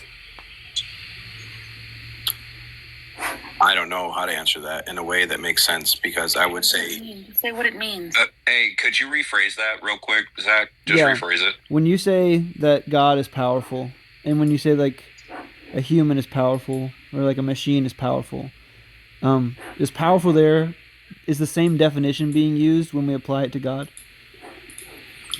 I would say, okay, if I understand, let me rephrase the question, make sure I understand it. Yeah. Is that okay? Yeah. Okay. So what I think you're asking me is, does God have the same limitations as physical objects on Earth? No, that's not what I'm asking. He's asking if all those things are the same amount of power. No, I'm not asking that either. Well, no. Yeah, so I'm asking. Just asking. Yeah, go ahead. I'm sorry. Go ahead. I didn't mean to. So maybe we can break it down with omniscience. When you say God is all-knowing, when God knows something and when I know something, is knowledge there being used in the same way? No. Okay. Now, when I have power and when God has power, regardless of the amount of power, what it means to have power, is that being used in the same way when we apply it to God? I want to say yes because I think he's outside of my understanding of what full power is, of what I know to be full power. Yeah. But I'm just saying power. Let's say power is just the ability to, go through actions to obtain a goal or something, right? And I can do the set of things that humans can do to achieve goals. So in that sense, I have power. God can do greatly many more things, but just in the way that we mean can take actions to realize some goal. Do I have power and does God have power? So I think we both have power. I would equate the word power to ability. Okay. Does God have ability in the same way I have ability? Right? Does ability mean the same thing when I have one of them as when God has one of them? I mean, I guess it could. I mean, I don't really know exactly how to answer that because, again, I think he has an unlimited potential, Cool. But I have limited. And then omnipresent in all places, right? When I'm present and when God's present, is it the same definition of present there? or is it like an analogy? No, I would say it's not the same full definition because he's here with me now as he was with me when I was somewhere else, and he's also with me in the future because he's outside of time. Okay, cool. Yeah, so there's just like this combination, right, of analogical predication or equivocation, right, and special pleading. Use smaller words. Using the same words but different contexts. There's that mixed with like special pleading, where in the human case it means this, but that case doesn't apply to God, right? And it's just like, it's hard to understand what you're saying when, like, let's say we were to talk about cows, right? And you say like cows are like black with white spots or white with black spots, and by white I mean, you know, like pepperonis, right? And by black I mean like, you know, the perihelion of Mercury, right? I'm going to be furnishing different mental content to you when I say those words, because you're just talking about a cow and the color of the fur, right?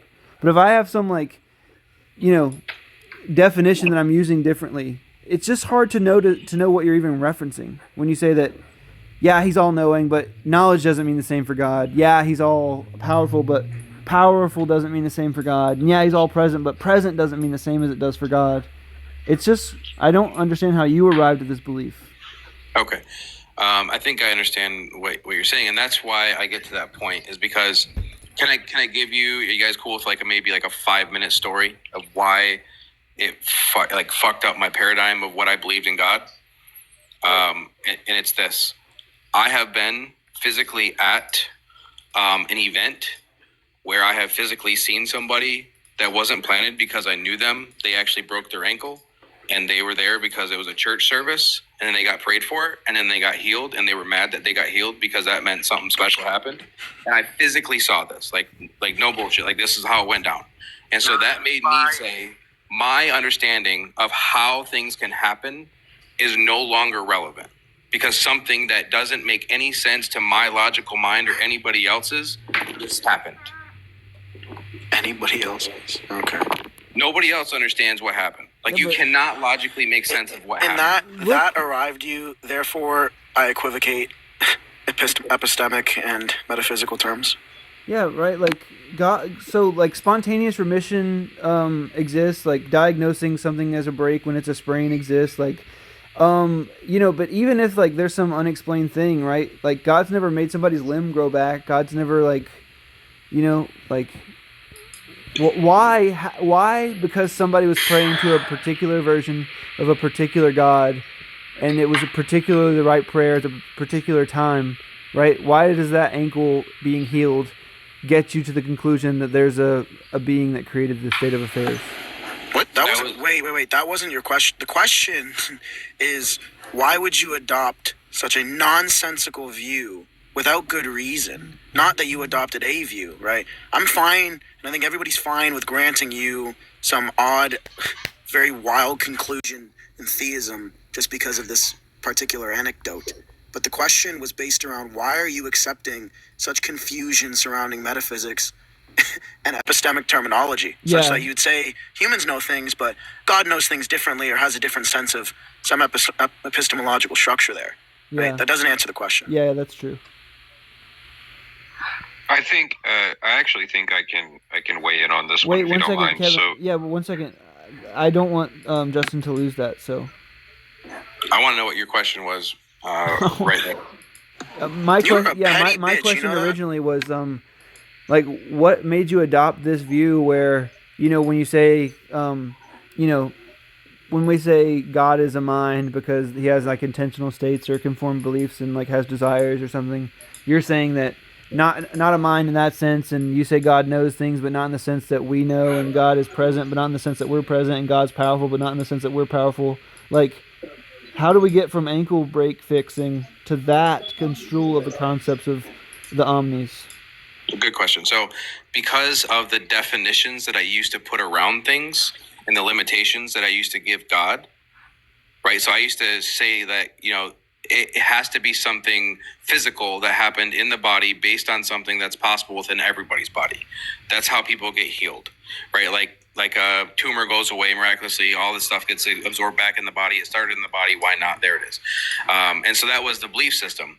And then the ankle break thing was just one thing in particular, right? One event out of over 200 that happened over 8 months.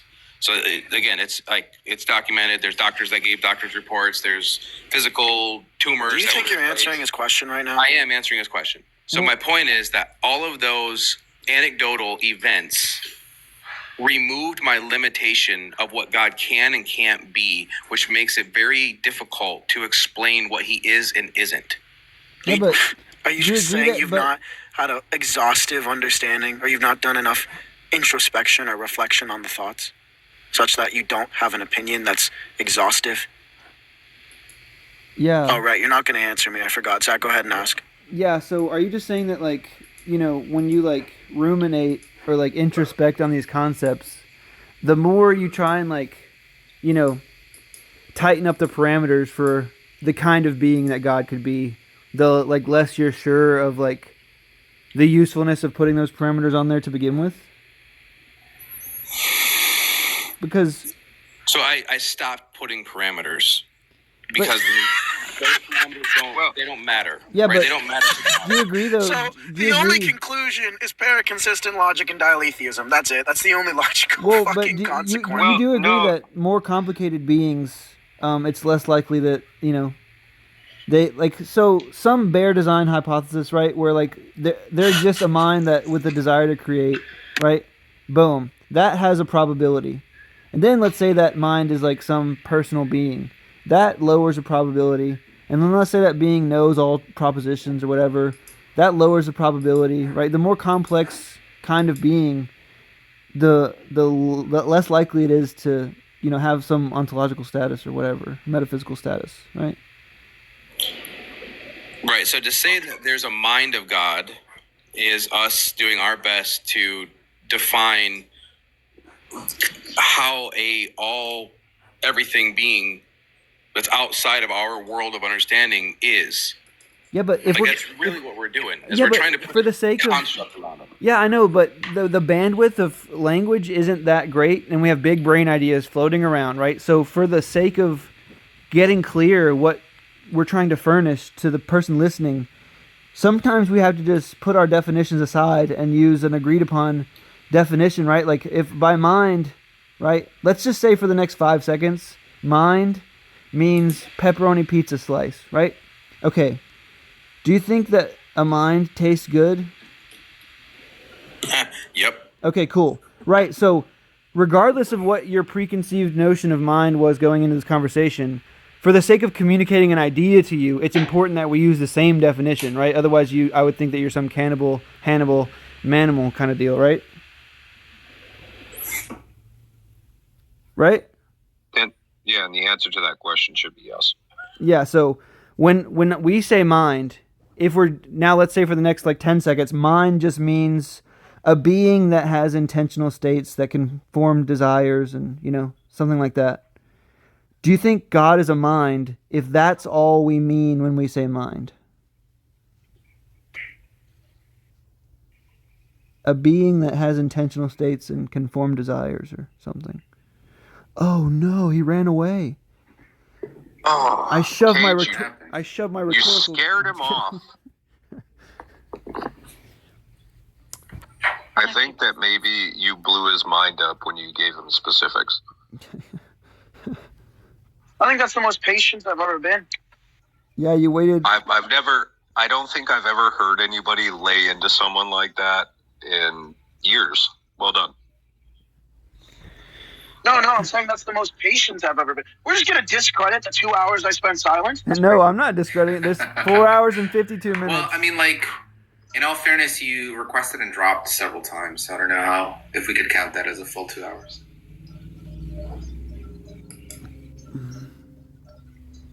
That was Well, at least it proved to me that he's not just dumb, he's dishonest, because under Cage he was being a bit more humble. Yeah. Well, and I didn't understand his concepts, and as a believer in God, I think I know where he was coming from, just to kind of line it out real quick. I think what he was trying to define was all-knowing, all powerful, all present, and having the ability outside of human knowledge. And my understanding in God of my belief is that God knows what all are thinking, and God knows where all things are because he is always present. And I think that's where he was trying to because go. you're defining it the way we would define it, and he said he's not defining it in the sense Yeah. that a human would define it. Yeah. When So then we're like, well, how are you defining it then? And he said, I don't know. yeah, when I would like to continue our conversation. I said if, like present means here, like present means in the room with me or whatever, taking up spatiotemporal property, and he said no. And that's the point that I wasn't understanding. I think that's what he was trying to drive at, but just didn't want to say it. And all of us here have these conversations long enough to where I know the theology or the religion, right, that is closely, like a talking point they'll bring up is like you can only analogically predicate when it comes to God, but that's going to lead into problems that we're ready to pose as well, like skeptical theism or global skepticism or, like radical deception, right? Like, but what is skeptical theism? It's the belief that you can't know all the reasons that God's actions. Okay, thank you. Continue. I didn't mean to interrupt you. I just wanted to... No, you're good. What's up, J Mike? Did he use like the terms analogical predication or no? I think that would have been expected. Yeah, I mean, I figured you would have like swung at him. And it was actually difficult for me to get my point out because I was trying to avoid saying analogical predication, so I had to keep like making a paragraph, for what the two words would furnish. But yeah. Yeah, I was unsure if he did. I was gonna try to like help him by saying like, I think what he's trying to get at is it's not even clear if your view's like propositional, and so it's not clear if it can be something that you can have a doxastic state towards. Yeah. Because like, I don't even know, like if you're using it, if all you know is that you mean something different by the words, then you're essentially just saying that you don't know the property set of God or what it even should be or could be or would be, or so it's like, what exactly are you affirming exists? And then he said ankle breaking fix means God. Yeah, that was where I got really confused. I was like, I didn't understand this, where the story tied in, but I think I also had in mind that he had said something about analogical predication, so that's why I was like, is he just dodging from that, or is this... No, I think where the story ties in is, obviously all of you are very logical-minded human beings and obviously philosophical students. So what he was trying to convey is that he saw something that he didn't understand, and then applying that ideology to God being something you can't conceptualize. So it just being in a church where he watched a priest heal an ankle with his hands and the mysticism of God completely changed his entire perspective of what God is and putting limitations on that. So where you guys have limitations on God, meaning the question that's been posed, he removed all those limitations because you're not supposed to know anything that's a limit on God. That's not true though, because like 2.5 hours ago, right, when he requested up here, you and I were talking about, is God's existence compatible with suffering, right? And he said, what if I don't believe in a God that's all good? And I said, then this argument like just wouldn't target the God that you believe in, because the limitations that we put on God, right, are only the limitations he put forth. And when he changed them, like when he took away all good and put all present there, that is not like a classical theistic triomny notion, right? But I think so the main point of forgive me, just so I understand the argument, what is the classical theistic argument? Well, he left out there isn't the classical theistic argument, but like classical theism has certain tenets that people hold to. Okay, and can you just give me a dummy, real quick breakdown?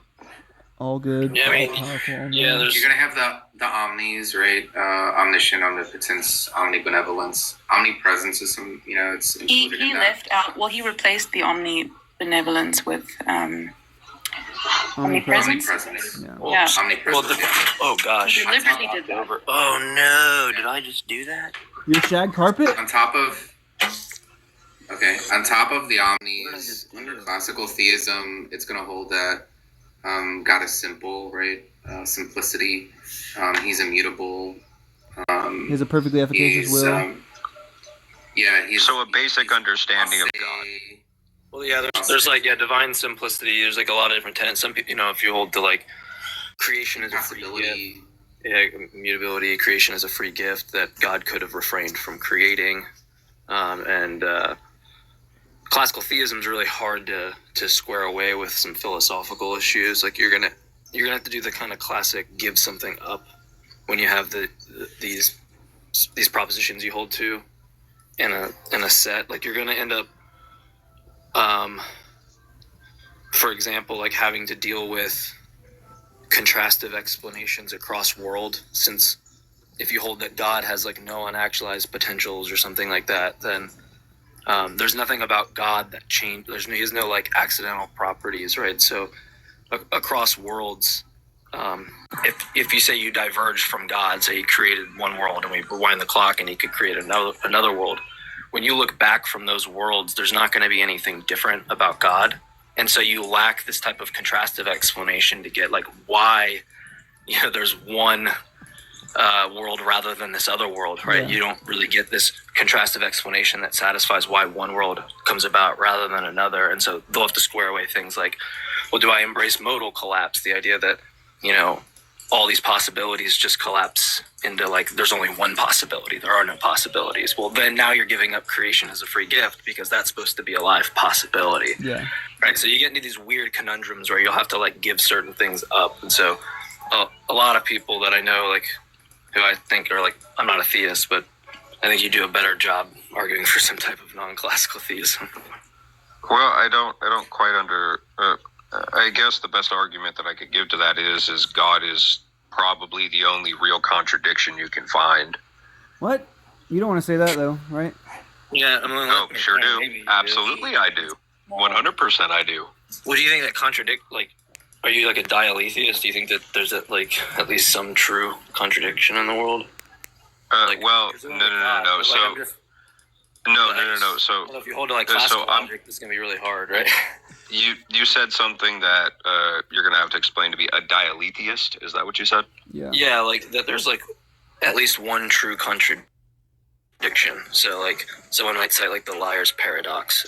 This sentence is false. No. So when I say that God would be how you guys presented earlier, that there is no such thing as contradiction in the world, and I agree with that statement. However, that would be the only logical argument that I could give that would justify God, because God is everything, so therefore he must be a contradiction. Yeah, well, you might not be saying anything that I'd have a substantive disagreement with if it turns out that you think like there's this set of all things and God is just that set or something like that. If that's the case, like you might just point out all of these things in the set and I'm just like, yeah, I agree those things exist, but I just wouldn't like grunt God at somebody about it. You know what I mean? Well, of course not. Absolutely. I guess the point that I'm trying to make is that I follow no religion. There's no religious set that I believe or live by, but at the same time, I believe in all of them. So does that mean that I am a walking contradiction? Well, no. You know what I mean? What's your understanding of what like the form of a contradiction is? Well, two things that can't exist at once. But two things can exist at once, and it can happen. Two things that can't exist. Yeah, we're talking about like in like natural language. You're looking at something like it's the case that X and it's not the case that X, right? Or like P and not P. Yeah. Well, But if down to more precision. If you think that like if something if you showed that something had some contradiction entailed, so it's like, all right, well, I hold the classical logic, like there can't be true contradictions. There's going to be a problem. I mean, the best charitable interpretation of what you're saying is like you're okay with that. But where my confusion is if you just say God is everything and that's a contradiction, that's not clear to me, right? Just because everything existing isn't some type of contradiction. Right. I'm okay with that. Yeah. But it just sounds like we have this like unnecessary label has a lot of baggage that comes with it, with like the way that. And that's the problem with logical minds, right? Because I'm a believer in God and I have a logical mind.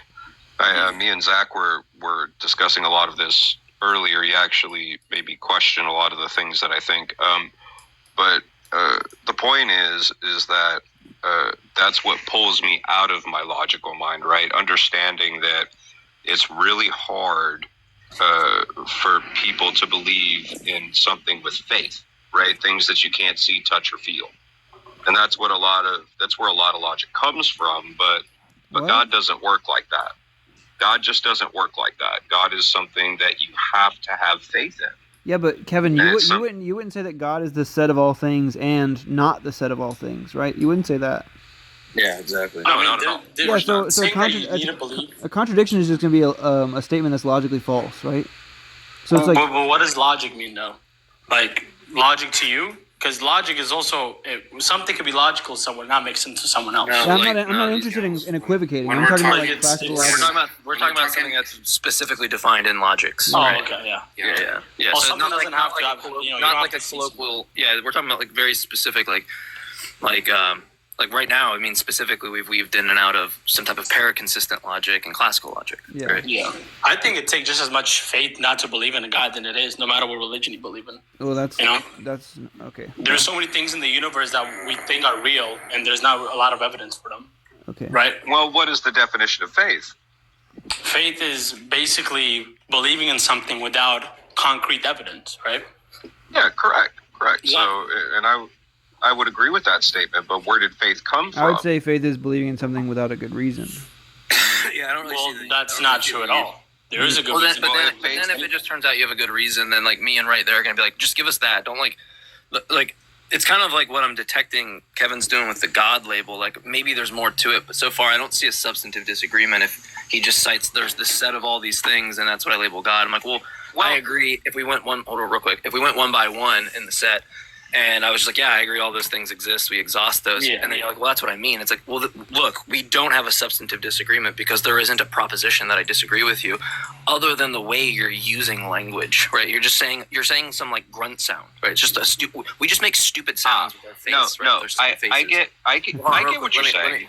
Let me just finish real quick. Go ahead. That's the case, there's really no issue with that view, right? But when you brought up the contradiction stuff and all that, it was confusing me, and I'm glad that right there kind of cleared that up because it's not true that you hold that, but when you start talking about this, it's just still not clear what your guys' view is even like expressing. Right? Well, I feel like I've seen a lot of people turn to Christianity and literally drop a lot of bad habits to negate and defect them, and actually they don't function in society properly, right? Yeah. I mean, you can say that with any belief. So people say that it's not useful. Don't look at evidence. There's a lot of people. Nobody's saying it's not useful. We're saying real quick. I just want to make sure this is said because I kind of forgot. I was trailing off for a second. I just woke up from a nap. So just the point we were on was faith, right? And right there brought up like, look, I think that this is something that you say when you don't have like good evidence or good reason. And he said that's not true. Well, one way to squash that, right? For us, let him finish, please. For us not to have this kind of like semantic. They wasn't talking about faith when you came in. Hold on, real quick. You just tell me like, hey, no. When I say faith, it is predicated. They wasn't talking about faith when you came in. Hold on, stop.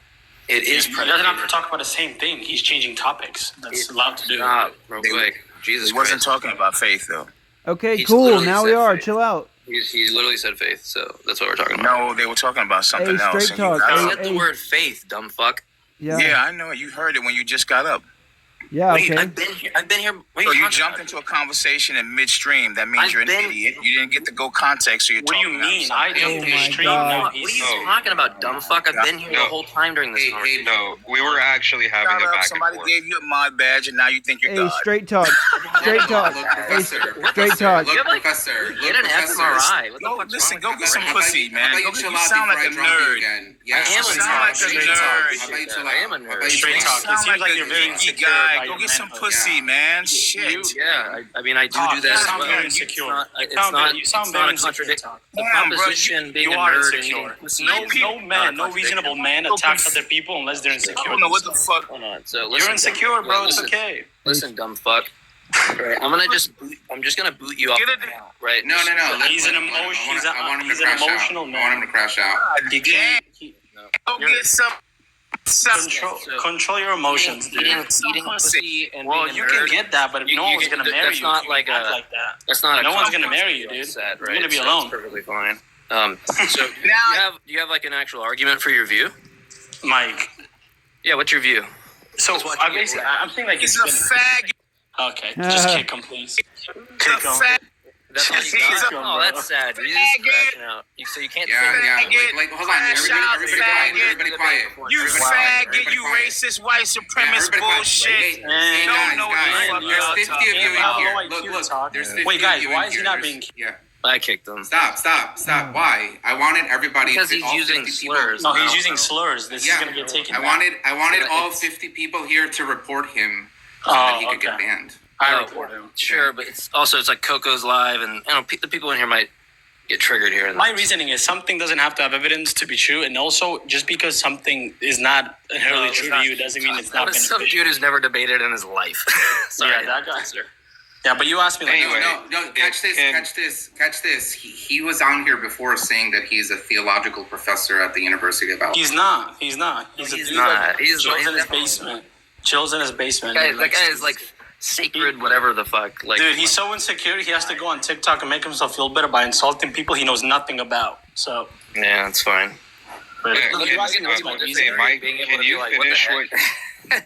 Can you finish what you were saying? Quick. Yeah, I appreciate that. I was just saying, maybe we can just squash this worry between us, or if you just say like, "Hey, man, my faith isn't just this thing that has like no reason," then I'm just gonna be like, "Okay, cool, just tell me that." Like, I don't care if you use the language that way. I really care about getting towards like why you believe, and if I'm interpreting faith as something like no reason at all, and that's not the case, I want you to correct that and tell me what the reasons are, right? Yeah, I feel like a lot of people could turn their life for the better. Like I just said, there's evidence. More people do good than bad when they turn to Christianity. That's a point in favor of it being pragmatic, not a point in favor of it being true. Exactly, but my point is, if you see something beneficial to people and you have no evidence to disprove it, why do you care if they believe in it or not? Because I think we have good reasons to think that it's not true. But you really don't, right? Okay, actually, so I'd like to weigh in on this. I think the point that he's trying to make is that regardless of whether it's true or not, is it affecting good? I mean, it definitely is. I've seen people that are very selfless. But I would think that the way I always say it, I think that harm is on a scale, and I think that if you believe something for not good reasons, it can lead you, to believe other things for not good reasons, and not true, man. Oh, that's not true? I don't know. A lot of Christians don't believe in things outside the Bible that are also not true in general. Right? Yeah, and honestly, if you look at people that are true Bible thumpers, they're quite solid. And they're loving. They're loving. They're not, even though they don't have anything against people who don't believe in that. Like because there's always bad apples, right? But I'm saying I've seen people like that, and I've seen them. Not the ones that force their kids to go to church, not the ones that force their beliefs, the ones that accept you for who you are, and are just telling you what God did for them, right? So that's my point. You don't have 100% concrete evidence to disprove it. So why is it affecting you if it benefits a lot of people? Look, because those benefits can exist without the God belief. No, it can't. Oh, it can't? No, it can't. People can't do good without believing in God? But you're still relying on material that's taken from a book, right? I think it's not that people can't do good without believing in God. I think it's... I just think religion set a lot of beliefs that are concrete throughout time, and you can exist without them, but it set the foundation for those things to exist. Oh, so you can exist without them. You need to demonstrate that. You need to demonstrate that. You're just asserting that this stuff is based upon religion, and I just call shenanigans. Well, I think it gave people discipline. What's your basis? I think it gave people discipline. Basis on what? Where you can't even demonstrate you have a level 40 woodcutting level. Get out of here. I'm just kidding. It's 45. Like the best thing, No, I'm just saying, the like- best thing that you can hope for is a genetic fallacy, right? That's the best case scenario. Yeah, but I'm saying there's a lot of people that can do bad by not believing in something and thinking that there's no point. There's a lot of doing people this, that there's do no point of- bad because they believe in a God, right? Yeah, but listen. They don't really believe in what God tells you if you really do that, though, right? Yeah, they do. They really do think they're going to be rewarded forever in the afterlife. Well, No, and also it depends on the guidelines of the religion. So, are we talking about Catholicism? Are we talking about Christianity? Are we talking about Buddhism? No, Tic Tac is saying that believing in a God specifically, just believing in a God, leads you to do good things. No. Christianity, brother. I said Christianity was the statement. Okay. And don't bring Leviticus and all those laws that Jesus fulfilled when he died on the cross, because those laws. That was in the What King did Jesus say James about the Bible. law? Wait, hold on. What did Jesus say about the law? Did he not say, "I have not come to change a jot or a tittle"? Yeah. No, he also said, "I'm not here to change the law." He said very clearly the Old Testament laws were still in effect. He did not come to change the law, and the fulfillment of the law doesn't happen until he returns. What does fulfill mean? The laws may exist because something is incomplete, correct? What? Those laws exist. Some of them exist. Wait, what is the completion of the law? For example, let me tell you, it was in the Old Testament. It was illegal for you to get a tattoo because people doing it to idolize other idols and mark themselves. When Jesus died on the cross, those demonic things don't exist anymore, and people just get tattoos now to symbolize something that they like. It doesn't mean it's not a sin anymore. Do you see? It changed because he fulfilled them, not because the law changed. Do you understand that? No. It sounds like you're Okay, saying no. tattoos are evidence that Jesus was real or No, something. back then they used to mark themselves. Yeah, as back a then they used to demonic. mark people as property too. Like, what do you mean? Exactly, and you had to do certain things to basically honor God, right? Like don't mark yourself and sacrifice animals, right? Do you have to sacrifice animals now to worship God? You don't. No, so you're vegan, right? So the law didn't change; it got fulfilled. That's my point. It got Yeah, fulfilled. like, can we take this back to the original claim where you said if you don't believe in the Christian God, you can't do good things? No, you can, but those things are betted on religion, though. Like they're concrete. Okay, what does them being based on Christianity do for the proposition God is real being true? Well, I feel like it sets some moral standards to live outside of yourself. What does setting Right, to moral do standards good. have to do with raising the probability that the proposition God exists Because is true? without God, you're basically living for yourself. Do you understand that? What's the argument? You can't live for yourself and do good things. But you can. But a lot of people who changed this world didn't live for themselves. They lived Then for what's the world. the argument? That just because a lot of Dude, people. how many examples do you want? Like You're not. how You're many- going in And circles. examples aren't arguments, man. Like he's asking you for an argument, like specifically, right? Okay, like for what? Basically, for like Yeah. basically saying What is the that it's not argument that beneficial. since moral Maybe he just goods, needs clarity on what. yeah, since moral goods originate from Christianity, let's just grant that. How does that raise the probability of God existing being true? But I just said it didn't matter if it benefits society, right? Why You it's your think that the problem? Christian? You think that this sentence is true? The Christian God exists and created the universe. I believe that. Okay. Do you have good reasons to believe it? Yes, I do. Let's believe hear it. the reasons. I mean, my concrete evidence. The reasons. I feel don't care. through other people that I just told you through other people and the way they change their lives, right? If something is so fake, then why do people change their life for the good and Okay, sacrifice so cool. many Do you bad think that habits? other religions are fake? I mean, I think they could be beneficial, but I don't think it gets you closer to God. I never said so only why? Christianity. Then that's just going to be special pleading, right? Not really, because What? other religions tell you to basically throw people off buildings if they like certain gender or certain stuff. So I don't believe in that. And I told you not to. TikTok. You're trying to get away from what he's asking you, right? Other people feel fulfilled with their religion the same way that you find Christianity to be convincing. Yeah, So and as therefore, long as he's it doesn't pointing hurt out that this is not. What he's saying though is that this is not a good reason to believe that Christianity is true because other people experience these changes that you proclaim in Christianity through other means and other beliefs, which is what he's saying. So you need to either say no, never mind, that's not why I think Christianity is true, or justify how it's different with Christianity, not moving on to a different subject like, oh, these other religions are bad for whatever reason. I don't think they're all bad. Like I said, you can benefit from them. I just feel like they're not as good as Christianity because I feel like Jesus stands alone. Okay, you're not getting the point. Apparently, you're not getting the point. So you're it doesn't basically matter saying that- whether or not you think the other religions are good or not. The question is, are they true? And the basis by which you claim Christianity is true, you do not grant to other religions. That's the point that he's trying to make. Exactly. I don't think it's a double standard. Oh my God. But it's not a double standard because Jesus said there is a God, right? And he made one. No. religion, Hold on. Tic Tac. You said you think Christianity is true. You think Christianity is true based off of the changes you've seen it work in other people's hearts. Those were your words, correct? Yeah. Cool. Other religions also lead to other people having these supposed changes in their hearts, which means either these other religions are equally as true as Christianity, or you hold a double standard, or there has to be something else that convinces you that Christianity is true. Yes, Jesus stands alone from many other religion and their leaders and what they believe. So then the change you see working in other people's hearts is not evidence for the truth of Christianity. So what else is there? Their belief. Oh my God. Right? I do believe that just because something is true and other things are not, doesn't mean they're not as I just don't think it's as beneficial. Look, right? Because the angle that's not the conversation. This is not difficult to understand. You're basically, but I'm answering your question. It could not.